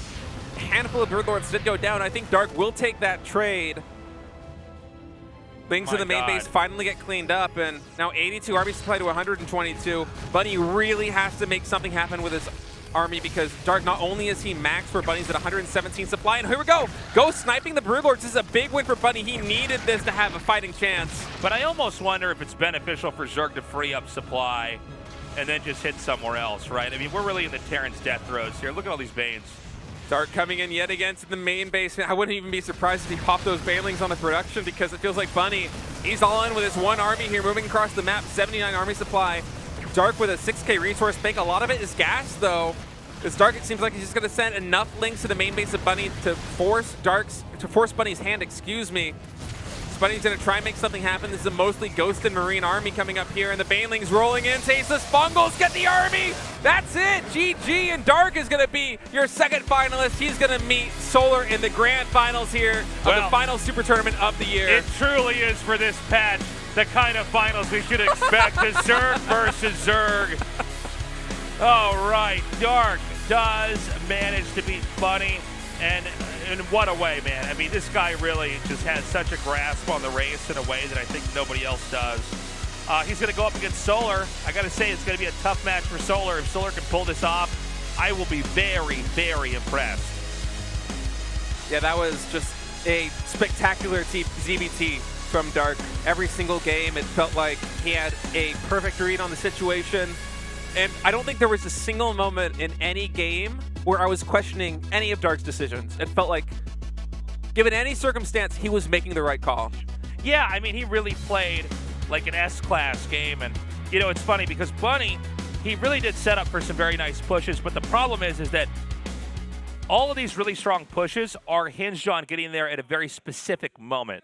And so the fact that Dark is able to delay that over and over and over again, suddenly that strong push doesn't matter anymore because the Zerg has so many bases, or the tech is obsolete, that from there Dark is easily able to navigate the game. And especially the way that Dark approaches the matchup. He goes for macro hatcheries in the main base and he plays on a lower drone count, usually closer to about 70, whereas a lot of European Zerg players might go up as high as 95. So his army on the ground is way bigger, and as a result, it's so hard to get damage in. His defense was just ironclad. Yeah, I mean, it was something else, man. And I'll tell you, these skill sets do transfer over in ZVZ. A lot of the counterattack stuff, especially if you get into macro ZVZ, it can be very, very difficult to try to keep up with when you see little lings or roaches forking off in different directions and hitting different spots. Also, a question is going to be, will we have a long macro game? Because sometimes ZVZ can be incredibly short and incredibly mid-game focused. Yeah, it's one of those matchups that does have the tendency to snowball in one player's favor one way or another early in the game. So we got to keep talking, man. I look over and they're looking at this the is the GSL experience. Is where, like, when will we end? So when we do this segment, they're doing a Hot 6 promotion. So I got to chug that. There was the moment before where you told me, like, for the intros and the games, the secret is to go look at, I think, Castor Park and kind of if you listen to Castor Park, you're going to hear him. He'll say Shijak Hamnida, which means we're going to start the game. Oh, so you're listening to keywords too. I mean, I'm learning so much. But you can hear just like kind of the flow of his voice a little bit. I try to go by the flow sometimes, though, and I feel like I get baited. Like, I think that they're going to go into the game, but and it's we still also like another easier 15 from where seconds. I'm at because I can see them down there, too. I look behind you, and I see what they're up to. You're like the Terran spawning on the bottom instead of the top. My add-ons are on the wrong side. I'm getting Baneling busted. All your add-ons are over here, so it's not safe. Where my add-ons are over here. Anyways, like, this was... I don't know. This has been a great day of games. It's been a great tournament. A lot of upsets, some fantastic semifinal matches, and I think the ZVZ Finals is everything we all hope for. Yeah, I mean, I don't know. I'm sure all the Protoss and Terra fans are like, another ZVZ. They're all fist pumping. They're all high-fiving over each other. But, I mean, it should be a great match. It's kidding aside, for sure. Solar versus Dark, these are two of the best ZVZ players in the world. If you want to understand this matchup, or if you just want a good show, it's going to be a great one, I think. No matter how you cut it, it's going to be good. And, of course, 2023 is going to be good as well with this new patch. Yeah, I'm excited. I'm very excited for the new patch and the next year of StarCraft 2 esports. Any RTS needs to be patched regularly, except for StarCraft 1. That one's fine. But all the rest of them, they need to be patched and updated in order to kind of keep things interesting. And look, it's going to be another Zerg victory. Zerg's done very well for the last, 5 or 6 years. This has been an era of Zerg dominance. Yeah, well, that's kind of the way things go when there aren't a lot of patches, especially in a game as fast as StarCraft 2, is once the meta kind of gets figured out, that favors Zerg because as much information they have to react to things, or I phrase that kind of poorly, but if Zerg's able to react to the meta correctly they're a and they know what to do. race. They've got overlords. They've got creep and creep tumors to kind of cover the map. Yeah. So it's more about reading and kind of defending and then getting further ahead. So a solid meta benefits them way more. And when you go time and time again without getting a patch, definitely leans in favor of the solid meta. And, I mean, what a pleasant surprise, by the way. Patch notes for StarCraft 2. Yeah. Thank you, Blizzard. And they're good patch notes, too. If you guys missed it, go on the Blizzard forums. I started maybe reading go on the train, and then I had to come in. Team Liquid. I cannot wait to react to this on my stream tomorrow and with you guys. And yeah, it's going to be a cool 2023 to see, you know, who comes out on top and what does change in the game. And, of course, sometimes what stays the same. Yeah. It'll be fun to explore the new patch with everybody. Damn, they're just still going, man. I keep trying to wrap up thoughts so that we could transition to the break. Well, this is this is what happens with this is you have like a couple, because sometimes we go to commercial fast. You have like a couple things to say, but you're always ready. And then what I always do is I like, kind of start out big, and I keep going smaller and smaller and smaller until eventually I'm like, I get to like right here, and I'm like said something so detailed. Yeah, I've reached a singularity. And then when I get to that point, then I kind of go like, you break the fourth wall, and it's like, guys. Yeah, I go, man, they're not going to let us close this out. But yeah, I mean, Solar Dark going into this, I think Dark wins. I would say so. I hope it's not a 4-0. It is going to be a best of 7, by the way. Solar is good enough that I would be very surprised if it's going to be a 4-0. I'm thinking 4-1 or 4-2 in Dark's favor, but there is a chance for an upset, and this is a tournament where both Maru and Hero lost in round 1, so. That's all the time we have, guys. We'll be back for the finals in just a little bit. Stay tuned.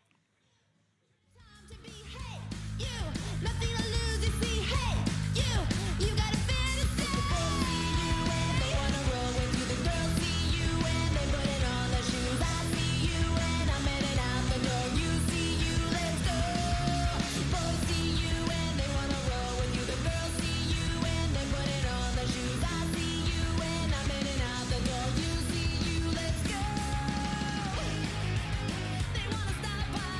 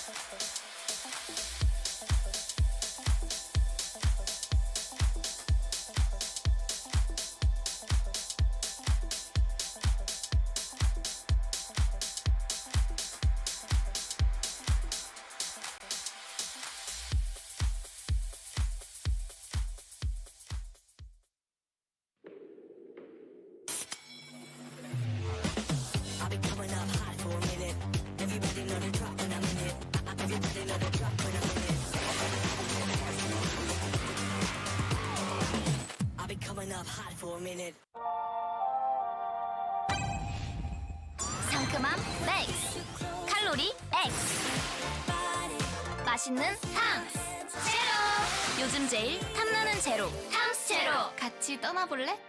아침은 라떼 홀릭 점심은 라떼 홀릭 저녁엔 라떼 홀릭 둥글하게 달콤하게 라떼 홀릭 달달한 충전이 필요할 땐 칸타타 라떼 홀릭 질성사이다 제로 그래 걱정 빼고 고민 빼고 망설임 빼고 This is zero life 없어도 되는 건 빼고 질성사이다 제로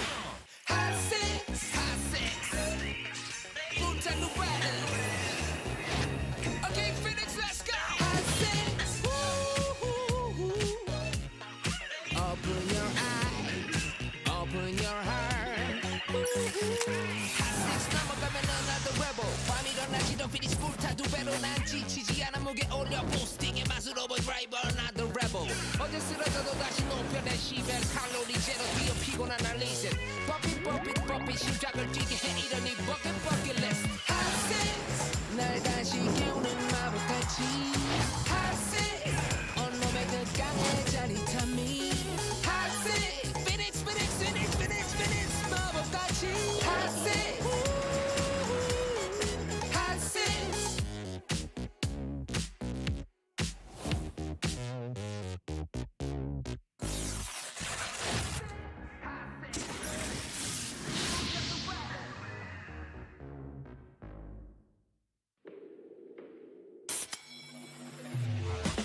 I'll be coming up hot for a minute. Everybody know the drop when I'm in it. Everybody know the drop when I'm in it. I'll be coming up hot for a minute. 상큼함 맥스 칼로리 X 맛있는 탕 제로 요즘 제일 탐나는 제로 탐스 제로 같이 떠나볼래? 아침은 라떼 홀릭 점심은 라떼 홀릭 저녁엔 라떼 홀릭 둥글하게 달콤하게 라떼 홀릭 달달한 충전이 필요할 땐 칸타타 라떼 홀릭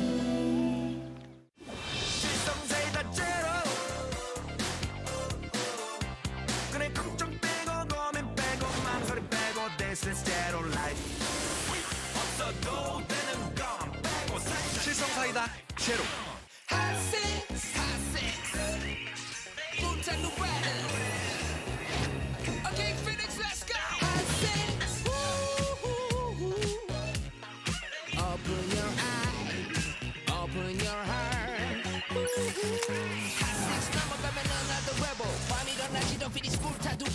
지치지 않아 목에 올려 보스팅의 맛으로 본 드라이버 나도 레벨 어제 쓰러져도 다시 높여 내 시벨 칼로리 제로 뛰어 피곤한 날 리셋 버핏 심장을 뛰게 해 이러니 버킷 리스트 핫세스 날 다시 깨우는 마법같이 핫세스 온몸에 그 강의 짜릿함이 핫세스 피닉스 마법같이 핫세스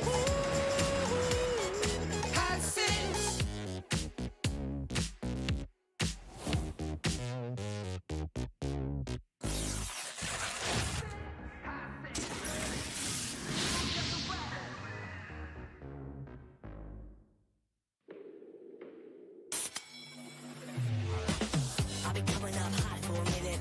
Everybody know the drop when I'm in it. Everybody know the drop when I'm in it.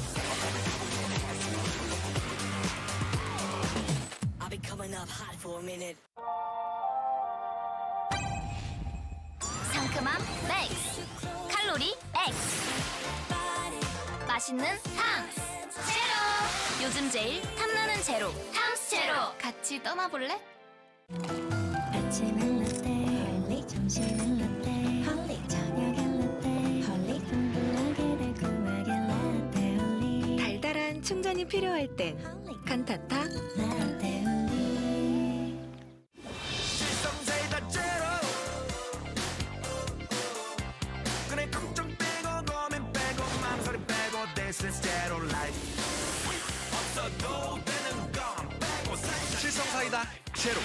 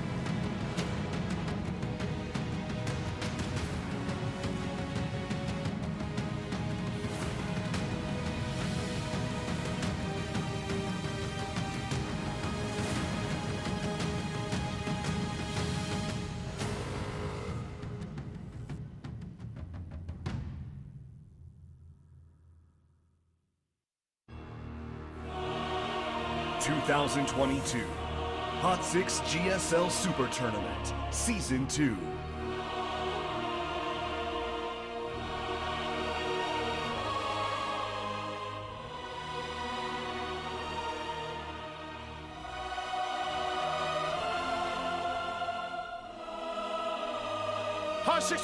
Hello, ladies and gentlemen. The semi-final matches have come to a close, and the finalists have been decided for GSL Super Tournament Season 2. Solar of Onside Gaming and Dark of Dragonfields Gaming. And the highly anticipated match between the two is about to commence very soon. Solar, you first. You have shattered the wall. And now, finessing such beautiful macro and micro. It is now a ZBZ match awaiting you. A very strong opponent for you. And this is your first finals in GSL. I mean, this is the first time in GSL. I'm standing on the final stage, so I'm still kind of like flabbergasted. But since this is my first GSL finals, I'll try to do my best and try to get good results. And so far in GSL, you know, the newcomers to the finals have not had good results in the past. And you have your wife who's been supporting you. She's motivated you. And also your pajamas has supported you so much. The pajamas of victory. You're wearing it right now. The teddy bear. And you said that the teddy bear brings good luck to you on stage. And today you're wearing it again. But in order to perfect your victory, you need to overcome Dark today. I mean, although I'm wearing this outfit, Dark also has his beard, so I'm kind of scared of him. Dark. You have made it to the DreamHack multiple times, but you had a lot of disappointment in DreamHack. But now, with the beard, you would want to wash away the disappointment today. Blackbeard Dark. You said that unless you hoist the trophy, you won't be shaving your beard. That's what you said. So how are you feeling today? I'm in the waiting lobby. I had a conversation with him, and then Solar, you know, he looks so comfortable. He looks so relaxed. You know, he also has his pajamas on. He looks like he's come out for a walk or something. So I'm a little bit intimidated by him. But Dark, you practice so much, and your beard is only a sign of your perseverance and hard effort, right? And the longer your beard gets, the closer you get to the trophy. I mean, ever since I grew a beard, I haven't lost a single match. So I feel like this is a good omen. The beard versus pajamas Super Tournament Finals. Are you not scared, Solar? I mean, Dark with beard looks cool, but without one he looks cooler, so I'm gonna try to shave it off today. He said that he's gonna only shave it off when he wins, Solar. Okay, I think I got it misunderstood. I'll make sure his beard gets longer then. It seems like Solar misunderstood what Dark said before. Solar, it feels like you probably think that you have won the Super Tournament already. You know, rather than being relaxed, I'm just really feeling comfortable right now. I'm excited to play in the final match. So I'll try to play comfortably today against Dark. Solar, Dark has defeated you many times before in the past. GSL. But you know, just like the finals, I'll try to play comfortably today and try to win. Dark, in GSL Season 3, you were a strong favorite to win the GSL, but you got eliminated by Solar. That's right. You know, I've been contemplating a lot of things. I went through a lot of feedback. I think I'll be able to shave off the beard today after defeating Solar. Dark, you practiced for such a long time, and now this is your time for revenge. But it seems like Solar is not nervous at all. I think it's just I'm gonna take the trophy today. You look at his outfit. 아니 Dark. 그 편안함이 강민 선수의 자신감이에요.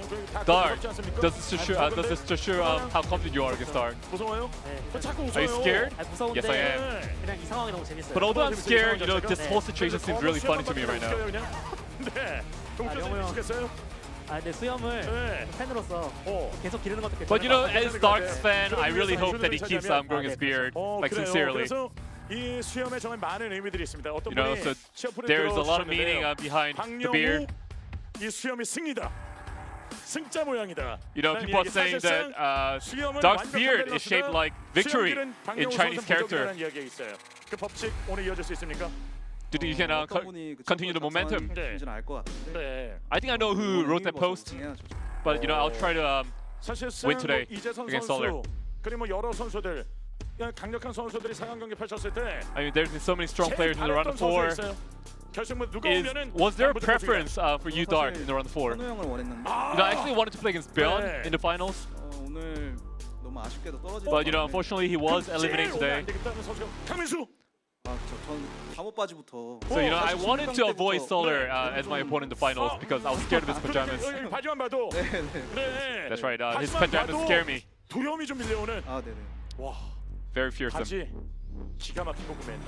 Solar, you bought the right pants. You bought the right pajamas. It seems. 많이 긴장했어요. 그러면은 이 And 자리에 Dark 밀어서 seems very nervous 말씀해 주시죠. in the presence of your pajamas. So anything else you want to say, Dark? 재밌는 승부 같고 좀 최선 다해서 You know, I want to have a fun match, and I want to try my best, 만들어 보고 싶어요. and I want to try to show a great finals to the fans. 보기만 해도 웃긴가 봐요. 재밌어요. And Solar, you've just been smiling all throughout the interview. It just seems, it just shows how confident you are. 수염도 기르고 민수 따라서 잠옷바지도. Well, if I do lose today, I'm gonna keep growing my beard, and I'm gonna try to get the same pajamas that Solar is wearing. 진정한 선수를 거듭나기 위한 바지까지 받겠다는 오늘 강을 Wow, 밝혔습니다. Dark. 어떤 결과가 나오게 될까요? 여러분 뜨거운 박수. Alright, we'll see who wins out of two. Is it gonna be the beard or is it gonna be pajamas? Let's see.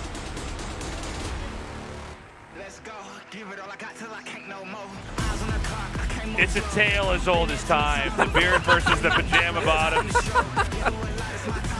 I mean, I was wondering where you were going to go with that one. It's a great story. I do dig the pajama bottoms, though. I like that. And, yeah, ever since the pandemic hit, I just started wearing like really comfy clothes very, very often. You know what I mean? Nice. And now it's hard to go back. Now whenever I stream, it's always the comfy bottoms, man. I think our pajama bottoms may have an edge, but who knows? The pajama meta has begun. Yeah, the jammy meta is on. Jammy meta. The jammies meta is on, guys. Well, here we go, guys. This is the finals now. Solar versus Dark. I do think Dark is the favorite here, but maybe Solar can come up with something. Dark on paper, definitely the favorite, but you look at their match history and Legacy of the Void, and it's closer than you might think just by names. 23-19 in favor of Dark in offline events, 56-45 in online events. There is absolutely a world where Solar wins this. I would not count him out at all, and I also do not think that we're going to have a 4-0. I would be surprised if we even had a 4-1. I think that these players, they're both highly skilled. ZBZ is a matchup where a lot of crazy things can happen, and I think we're going to go Game 6, Game 7. I give Dark the edge here, but I think anybody can win it. No, I think you nailed it there. I mean, it's going to have to be Solar's very good day to defeat Dark. I think Dark is clearly favored. Dark definitely has a winning record, but it's closer than I actually expected before they pulled those statistics up there. It does seem as though, you know, Solar can hang with Dark, but he's not going to overcome him in 7 games. But, you know, today is a new day, and let's see what Solar's got. You know, we haven't had a lot of ZVZ in this tournament so far, even though ZVZ is a fairly common matchup to have here in GSL with the Zerg dominance.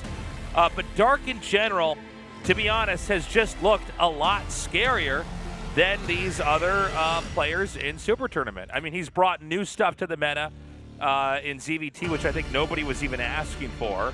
He's looked very clean, and you know, and I'm talking about exhibiting fundamentals here, knowing when to counterattack, knowing when to dial it back, knowing when to really shove and where to shove. So that's what I'm going to be watching for here with Solar. I'm sorry, with Dark. But for Solar, I mean, let's see what he's got in the next couple of games. He may have some surprising strats. He may have some cheese even planned out here. Should be a very interesting CVZ finals. Yeah, Dark, it does feel like he's firing on all cylinders right now. Especially considering in the last series, it felt like every single decision that he made was near perfect. We'll see if he can continue that on here in the finals as Tasteless We're about to get started on set number 1 in Waterfall. Let's go.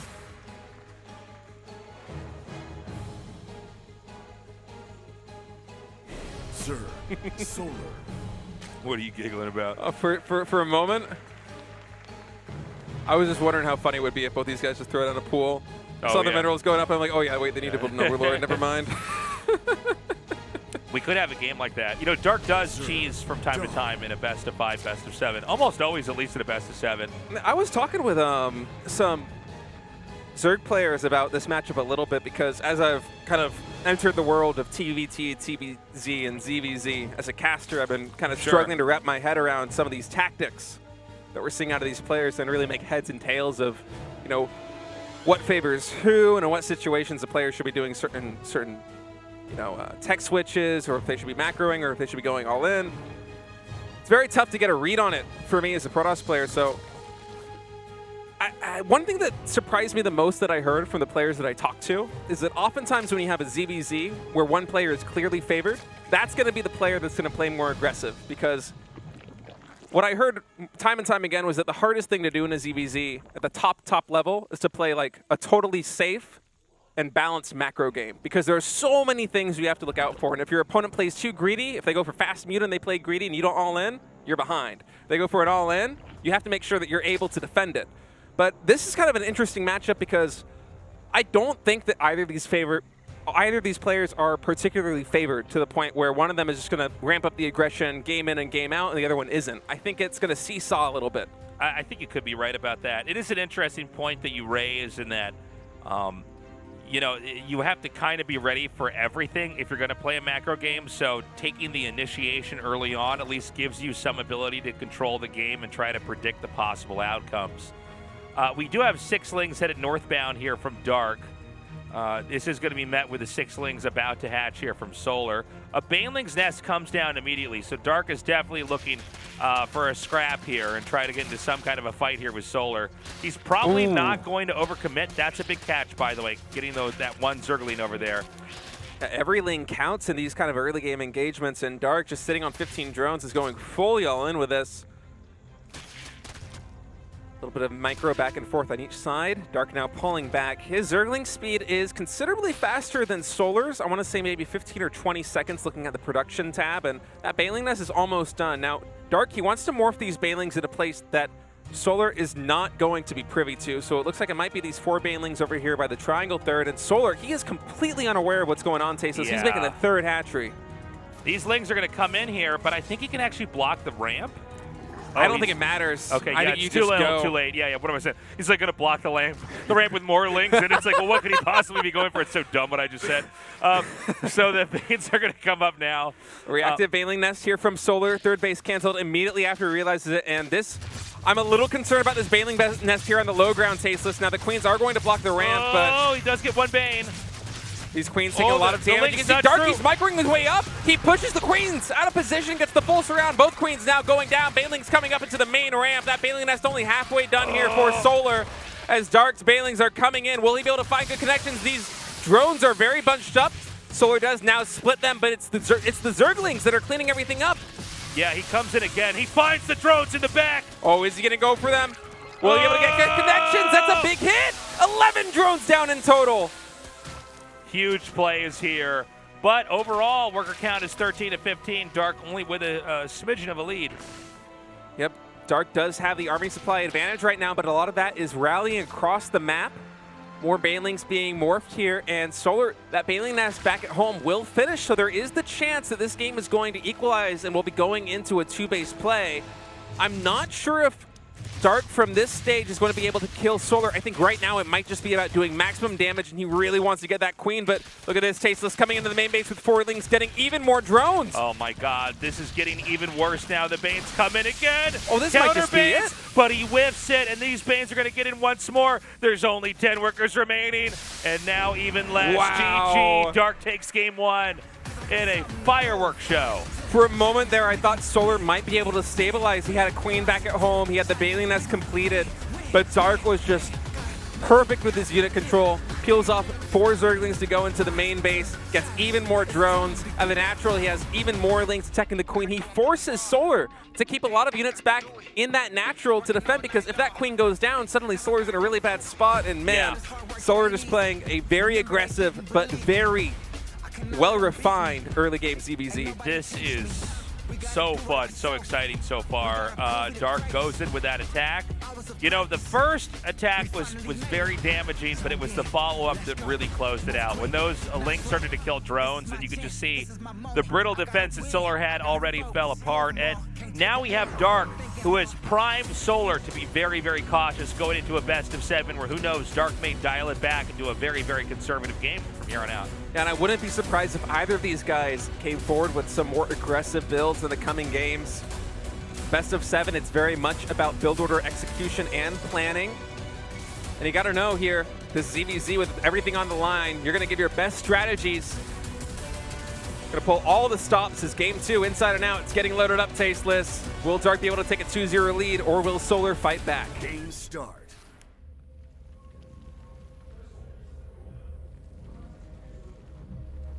Zerg, Solar.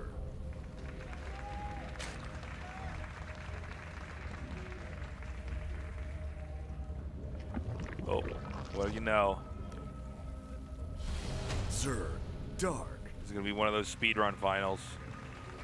Might be. We need to give a little Dark clone that gives commentary, like AGDQ. 12 pool coming out here from Dark, so Dark really wanting to ramp up the aggression early in this best of 7. Is it going to be? No, it's going to be pool. There it is. So generally, a pool a little bit later than the other pool is good. Right. Yeah, you a always little want bit to more have your pool, economy. yeah, a little bit later is always kind of a good thing. Yeah, especially with the rush distance here on inside and out.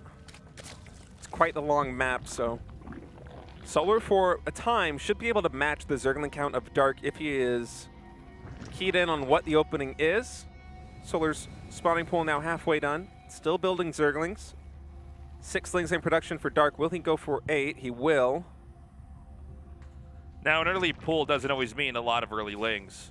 You know, you could just be trying to get along with your development here. So let's see what he's going to actually have to defend, because 2 more Lings. I see more drones coming here from Solar, which means that, you know, we talked about an early pool might be good. By the way, he sees this with the Overlord. You know, you need to have enough to defend this hatchery. The hatchery can be in a very weird spot. If you don't have the right defense, you can just lose the hatch.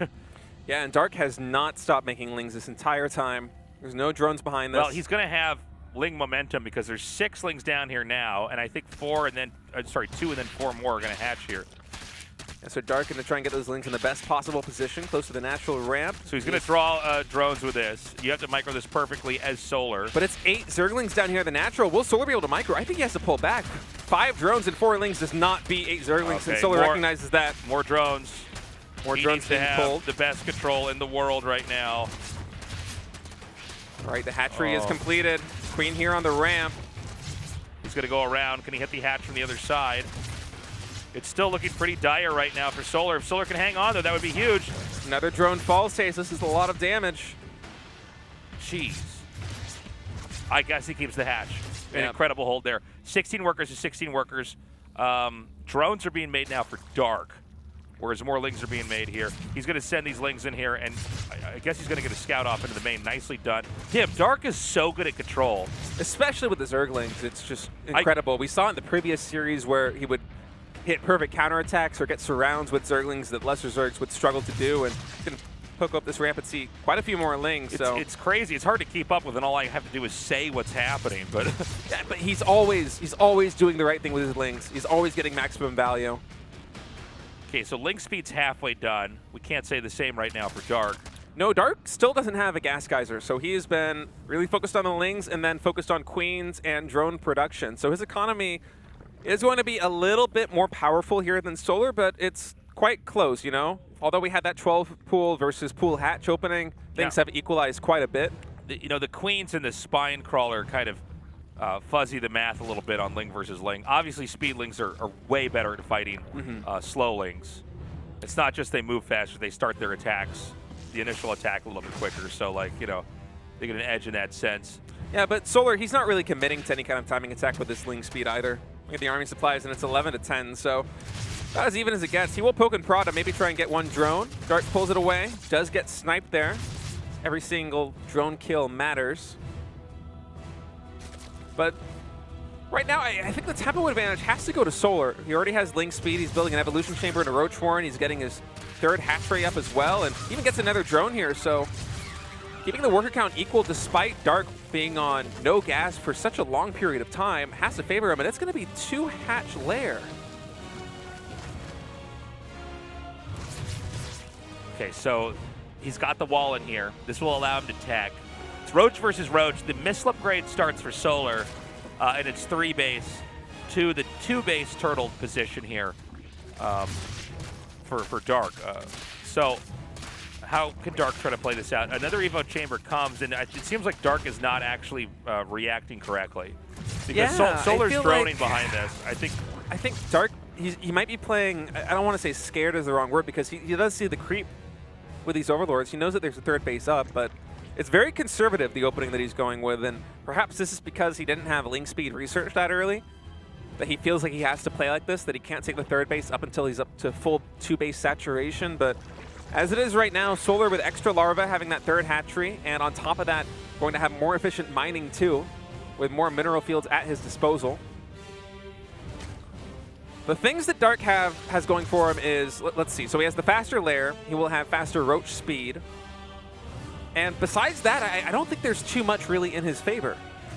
I have seen players that'll go for 2 base and just with the missile and armor upgrade kind of push out and try to take a fight that way. Yeah, I suppose there is the 2nd evolution chamber, so maybe he'll be able to hit a 1-1 timing with his Roaches. Well, also, you know, you have the double Evo chamber and you're upgrading from it for a while, right? So 2-2 can be very handy as well.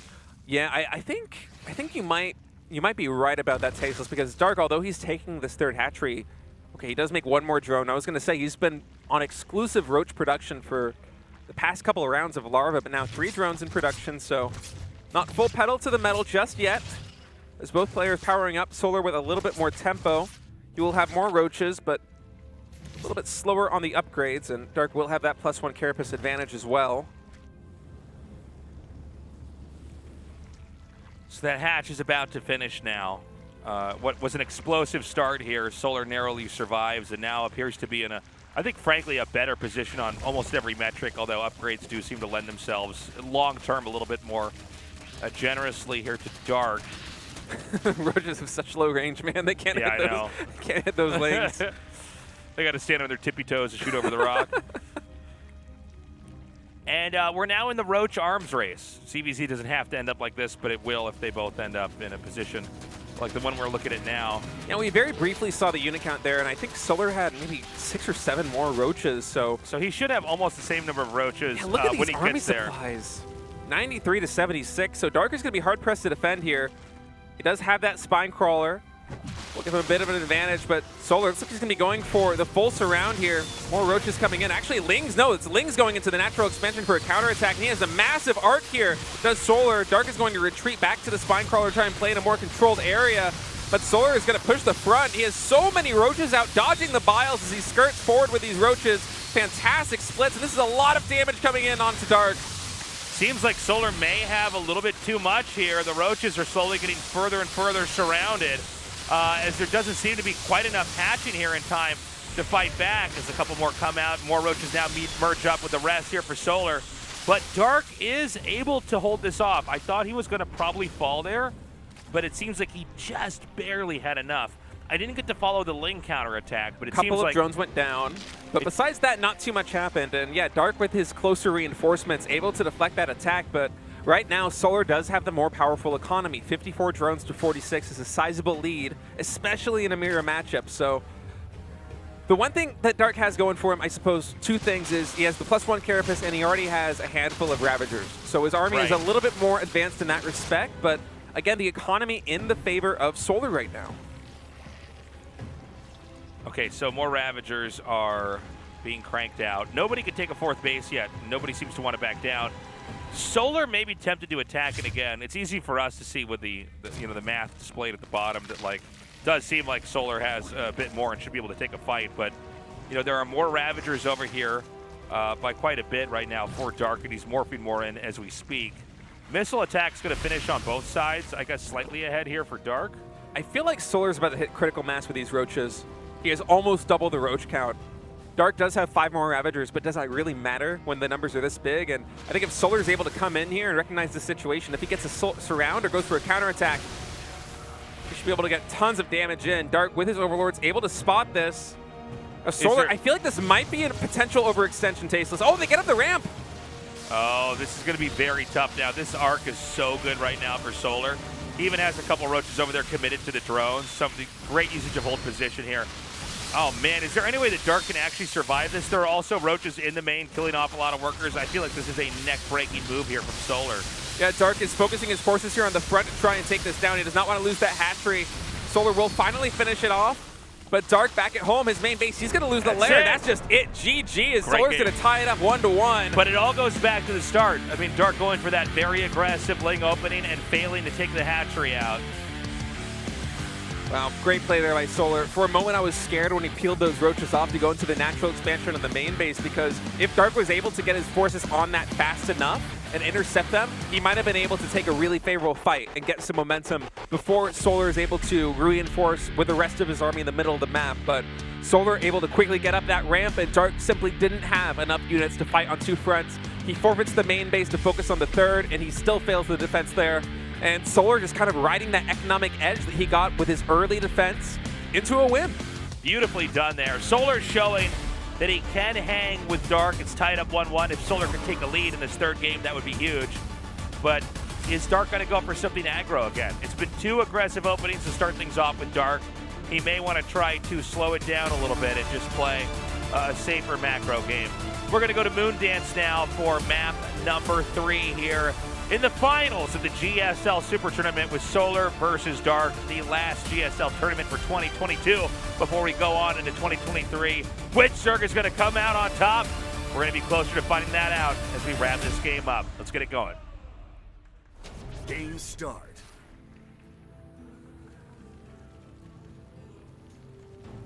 Zerg, Solar.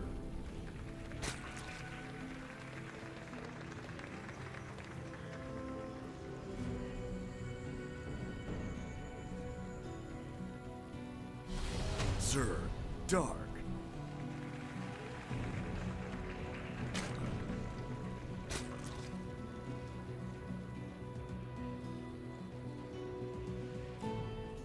So far, mirrored builds for both Solar and Dark. Yeah, it looks like we're going to have Hatch first on both sides. Spotted. Exposed. Yeah. You can't. Are you going to upload that to the internet, huh? So good having an audience back down here again. It's so fun. It just changes the way I cast, man. I have so much more energy in me. Yeah, this is fun. Fans from all around the world here showing up for the grand finals too. And, you know, December is usually a slow month for esports, so I'm glad you guys made it down here. For those of you visiting, sorry about it being so cold. That was State's idea, but it is so cold in Korea right now. It's colder than the temperature shows because in Korea in the winter it gets windy. Yeah, and the wind chill is brutal. It's biting, and there's not a lot of snow to really dampen things down either. You know, sometimes it's a cold day and you get a bunch of snow, and it doesn't feel that bad. I don't know what the snow does exactly, but it doesn't feel as chilly. And then Korea just brutal the past couple of days, man. Yeah, with winter and Seoul, I'm like, yeah, I think I will play video games all this month. This is. Well, I was gonna do that anyway. Yeah. Now I have to. And now you don't feel guilty about it. Right. That's the main thing. As we now finally have a deviation between builds. Dark is going for that 3rd hatch in the backdoor expansion. Is Solar going to make a 3rd hatch but just later? I'm wondering about that. He has a lot of minerals floating, so he's just waiting for that 2nd hatch to finish as well as the pool to start 2 queens. And I feel like Dark's build is just better. Yeah. I don't really know what Solar is able to get done from his opening. Dark also has faster Ling speed. Actually, wait, Solar cancels Ling speed there. Huh. He started and then canceled it. Well, he sees the 3rd hatch in the back. Okay, he takes a forward 3rd expansion and 2 more queens. So that's going to be the reaction there from Solar. So he cancels the Ling speed to get this economic edge. So let's point out that the base Solar's taking is better than the base for the 3rd base that Dark is taking. Yeah, there's another gas here at the forward base for Solar. It's also closer to rally to your opponent's base, your opponent's side of the map. It's a little bit scarier to defend, but if you're able to pull it off and make it work, it can pay dividends. Yeah, it can work out very nicely, but this third base for Solar is kind of poking out, and so you can see lings are being made here. So this is going to be 2 locations to defend, right? Which means that there's a possibility that Dark can either wipe out the kind of exposed third base or even slip into the main if the third base is overly defended. And so this is going to really rest on the shoulders of Solar to have the right defense. And he's actually sending queens across the map. Oh, okay, never mind. He's pushing I don't think Solar has any idea this is coming. This third base right here is forfeit. There's no way this is going to survive. Dark is at 21 lings. He's been 21 drones. He's been making lings non-stop, and right now Solar's going to have to be able to tighten up this defense and get a wall going if he's going to hold on, because there are so many lings flooding across the map. That queen in the front, half HP, not enough energy to transfuse. He's going to have to keep walling. Oh, he tries to do the suit trick. He tries to micro it back, but doesn't get it. Oh, the evolution chamber, it's not going down. He's only blocking with lings, and Dark is in. He gets in, he gets in, he gets in. That's a GG. Dark with a crazy killing blow just gets in there. And we saw that drone just couldn't quite set up the Evo chamber. We saw the queen try to get underneath the tumor for a second. Try to get behind the wall, as we saw Stu do against Dark of all people earlier in this tournament. But man, Dark with some killer instincts. But you know, it's interesting because it goes back to the fact that when Solar saw that the third base was being taken, he went, oh, I'm going to take the better third base. But again, that's a balancing act that, you know, to keep the natural plugged up and the third base safe. And you can see he just went right towards the natural. Didn't even hem or haw about it. And look, you get in, and that's going to be it. Yeah, on paper, it's a better expansion. It has more resources. It's a better rally point to go into your opponent's base, but you have to be able to defend it, and Solar was not. Whereas Dark, because he took that backdoor expo, Solar doesn't really know exactly what his plan is, right? Because Dark can either play very aggressive with the 3 hatcheries, as we saw him do in that game with Lings. However, he can also just play very defensively. And Solar can't break him because Dark has only one position on the map to worry about, that natural ramp, and he can clog it up with 3 buildings and some queens, right? So for Solar, he just decided to kind of take a gamble there and risk it, that Dark was not going to go for an all-in, but Dark did. And that's just kind of the way it goes sometimes in CEZ. And you even saw the queens nudge the Overlord away a little bit more, because just fractions of a second is sometimes enough to slow the other player down to where you lose. StarCraft 2 is the fastest RTS game. Zerglings with speed are they the fastest unit in the game? Oh, for sure. Right? On creep especially. Yeah. There's no way anything's faster. It's the fastest attack. Short break. We'll be back. I'll talk more about this in a second.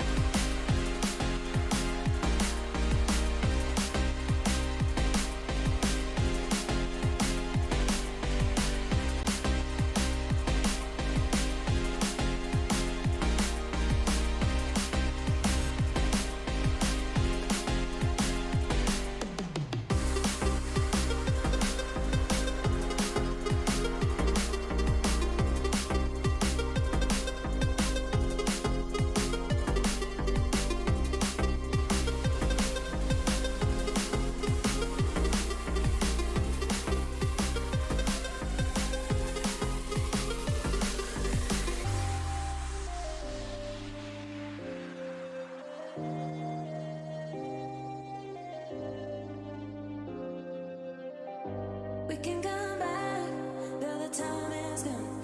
I'm running to escape, right left, don't lie, 'cause I know your heart. Now try looking for someone to forget, 'cause I gave you my whole life, and instead you gave me nothing, and you let me here lonely, hey. I was lost on my own way, I will never be the same girl, but someone told me not to love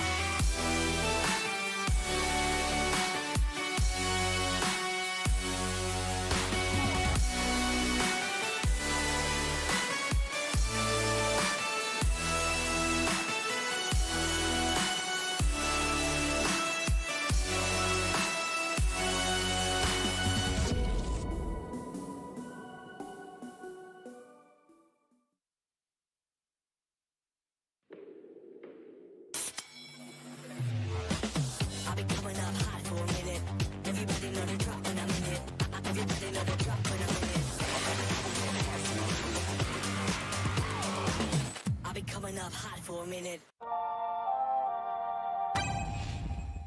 상큼함 맥스, 칼로리 X, 맛있는 탐스 제로. 요즘 제일 탐나는 제로, 탐스 제로. 같이 떠나볼래? 아침은 라떼 헐리, 점심은 라떼 헐리, 저녁엔 라떼 헐리, 둥글하게 달콤하게 라떼 헐리. 달달한 충전이 필요할 땐 칸타타 라떼 헐리. 질성사이 다 제로 그래 걱정 빼고 고민 빼고 망설임 빼고 This is zero life 없어도 되는 건 빼고 질성사이다 제로 Hot six 불탄 노래는 Okay Phoenix let's go Hot six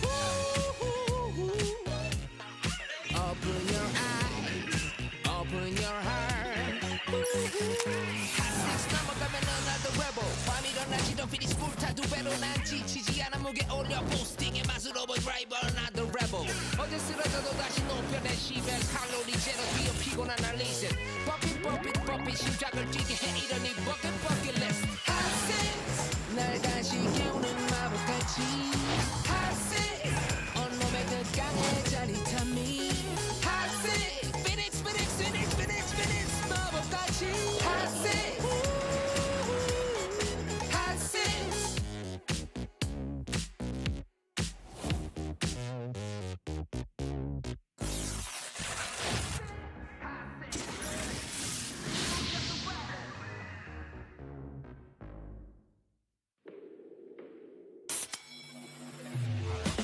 I've been coming up hot for a minute. Everybody know the drop when I'm in it. Everybody know the drop when I'm in it.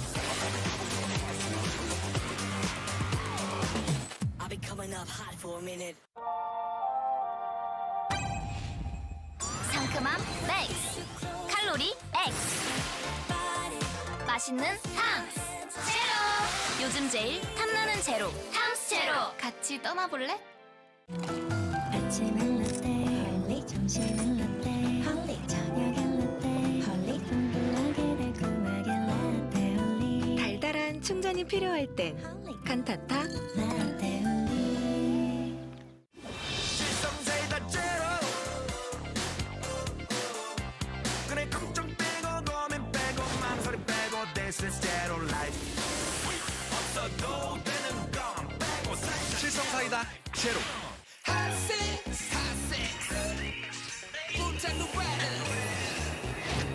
Okay Phoenix let's go Hot six Open your eyes Open your heart Hot six 넘어가면 another rebel 밤이 일어나지도 Phoenix 불타 두 배로 난 지치지 않아 무게 올려 보스팅의 맛으로 보여 driver another rebel 어제 쓰러져도 다시 높여내 10엔 칼로리 제로 뛰어 피곤한 날 리셋 버핏 심장을 뛰게 해 이러니 버킷 리스트 Hot six 날 다시 깨우는 마법같이 Hot six 온몸에 그 강의 짜릿함이 Hot six Phoenix 마법같이 Hot six Hot six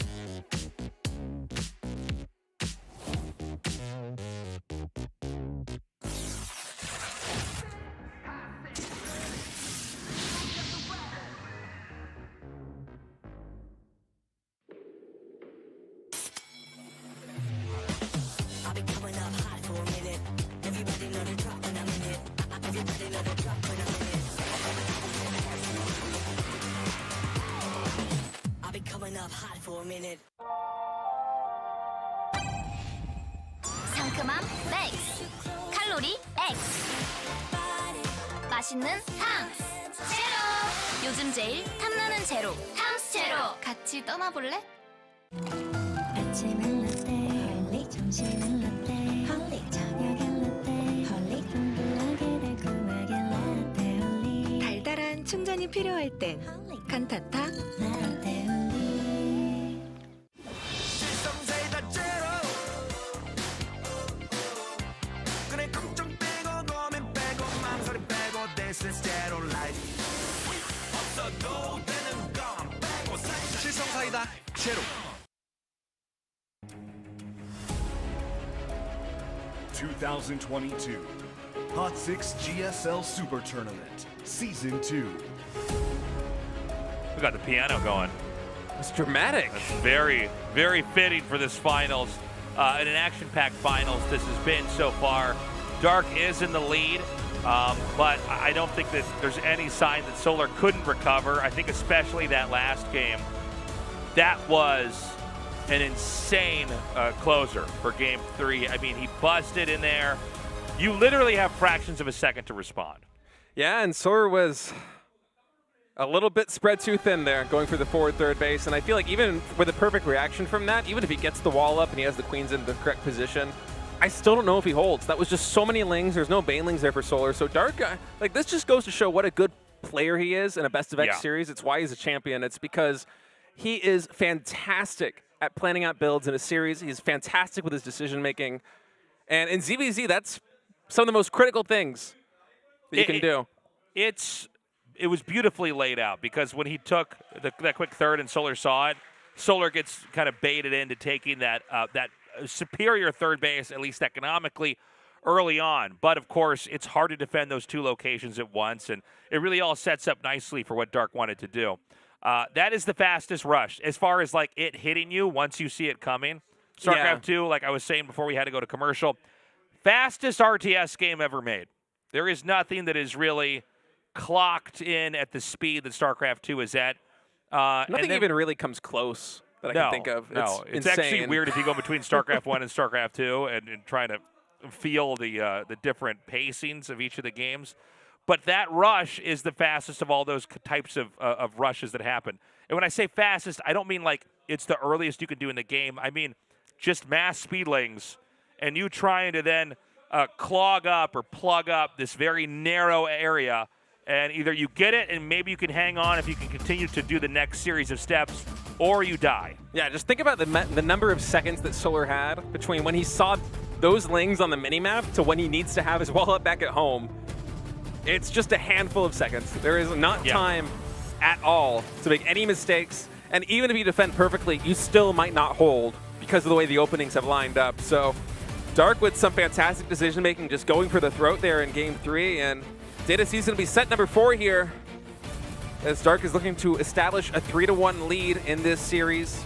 Solar and Dark continue on. The map will be Data C. If Dark can take this, he's another step closer to being a GSL Super Tournament champion. If Solar gets it, we're going to be tied up 2-2. Game start.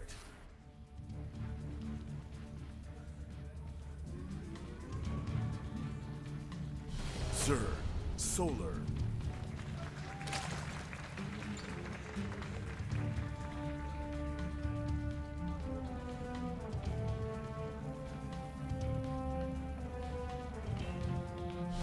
Sir, Dark.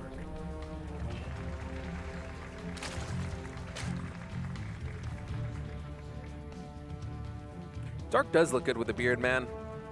Yeah, he's rocking that beard. I kind of hope he loses so he doesn't shave it. Do you remember a long time ago when TLO decided he was going to grow a beard out and he would shave it when he won a championship? And it got so long. Yeah, it became unseemly. So Dark's going to get like a goatee in a week and then just shave it off. Be like, oh, that was fun. Oh, I'd love to see Dark grow that out. Get some beads on that thing. Beads? Yeah. I think it would suit him, actually. Yeah, I could see that. Yeah, he has that kind of chill vibe. Maybe a little kind of dread curl on one of the sides of the beard. Yeah, I think that would fit him. That would fit him. So right now, builds. Total mirrored builds. Artosis and me would joke about this, where it's like, well, how do you cast this? You just look at the production tab and wait for something different to happen, because there's not much else to say. Are we going to have an aggressive game? I wouldn't be surprised at all. You know, these guys have kind of played against each other so many times, and I want to watch carefully here for Dark and how he might try to set this up. Dark is basically taking the initiative every time, by the way. That's true. The ball's really been in Solar's court to respond to these attacks, and so far it's led to a 2-1 map lead here for Dark. And you know, I kind of feel like no matter what happens in every single game, there's going to be a ton of aggression. It's just, when is that going to hit? And Game 1 wasn't the fastest in the world, but we had a 12 pool after that. Game 3, 3 base, and then mass speedling. It's really a matter of what timing these players are going to go for. And parts of that goes back into mind games because, again, Dark going for the more safe expansion. Solar looks at that and he's like, okay, I can be a little bit greedy here. I'm going to try and take the forward third and I'll have an advantage that way. And Dark just kind of intuits that Solar is going to have this response to this opening from him, and he goes for a kill move. And it worked to perfection. So I wonder if players like, I wonder if either Dark or Solar have more tricks like that up their sleeves in terms of kind of showing their hand and trying to bait out a reaction from their opponents and then going in for a kill move, because I wouldn't be surprised if we saw a couple more plays like that in this series. I think you're probably right. I mean, there's so much to trying to get them to set things up in a certain way or kind of goad them into a certain type of play style that maybe you can kind of punish later on. In this game, it's still Ling speed on both sides. Bailing Nest coming down. Wow. Worker counts even. I mean, there's maybe a fraction of a second lead on one side or the other, but, you know, that's neither here nor there. And so I want to see, is there going to be any Ro.4 put down here? Who's going to really force going for Lings? It looks like Solar is starting to mass up Lings. And we don't see any Lings made yet. In fact, we have an extra drone being made and another extractor being made here for Dark. So it looks like for the first time in this best of 7, Dark is going to be on the receiving end. Yeah, Dark just focusing on the drones for now. Solar with a little bit of a link advantage, but not too much. And Evolution Chamber being thrown down by both players, I believe, here at the natural ramps.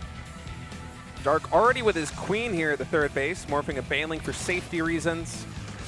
And Solar with these 2 Lings is going to come in and get a full scout, so he's going to see exactly how much gas has been mined. He's going to see the drones just going on that second gas in the main base. And looking at the third base of Dark, there might be a little bit of attack, and yeah, that Queen goes down. Oh, wow. Big attack over there to actually snipe the Queen. And keep in mind, we have a lot of Lings being made, so that's one less, you know, inject over there. Now we've got the Ro.4 started up. And, I mean, obviously we're going to have an attack here from Solar, but Dark is looking pretty good with that Queen snipe and ferreting out the fact that there were more Lings coming here. Very nicely done. Yeah, so Solar with a little bit of a lead. 20 Lings in production here from Dark. 3 Queens to 2. This Ro.4 only 3/4 of the way done. Gotta be careful with these fights. Oh, wow, Solar coming in here. He's going to see a ton more Lings, though. Dark going to try and get that Baneling Nest, or get that Baneling killed. Excuse me. Baneling Nest. And so another nice detonation over there. Dark going to have to back up a little bit. More Lings are going to come across the map here. It's a ton of Lings and Banelings coming out from Dark. Going for a surround on these Queens. This might just be a killing blow. Yeah, this could just be too much. Beautifully done here. He's isolated the hatchery out here again. 2 Banelings zoning out any reinforcements from Solar. He's going to get the Queen. I don't know. I feel like Solar's almost out here, to be totally honest. The Roaches are surrounded. Any Roaches exposed on the outside, I mean, that's a big punish there. Solar may be able to stabilize here on 2 bases with the Roaches clogging the ramp. But the Baneling's Nest may fall here. Hold on. He's going to make that into a Ravager. It looks like this is going to quite... Oh, hold on a second. More Banes are going to come in here. He could actually blow up the Baneling's Nest that's part of the wall, and then you can't make your own Banes to defend against the Lings. He could, but I don't even know if Dark needs to do that from this position. Solar's been reset on 2 bases. And although he does have Roaches, that base economy is going to be much better there for Dark. Some Ravagers getting morphed and then canceled as Solar's trying to micro this as best he can. More Banes are going to finish here.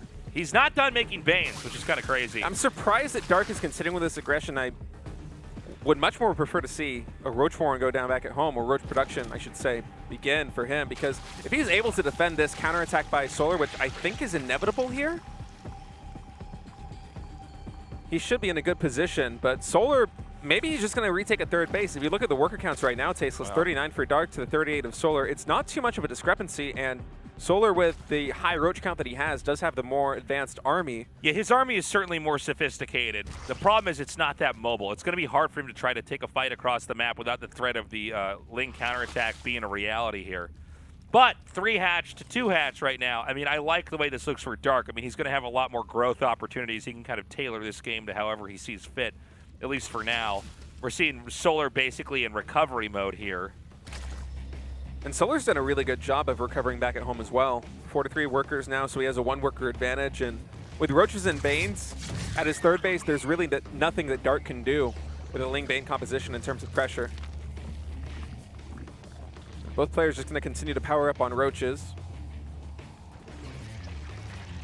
What is this chunk up here at the center left, upper center left? Are those overlords? Maybe I think they might be overlords. It doesn't feel like it's roaches or lings, just looking at what's actually here to defend. Yeah, I'm quite sure those are overlords, which is an odd spot for them to be in. So both sides finish missile attacks, which basically mutes it on either side. A lot of Banelings here, and that's pretty scary because, you know, Banes aren't great against roaches, but if you have enough Banes, it kind of beats anything, right? Yeah, Dark is going all in. He has no lair back at home, no clear reconstitution, no +2 ranged attacks. So Solar investing a lot in these upgrades. So what Dark has to do is make sure his Banes don't get traded out for the other Banes. Exactly. And like that. That person engagement pretty good. Oh, wait, those 3 Banelings get a lot more. That's a great trade there for Solar. Oh, I think Solar should be okay. Another Bane comes up here, but there's so many more roaches coming forward. Another Bane connects, but this looks like it's going to be Solar's game here. Yeah, Solar, even with an army supply lead and on the defense, with lair, with roach speed, with +2 range attack being researched right now. So this game is firmly in his bag. Dark is going to have to do a lot to try and come back on this, but I feel like the position that he's in, he can't even really afford to go lair. He can't afford to get clear reconstitution and +2 range attack. I think he has to, but with how quickly Solar's army is scaling, what is Dark going to do to weather the storm? Back at home here, you know, I gotta say, Solar, it's kind of funny just watching him have to react every single game. Yeah, it is. is. It's like, what exactly is Dark gonna do? Is he gonna steal my watch or my wallet? Like, how is this gonna go down every single game? But yeah, I think Solar's in a pretty good spot. Kind of puts pressure on Dark to try to figure out what to do next. Keep in mind, I think with the missile upgrade finishing here for Solar, I think that's all he has to wait for. Make sure he can't be counterattacked and then just come across the map and hit. Right, I think that's going to be Solar's key to move out. Going to kill these rocks first and try and quicken the reinforcements later in the stage of the game. And Dark, it looks like with his links, he's going to try and probe around the map and see if he can set up for a counterattack. But Solar right now almost doubling Dark in supply. A lot of that's because Dark is now finally going for the roach speed upgrade. Although it hasn't yet begun researching, he does have the lair. Dark also with 7 more drones. But look at the roach counts, 45 to 19. Solar even has more Ravagers. I feel like there's no way Dark is going to be able to hang on here, Tasteless. Okay, this is an insane attack. We should be going into the next game shortly here as we're just watching the roaches get wiped so easily here. GG. Solar ties it up 2-2. Yeah, that was a pretty tight defense there. Yeah. You know, it was quite scary for a moment when the 3rd hatchery went down and Dark, it felt like he might just overwhelm Solar, but Solar with his roach production back at home, able to stabilize on 2 bases. He didn't lose too many drones, and Dark, he was so committed to the attack that at the end of the day, everything was even in terms of economy.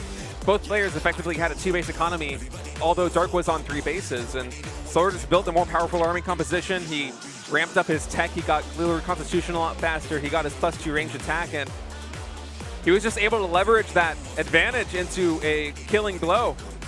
By the way, I, for some reason, right at the start of that game, swapped their colors. It was like 2 you? minutes of it where I'm like, I just decided it was like dark on the receipt, and I'm like, and then as the game hit, I'm like, why? Well, Solar's been blue this whole time. Sorry about that, guys. That happens every once in a while. Tropical Sacrifice is where we're going to see who's going to take the lead as this best of 7 continues on.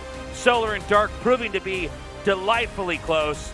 Solar managing to recover from at least half of Dark's aggression. Is Dark going to continue to be the one to take the initiative? So far, it's 50-50 for if he takes it or not. As we get closer and closer to that final game to decide who's going to actually become the champion of Season 2 of the GSL SuperTournament. Game start.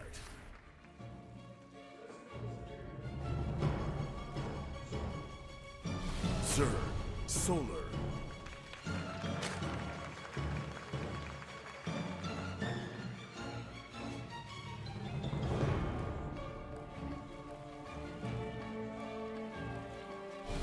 Sir, Dark.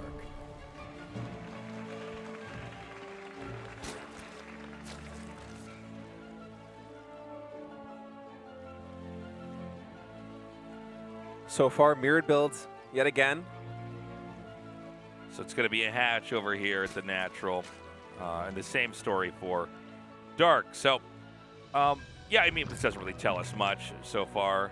It did seem like Dark, for a little bit there, almost had that game at the start.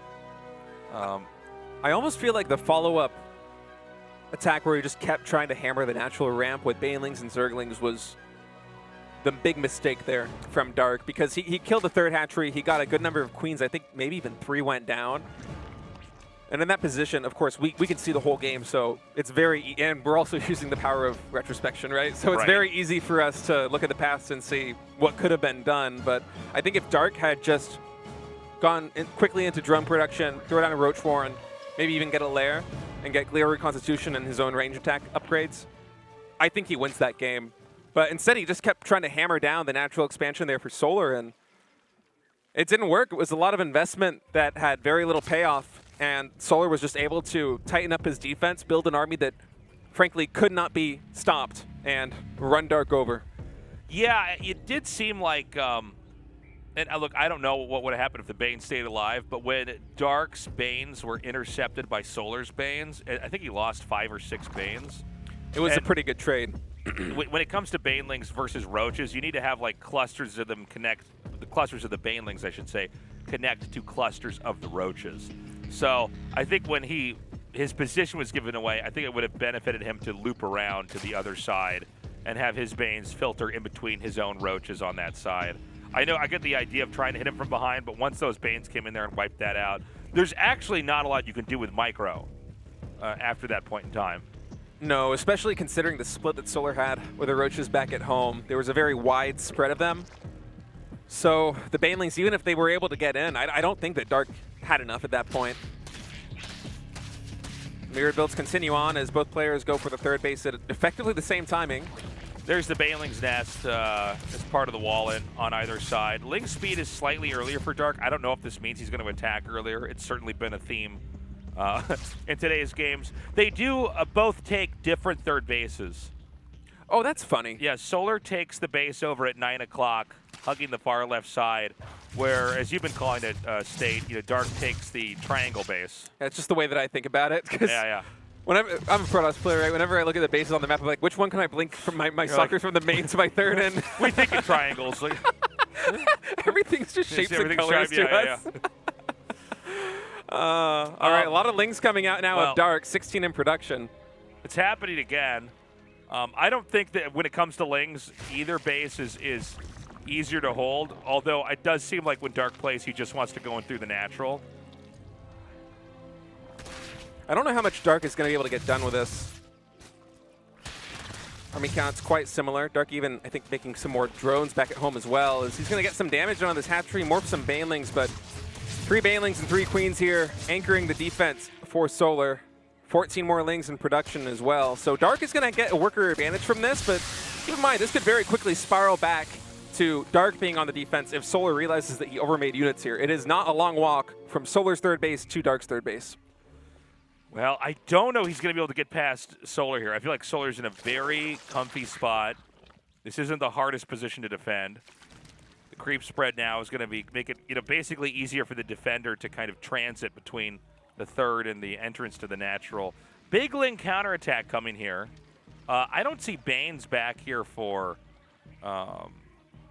Dark. I know there's a Baneling's Nest, but I don't see Banes back in this spot. So no, pure Ling here on the defense. And Dark, he made another round of drones. It was a pretty sizable round of drones, and then he queued up 6 Overlords and made a ton more Lings. So I think that Dark is going to be looking to ramp up some aggression yet again. Actually surprised by how many Overlords he made there in a moment. It seemed like 700 minerals invested, and actually going to be more drones.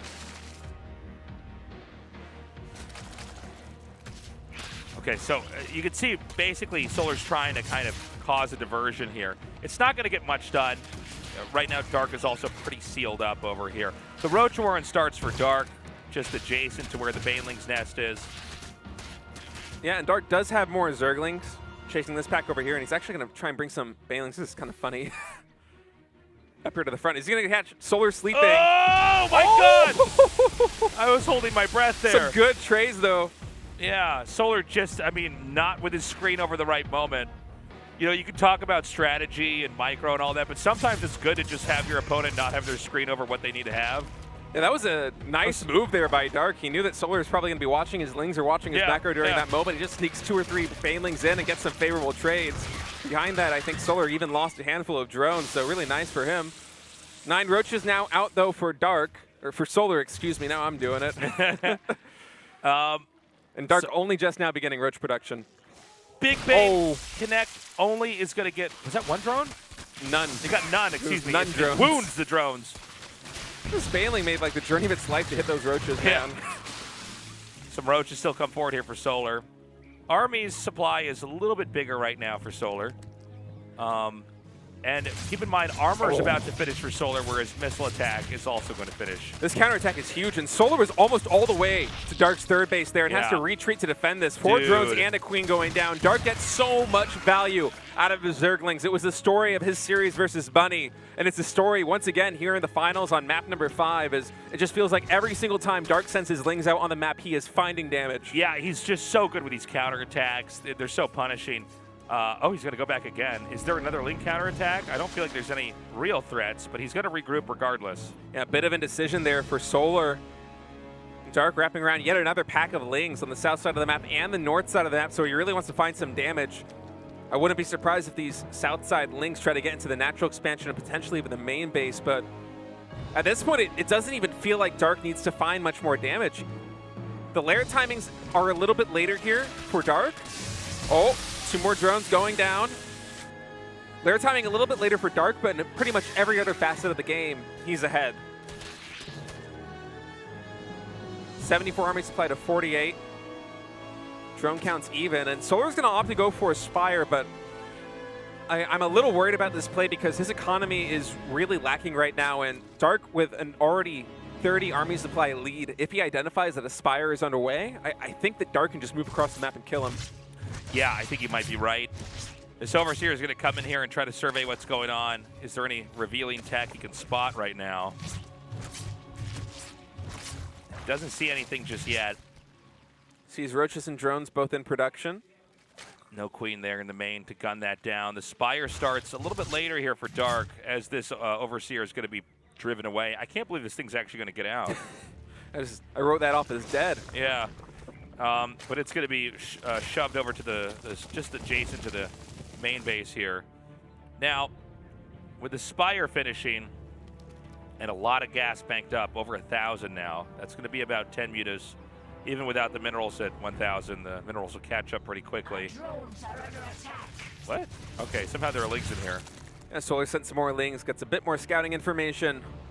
No drones picked off, though, and 6 mutas now in production here for Solar.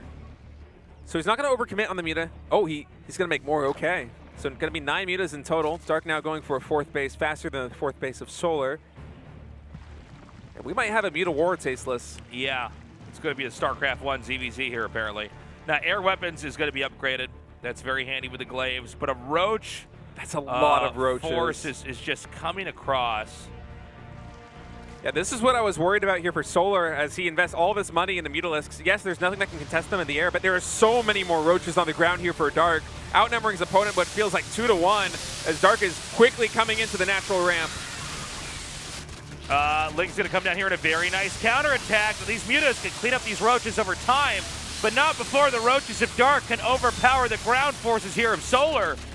I don't even know if those mutas are going to be able to clean them up in time to save Solar's economy right now. Look at the supplies, 152, 113, and Dark's making Corruptors, the perfect answer to the Mutalist flock back at home. Ling's coming into the natural expansion of Solar, 18 drones down in total. Taze, I think Dark is going to take game 5. It seems like the mutas come out, but not in any way that they can be used other than to slowly clean up what is already a badly damaged set of bases here for Solar. Solar is going to try his best to stabilize, but it is hard to come back from 28 drones being killed. The Corruptors are going to come out. That can then be used to kill the mutas, and then he could just ooze down the remaining hatcheries or Spire or you name it. 29 drone kills. It's now 36 workers for Solar, 61 here for Dark. Solar is going to try and battle this out the best he can, but Dark is firmly in control of this game right now as that Corruptor count continues to grow. 3 more in production as well as a ton of Roaches. The air weapons is going to finish. Spores are coming down. Corruptors are now out. Transfuses abound. This is not a fight the Mutalisks win. Yeah, This should be the nail in the coffin here. G is cold. And Dark is going to go up 3-2 in the series. He is now on match point, 1 win away from winning the final GSL tournament of the year. This is just a masterclass in ZVZ. Dark, just a brilliantly done a game there. You know, it seemed like, at least from when I was casting, and maybe you have the same perspective, I thought it looked pretty good for Solar. It did. With the mutas coming out, but it almost seems like that's part of Dark's plan, is he hits as the mutas come out. He knows he can topple your 4th base. He's going to win the ground fight no matter what. And mutas will beat roaches just because roaches can't attack air, but not before the roaches kill so many drones. And from there, you've got your own Spire, just in time to make Corruptors, to gun down the rest of their mutas and close the game out. Dark with excellent decision-making yet again. As you pretty much called it, Solar, when he was getting ready to make that roach switch, he already or the muta switch, excuse me, he already had a very low number of roaches compared to Dark. And then Dark, he doesn't strike before Solar begins the mutas. He waits until he actually begins production. And that was 2,000 resources invested in 10 mutalisks when Solar already had less roaches. So those mutas, once you make them, you are committed to them. And Solar just did not have enough on the ground to deal with it. You're right that mutas can eventually clean up the roaches, but Dark, he splits them up perfectly, and he kills, what, like 40 drones? Some insane number like that. And from that position, there's really nothing Solar can do. And, you know, if you start those mutas, you can't cancel and go back and do anything else. It's Zerg, right? You Exactly. You're kind of committed to letting those hatch. And clearly, you know, that balancing act wasn't really handled that well there for Solar. He did not have the right amount of ground army to get enough to defend the roaches at the same time, you know, have the opportunity to counterattack here. I don't know if it's because he had a 4th base early. You know, it does seem like 4 bases is a bit much to hold, but even then, there were Lings hitting that 4th base. They took out the hatchery, and the roaches overpowered Solar's roaches. Yep, so I guess no matter how you cut it, it's like, clearly there's something wrong. Dark's doing it right, and Solar's doing it wrong. Solar played right into Dark's hands. It feels like Dark, every single game, is trying to find a window where he can just kill Solar. Yeah. That was the story from Game 1 all the way through Game 5, and sometimes Dark is wrong. Sometimes Solar is able to defend and then leverage that advantage that he garners by defending into a map win. But in most of these maps so far, Dark has been able to actually find that weakness in Solar's armor and go for the killing blow. And with 2 maps left, I kind of have to feel like Dark is going to be able to close it out on one of these 2 maps. If he just plays 2 more highly aggressive games, is Solar going to be able to defend 2 times in a row? It just seems like Dark has such a good handle on the ebb and flow of the matchup overall. He knows how to, even when some of his early game stuff flounders, he knows how to navigate that game perfectly to a place where he can then win it later on. It's crazy.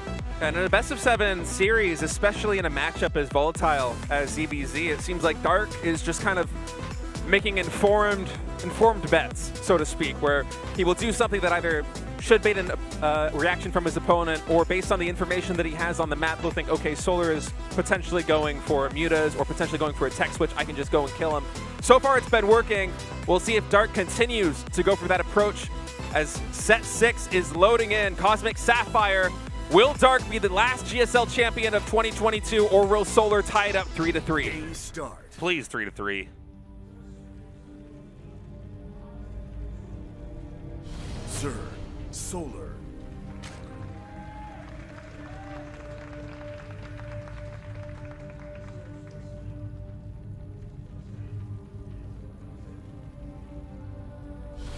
Zerg, Dark.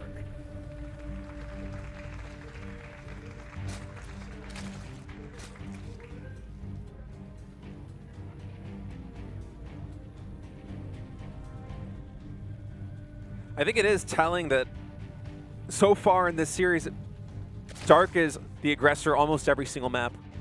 Yeah, I mean, it's almost insane because you would expect, you know, a little more. That's excellent. amazing. The beard versus That is the amazing. pajamas. Dark is drawn like a pirate. Yeah. I thought it was a drawing of me for a second. Like, you put a little hat on. Yeah.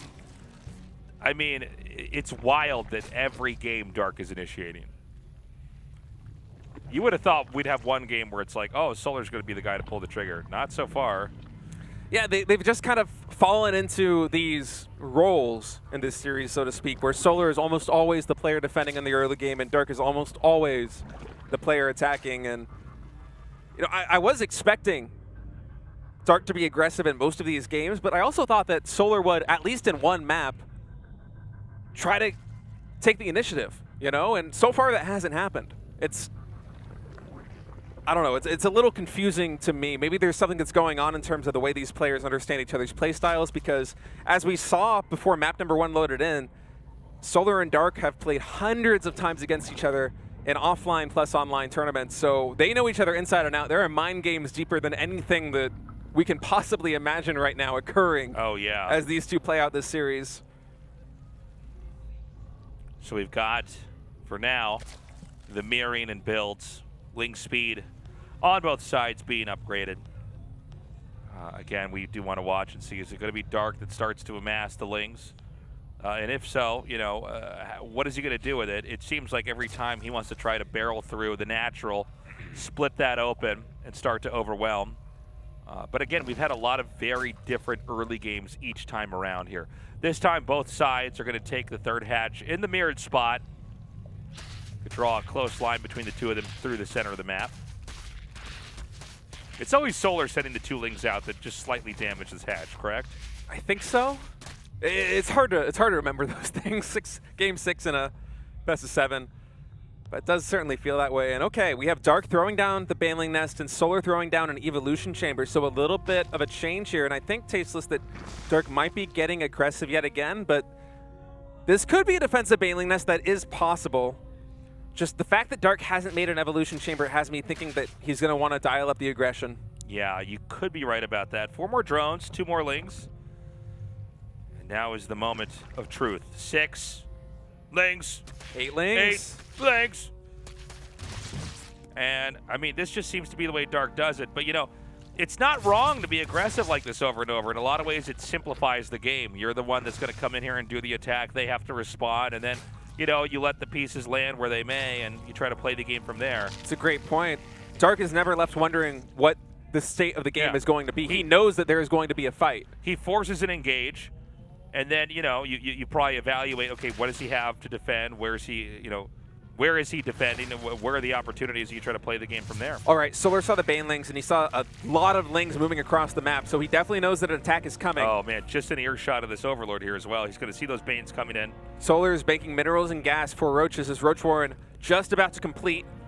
And now it's done. 5 Roaches in production, plus 1 Carapace underway. With a Baneling coming dreadfully close, taking out those Zerglings. And I think if you're Solar, you have to defend on 2 bases. I don't know if he's going to be able to hold this third, Tasteless. He's going to come in right now. These links can actually get around the Queens. And some very good Bane connections. Those Baneling connections were absolutely absurd. Almost every link for Solar going down. Now the Banelings and the Zerglings are running rampant here in the main base of Solar. Going to try and find connections in the main. 2 drones have gone down already, only 3, so Solar's been doing a great job with the defense so far. Dark has not gotten as much damage done as I think he should have. This is actually wild that he hasn't been killed off immediately yet, but more lings are going to come through. Again, some of these drones are so low on HP. He tries to send Banes, lings are going to become Banes inside the main, but Roaches are there to meet him.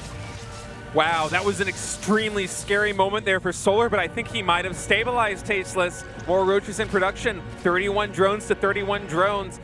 He has 9 Roaches on the map already, unless Dark is able to get a big surround. That was insane. I was almost ready to just give up on Solar when I saw that many Banes coming in there, but the targeting was so slick. The targeting and the drone splits in the main base and the natural. He lost only a handful of drones in a situation that most players would have faltered and lost all of them. And now Dark adding Roaches of his own as the game's going to continue on, and after what felt like a heart attack, we're starting to equalize a little bit here. Yeah, we've been resuscitated. We're back in this game. Crazy play there from Dark, but I'll tell you what, you know, Solar shuts it down. And now comes the part I'm most excited for in this game, is watching Dark and how he behaves post a failed rush, because clearly it doesn't seem to matter to him if he pulls this off early or if he just finds another opportunity later on. Definitely got to give the edge to Solar in this situation. Not only does he have more Roaches than his opponent, but also he has that critical +1 Carapace upgrade. Dark right now is only just beginning +1 range attack. That's the first upgrade out of the Evolution Chamber. And now it's Solar that seems like he might be getting aggressive. Morphing Ravagers here in the front and making a big round of Zerglings. These Lings could come in when the Ravagers are making, but he doesn't spot that moment. He's going to back up now. Roaches and Ravagers are going to begin to streamline across the map, probably over here towards the third. There is a Ravager lead. Actually, I mean, there just are Ravagers for one side and not for the other, I should say. Dark is going to try and morph some Banelings to hold this off. That's so many units coming in, Tasteless. Yeah, this is a very good surround. I don't know that Dark can survive. The Corrosive Biles are targeted onto the Banes, but they do not connect in time. But there's just so much here for Solar. I don't think Dark can survive. We may be going on into Game 7. It definitely looks that way, Tasteless. +1 Carapace paying dividends right now for Solar. His army is so cost effective, especially against the Zerglings of Dark. Drones have gone down here at the third base. 8 in total as more Roaches and the Queens are following. And I feel like Solar might be able to break him just barely. And this should be the killing blow here. I mean, there's no way these Roaches can get back to safety. No drones at the third, and now he comes into the second. GG. We're going to Game 7. This is a great finals. Yeah, man. We were joking a little bit about yet another ZVZ finals on this patch, but it has been a treat as Solar and Dark are going toe-to-toe right now. This is a great way to end this patch, too. It's like, okay, we get the best possible ZVZ we could ask for.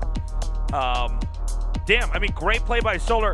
How strange is it that every game it is Dark being the initiator? And yeah, it's a 50-50 that he takes it. Is that going to hold true in Game 7, or is Solar going to finally flip the script? Well, it's going to be one or the other, man. There's no turning back here. Just one more game to crown the GSL Season 2 Super Tournament champion. So much on the line in this next map. Solar with impeccable defense in every single one of his wins. Stargazers is where it ends. Will Solar win in what would be a pretty crazy upset, as Dark has been really the dominant Zerg force over the past several years, along with Serral and Rogue. I mean, you know, to overcome him would kind of be in line with our theme for the year, you know, these players finally overcoming their hurdles. But again, Dark, to me, he still looks a little bit scarier, man. What is he going to plan here this time around? Whatever it is, it's the best he's got to offer as we go into the final game of the finals of Season 2 in the GSL Super Tournament. Game start. Oh, Tasteless. We are flipping the script. Solar going 12 gas, 11 pool. Are you kidding me? This is awesome. Now we got to watch Dark. Okay, so when does he make what? The ultimate role reversal here in Game 7. Yeah, now, you know, you can always measure how dramatic a rush is by how early this stuff is made, right? And how many workers are not made in the process. This is as quick as you could get. And he's going to go for hatchery first. Oh, Tasteless. Oh, Stazzles. Stazzles. It does not get more aggressive than this. This is crazy. Look, I don't. Ooh. It's 3 more drones in production. So he's playing greedy. Every drone that's hit, or made, I should say, is an indicator of how much harder it's going to be for Dark to win. Now, that being said, no way. No! You are not mining the minerals for a third. He only just now throws down the spawning pool. The firstlings are already halfway done for Solar. Oh my God. You couldn't have written this better. You know, down the street from our studio is a casino, but I didn't know that this last game was going to be where we're going to see all the gambling happen. This is crazy. All right, Solar's Lings moving through the center of the map, avoiding the first Overlord from Dark. They both have done a total... No, this is so many drones mining worse. out. Look at the mineral count right now for Dark. Let's look at Dark's face when Lings get there. I think, I can't imagine there's any way that Dark defends it. I do not think it's possible. It's going to have to take a miracle for Dark to hold this. But I've seen Dark occasionally play perfectly with his drones and pull off something incredible. It's possible, but Tasteless Solar also has a Baneling nest. He's going to ditch it. This is crazy. He's going to try to get the queen. It's all about buying time. A second spine comes down. Even the placement of the spines is important. He's going to send drones down here. He wants to buy time for the queen to come out. 2 Lings hatch. So many Lings out here for Solar, and soon Dark is going to know that this is not just 12 pool. This is 12 gas 11 pool. Metabolic boost is almost done. Lings and the drones are going to have to quickly scurry back to the main base. Solar wants to bait him out as far away from the main as possible. Bailing's coming in. Oh no. Oh. Dark is all the natural ramp. Lings are going to come in. He surrounds the queen. They're going to get the queen. Oh, comes in here, connects with some of those links. Another bait comes in and connects with the rest of the links. A surround here on that queen. Dark's going to lose both of his queens tasteless. This hatchery's going to go down as well. He's going to send the spine down here. Oh, this seems... No. You got to go back. Okay, he backs up. That would be crazy. Okay, he kills that hatch off. Solar knows the end is close. But Dark is very good at getting back on his feet. This is an important moment. The hatchery is going to be made over here at the natural. And Dark, because he mined out those minerals back there, can actually make a second hatchery back here. This game could normalize. It's possible that Dark wins from here. I was looking at this. 12 gas, 11 pool. Dark distant mining. The minerals in the pocket third base. Going for an 18 pool about as late as it could possibly get. Looking at that on paper, I thought there's no way that Dark is going to be able to hold on. And yet here we are, 4 minutes into the game. Dark with 21 drones to the 14 of Solar.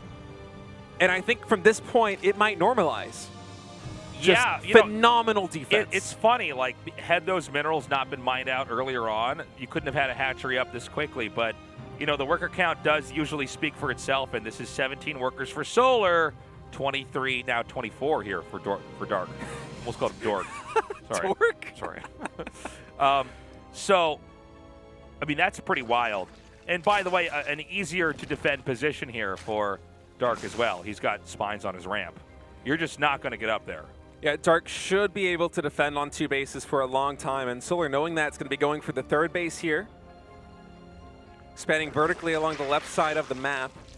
As the worker count begins to equalize just a little bit, as Solar does have more larvae to work with a faster natural expansion.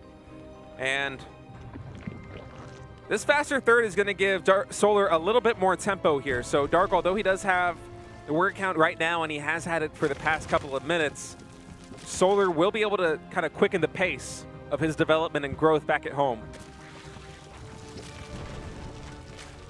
Dark knows it too. He's going to leapfrog these spines and get him down to the natural tasteless. Yeah, he could slowly creep over here. Oh, stuck over there. Oh. Yeah, that Baneling makes it a little bit trickier, but looks like it's deflected. Oh, nice time. Oh, he's going to come in. That's a big win there for Solar. Dark slipping on the micro just a bit. Can he get any drone kills here? It's 33-33, by the way. 1 and 2. Not a bad trade there for Solar at all. That Baneling gets a lot of value. 2 drones as well, and a full scout. Sees the Ro.4 timing, sees the 2 gas count. Knows that Dark is only just now taking his third base. And Solar right now, he has the complete picture. He knows everything that is going on in this game. Whatever decisions that he makes now are fully informed. Right. And the decision that he makes is that he's going to start a lair. Ro.4, Evolution Chamber, 2 more gases. Oh, wait, no, that's Dark. I'm doing it again. Yeah. So we've got the second spine coming down here now. It is 3 base to 3 base. Dark is, Solar's just now setting his drones over to that third now. Yeah, Solar also just now starting his lair. So Dark a little bit faster here with the tech up. His lair about halfway done. Solar's maybe a quarter. And these 2 spines are giving Dark a lot of breathing room here, where he would normally have to spend some larva to try and hold on against Ling Renbai's. These spines give him a little bit more leverage to just focus on the drones for now. And as a result, even though he's been 2-hatch for a long time, the worker counts are still very even, 51-48. More Ling's going to come in here. Can't block this ramp either. Now, again, just getting the confirmation as to what's going on helps quite a bit. And he sees that the path the Dark has chosen is going to be one with Roach upgrades. Solar scouts this and immediately queues up more drones. For a moment, there were 8 more in production as he now has a sizable worker lead. And a Roach speed starts for both players. Solar now taking 2 more gases. And Dark with this Overseer is finally going to get the full scout that he needs to kind of understand exactly where the state of the game is, because the way this one has gone, it's been very up and down for both players, especially given the early game aggression. And sometimes, especially as the defender, it's very hard to kind of get your footing and know exactly where your opponent is at. But this Overseer scout, critical here. And the game remarkably even given the way that the opening's lined up. Okay, as you can see here, you know, things are slowing down a little bit, but I like Solar's approach to this, is basically to keep focusing on growth. You know, it's all echoing from the initial skirmish at the start of the game.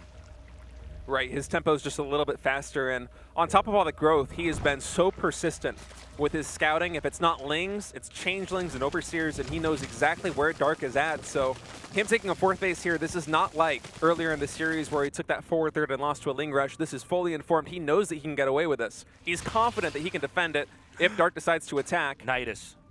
Oh my god, we have a Nidus coming in. Where's he going to hit? I guess he can go for that that free base in the back that Dark took early on. You would think that's going to be the base, right? Maybe Wow. attack the front and send your reinforcements into the 3rd base there in the back. Yeah, maybe. I don't know. Well, Solar's going to definitely commit to the attack now. 66 drones is all he has. 30 Roaches to 21, but that's because Dark is also morphing Ravagers here. And now that Nidus Canal is done, where will he decide to spend it?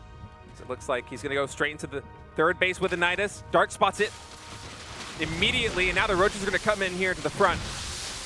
All right, he's doing a lot of damage over here at the entrance. He does force a cancel. These drones are going to come around. Can he get it out in time? Did a queen come out and transfuse? No, just a couple queen. Roaches, no queens there. Next Nidus is going to be reinforcing the front line here outside of Dark's 3rd base. Now he's forced a cancel on the 4th, whereas Solar's 4th is finished. So he's not mining from it, by the way. It's more of a macro hatch. But he looks like he might want to try to push in here. Now, keep in mind, Solar does have both missile attack and carapace and armor, basically. So he could try to fight here. Now, this is kind of a narrow valley to try to pick a fight in. Yeah, if you're Solar the Roach player, I think you kind of want to come across 2 different sides here as he's going to work his way up to this ramp. But maybe if you're Solar, you're also content with containing Dark on just 3 hatcheries on 3 bases. And Dark going for Tunneling Claws and Burrow. Oh, Tasteless is an interesting play. This is crazy. I think he has to split his Roaches up. I think that's the play. I think so too, but instead Solar's is going to come right up here at the front. Damn, a lot of Biles. Just pelting him with those Biles. A lot of damage done over there. But again, it seems like this arc is a little bit better right now for Solar. But, you know, when you have this many Biles, it kind of forces the Roaches to move more and attack less. I feel like fighting in these choke points definitely favors the Ravager player because you don't have as much room to spread your Roaches and still have surface area to attack with as Solar. So Dark was getting tremendous value out of these Biles, a lot of damage coming in, and now Dark going for a Nidus Canal of his own. Gets a cancel on that hatch, not bad. Oh, and he's going to scout it. You have to imagine he saw that. Yeah, Nidus Canal did get spotted. Ooh, moving shot here. Wow. Damn, dude. Dark taking such a great trade here on the top side is he has a little bit more of a bank, a little bit more army, less drones. And I think I briefly saw in the production tab one of these players is going for a Spire. I think it's Solar, but I'm not quite sure. Yeah, 10 mutas in production right now for Solar, so that can really turn this game on its head as there's no response, but Dark with a Nidus in the natural. There's no response to this for Solar. He doesn't see it. It's genius. He just never occupied that area due to the way, you know, the ebb and flow of this game. But Mutas come out now. He's going to bro these Roaches. Oh, man. There's going to be a Nidus sending units into the main base and burrowed Roaches on every single expansion here for Solar. God. This is going to be such a difficult problem for him to solve, but okay, the Overseer, the natural, he spots these Roaches, he's able to clean most of them up. He's going to go for the hatchery over here on the bottom position. Roaches are in the main right now. The Queen goes down. This will be cleaned up by the rest. Mutas are coming over here and attacking. I see one Queen to defend and nothing else. Oh! Biles connecting. Biles connecting with Mutalisks as Spore Crawlers are frantically placed down in the bases there of Dark. More drones are going down. This game is getting chaotic as both players taking a ton of damage. Dark continuing to send burrowed Roaches over here. Going to take out yet another hatchery as these Mutalisks are trying to find more damage. That hatchery did not get canceled. That is a full kill there. This is insane. Another wave of Roaches into the main. I don't see anything to defend here. He's going to come up here and get this hatchery again. Solar right now on a 3-base economy. So is Dark. Oh, bad shift click there. With the Overseer. An Overseer here. I guess he missed that. Yeah. The Mutas are continuing to do damage, but I do feel like this damage is a lot worse right now for Solar. I mean, he's taking quite a beating. I don't know. Dark has been getting a lot of drone kills done, but the worker counts at the end of the day are still even, and Solar is the one with a lot of mutas on the map. Dark right now building a Hydralisk den because he still has no response to the mutas. So Solar, once he cleans up that Nidus Canal, and in fact, looking at the minimap, I think he might have done that already. He's going to be able to buckle down his defense quite a bit, and he's going to have full map control with Road Ravager muta. Yeah, now this may be the moment for all the defending that Solar had to do. He now has a big battering ram of an army. But again, this is sort of this impossible position, this outpost over here with the 2 spines. It's kept Dark from ever actually holding a 4th base for very long. Oh my god, the Roaches are back. Roaches back in the main base, and Solar's going to be hitting from 2 sides here as Dark's going to have the perfect defense. Biles coming in, big connections there. On the top side, a lot of damage being done, but does Solar have too much? Tasteless. He does have an upgrade advantage here, though. Dark's army is a little bit stronger. The Spine's still doing damage in the back, as it looks like Dark's going to come in here and try to shove. The Queens are critical in the defense here as he's transfusing the Roaches in the front. Mutalisk cleaning up the burrowed Roaches there as 13 more drones for Solar went down. Now a 7-worker to lead for Dark as he picks off even more Ravagers there. But look at the supply stations, 182 to 156. Is Solar getting too far ahead despite this good exchange for Dark? We got a Nidus coming in here. This does not seem to be the priority right now, though, for Dark. Solar masses up again, and he wants to come in here and try to flatten this position. If he can overcome this little plateau that Dark is in control of, I think he can actually win this game. There's so many units out here for Solar. A lot of Ravagers now joining the fray, and Dark's going to have to vacate this position, go down to the ramp. Look at the arc right now for Solar. It's huge. The push continues onward here. He's now shoved the majority of the army here for Dark onto the low ground.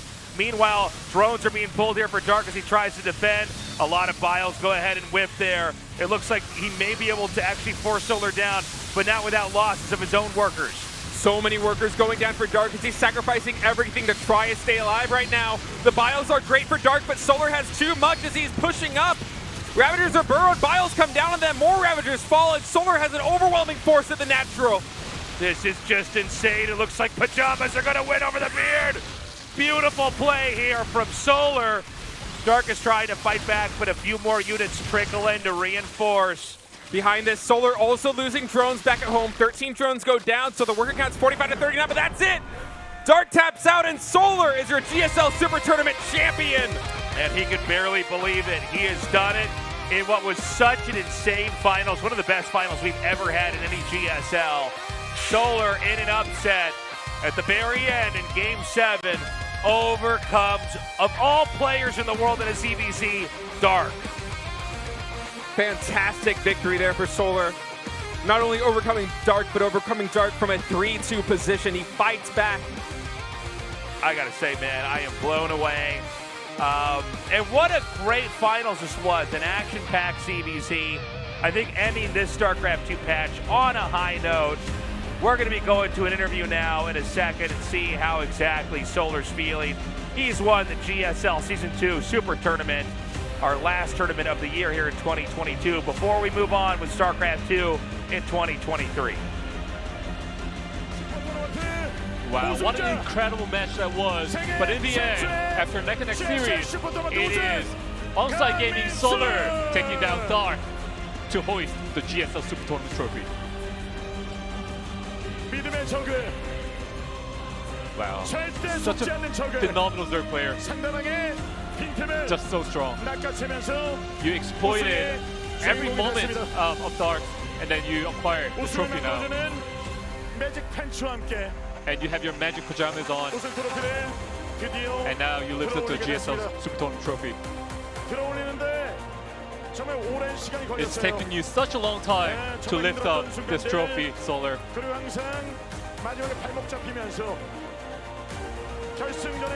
And you have always been bogged down before making it to the upper stage of GSL. You really wanted to have this finals interview, right? I mean, my finals opponent was decided as Dark, and in my perspective, I think Dark is the best in the world in terms of ZVZ matchup.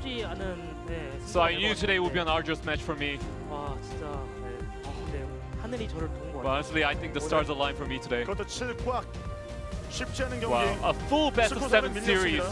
속고 속이는 대혈전이 In terms of 펼쳐졌습니다. score, you were behind, but you managed to make it a 3-3. 오, 난 드디어 우승하겠구나. And in the last game, 그런 확신이 드는 순간이 있었을 텐데요. did you know when you were gonna win? 저는 예상할 수가 없었거든요. I mean, until the very end, I couldn't. I didn't know when I was gonna win. 단단하게 잘 막아가지고 령훈이. The opponent had formidable defense. 정말 진짜 마지막에 GG 나오는 순간까지도 계속 긴장했던. And you know, even until the last GG, I didn't know I was gonna win. 한계를 돌파하려고 좀 많은 노력을 많이 했잖아요. You broke through every limit, every wall. It's taken you so many years to make it to GSL final stage. 강민 선수의 필사의 노력도 있겠고. And there has been so much effort from you, and there's also been a lot of support from the fans. 시간 동안 강민 선수 응원해 주시고. And for this very long time, would you like to say a word of gratitude to your fans? First of all, I want to thank my wife. You know, she's gone through such hardship ever since coming to Korea. I want to win more matches, more tournaments to make her pleased. 사랑하는 사람과 함께 이렇게 대회에 참가한 유부남들의 선전이. And so far, the married players have been performing really well, like Hero, Solar Yu. 강민 선수를 보여주게 됐는데. 너무 고맙겠어요, 진짜. You must be really thankful to her. 막 힘들 때 옆에서 위로해주고. Your wife is always there for you in times of hardship. 최선을 다하고 이렇게 우승 트로피까지 들어올렸는데요. And now holding the trophy. 조금 더 이야기할 수 있는 그 시간. How about you 제가 한국에 오면 send a message to your wife? 제가 우승컵 많이 준다고 했거든요. You know, I told my wife that if she comes to Korea, I'm gonna present her with more trophies. But so far, I haven't been able to do that. So I'm really happy to have won the GSL SuperTournament trophy today. You know, there's still a lot of tournaments left, so I want to win the remaining tournaments to make her more happy. 그리고 What an emotional moment right now, Solar. 강민수 선수를 응원해 주시는 개인 그 팬분들이 좀 계시잖아요. And you know, there's a myriad of fans supporting you 또 이렇게 우승하는 모습을 here and at home, and they all witness your victory today. So any words to them? 이제 팬분들이 약간 제가 핵을 맞은 다음에 I mean, the fans, you know, ever since I got nuked, it's been a meme going around. 정말 일단 응원해 주셔서 너무너무 감사하고. And I'm really thankful to the fans for supporting me and cheering for me. I hope they continue to do so, and I'll try to win more tournaments, and I'll try not to be complacent here. I'll try harder in every tournament. We look forward to seeing a beautiful performance from you next season. 너무 좋아요. Right now, you're like tearing up right now, Solar.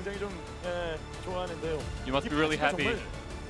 아니 매직 팬츠가요. Man, these magical pajamas. 그 수많은 바지 중에서 이 곰돌이 이 수면 바지를 입었을 때 out of all 성적 pants, 굉장히 좋아요. when you wear this teddy bear pajamas, you perform the best. 맞아요. 네, 뭔가 징크스 이 바지. It is truly magical. 그 사연이 있나요? Is there a reason why you bought this one? 네, 그 쇼핑, 그러니까 저희 집 앞에 옷가게를 잠깐 보다가 My wife actually went to a clothes store 귀엽다고 해서 around my house, and then she thought this one was cute, and that's why she bought it for me. 한번 제가 집에서 거의 경기를 이걸 입고 있었는데, And you know, I tried it on, and all my performance have been good. 시도를 해봤는데, So I tried wearing it on an offline stage, and you know, it's been really good. So I'll continue to wear this pajama pants. All right, once again, congratulations, Solar, on your GSL SuperTournament victory. All right, please stand aside, and we will commence the award ceremony. You may take the trophy. 자 이렇게 오늘 값진 순간들 선수들에게는. All right, man. What a hell of a season, man. What a hell of a year, man. Great year for StarCraft 2. Excited for the new patch. That'll be, I don't know when that's going to come out. I haven't actually fully looked over the patch notes. But I mean, I don't know. This is just a great way to end the year. Excellent casting. Thank you. State, Artosis, our hearts go out to you. Hope you're doing well in Canada. We're going to go hand out the awards now. I believe this, yes, this is Mr. Che, head of esports here at Africa TV. And we are going to be giving the award out to second place first. It's going to be Dark. Gotta say, I really am surprised Dark didn't take it. I do wonder if we actually had, you know, if Dark had not been aggressive right at the start of Game 7, if maybe we would have had a different result. Was an incredible performance out of Dark. I mean, 6 games on the offense. Bringing it all the way to Game 7. Fantastic showing from him, and we're going to be seeing a lot more from Dark in GSL in 2023. I'm certain of it. Hyper motivated, loving the beard. Shout outs to the audience for coming down. Big crowd here tonight for Super Tournament. StarCraft lives on.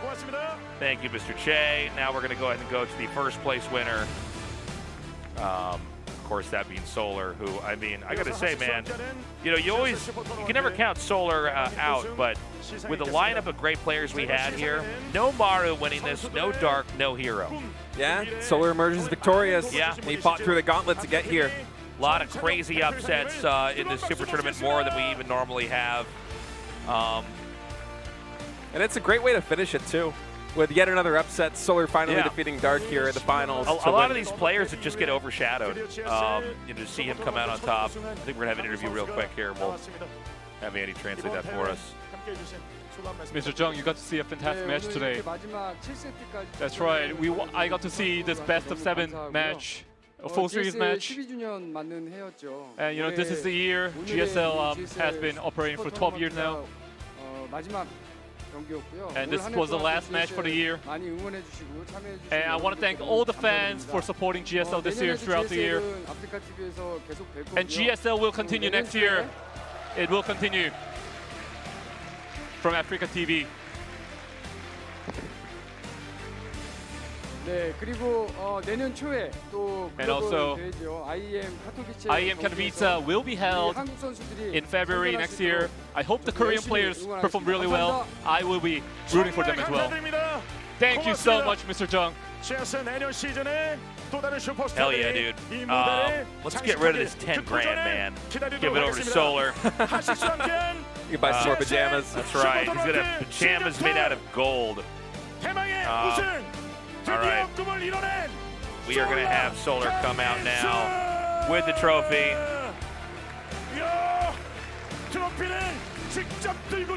And as you can see, pajamas and all, he takes it. Beautiful moment, well fought, well deserved. Solar with 6 games of immaculate defense and then flipping the script there in Game 7 in a storybook finish. That was one of the best ZBZs I have ever seen, if not the best of all time. I mean, that was a fantastic way to finish GSL in 2022. It was just a really special ZBZ. I'm glad it wasn't one-sided. I was a little bit worried in the first 3 games that this might just be, you know, Dark murdering him. And, you know, we do have a lot of 4-1s in GSL. Yeah. A lot of 4-1s and 4-0s. So I thought, well, you know, I guess we know who's really better, but also, you know, it's always a better show when it goes to Game 7. We almost never get to Game 7 in a GSL Finals. Yeah, that game really had it all. And I'm really happy to hear that GSL will continue next season. I will try to win GSL next season. All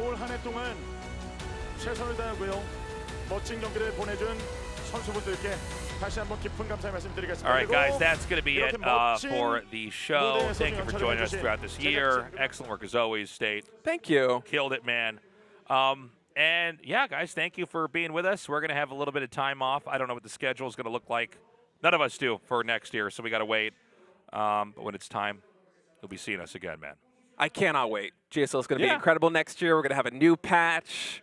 Protoss players coming alive again, except here in Super Tournament. I mean, yeah, well, I'm going to be reviewing that patch on my stream tomorrow afternoon, probably 1:30 p.m. KST. Hope you join me for that. And hope you guys have an amazing holidays. Merry Christmas, Happy New Year, Happy Hanukkah, all the holidays. And we'll see you in 2023. Bye-bye.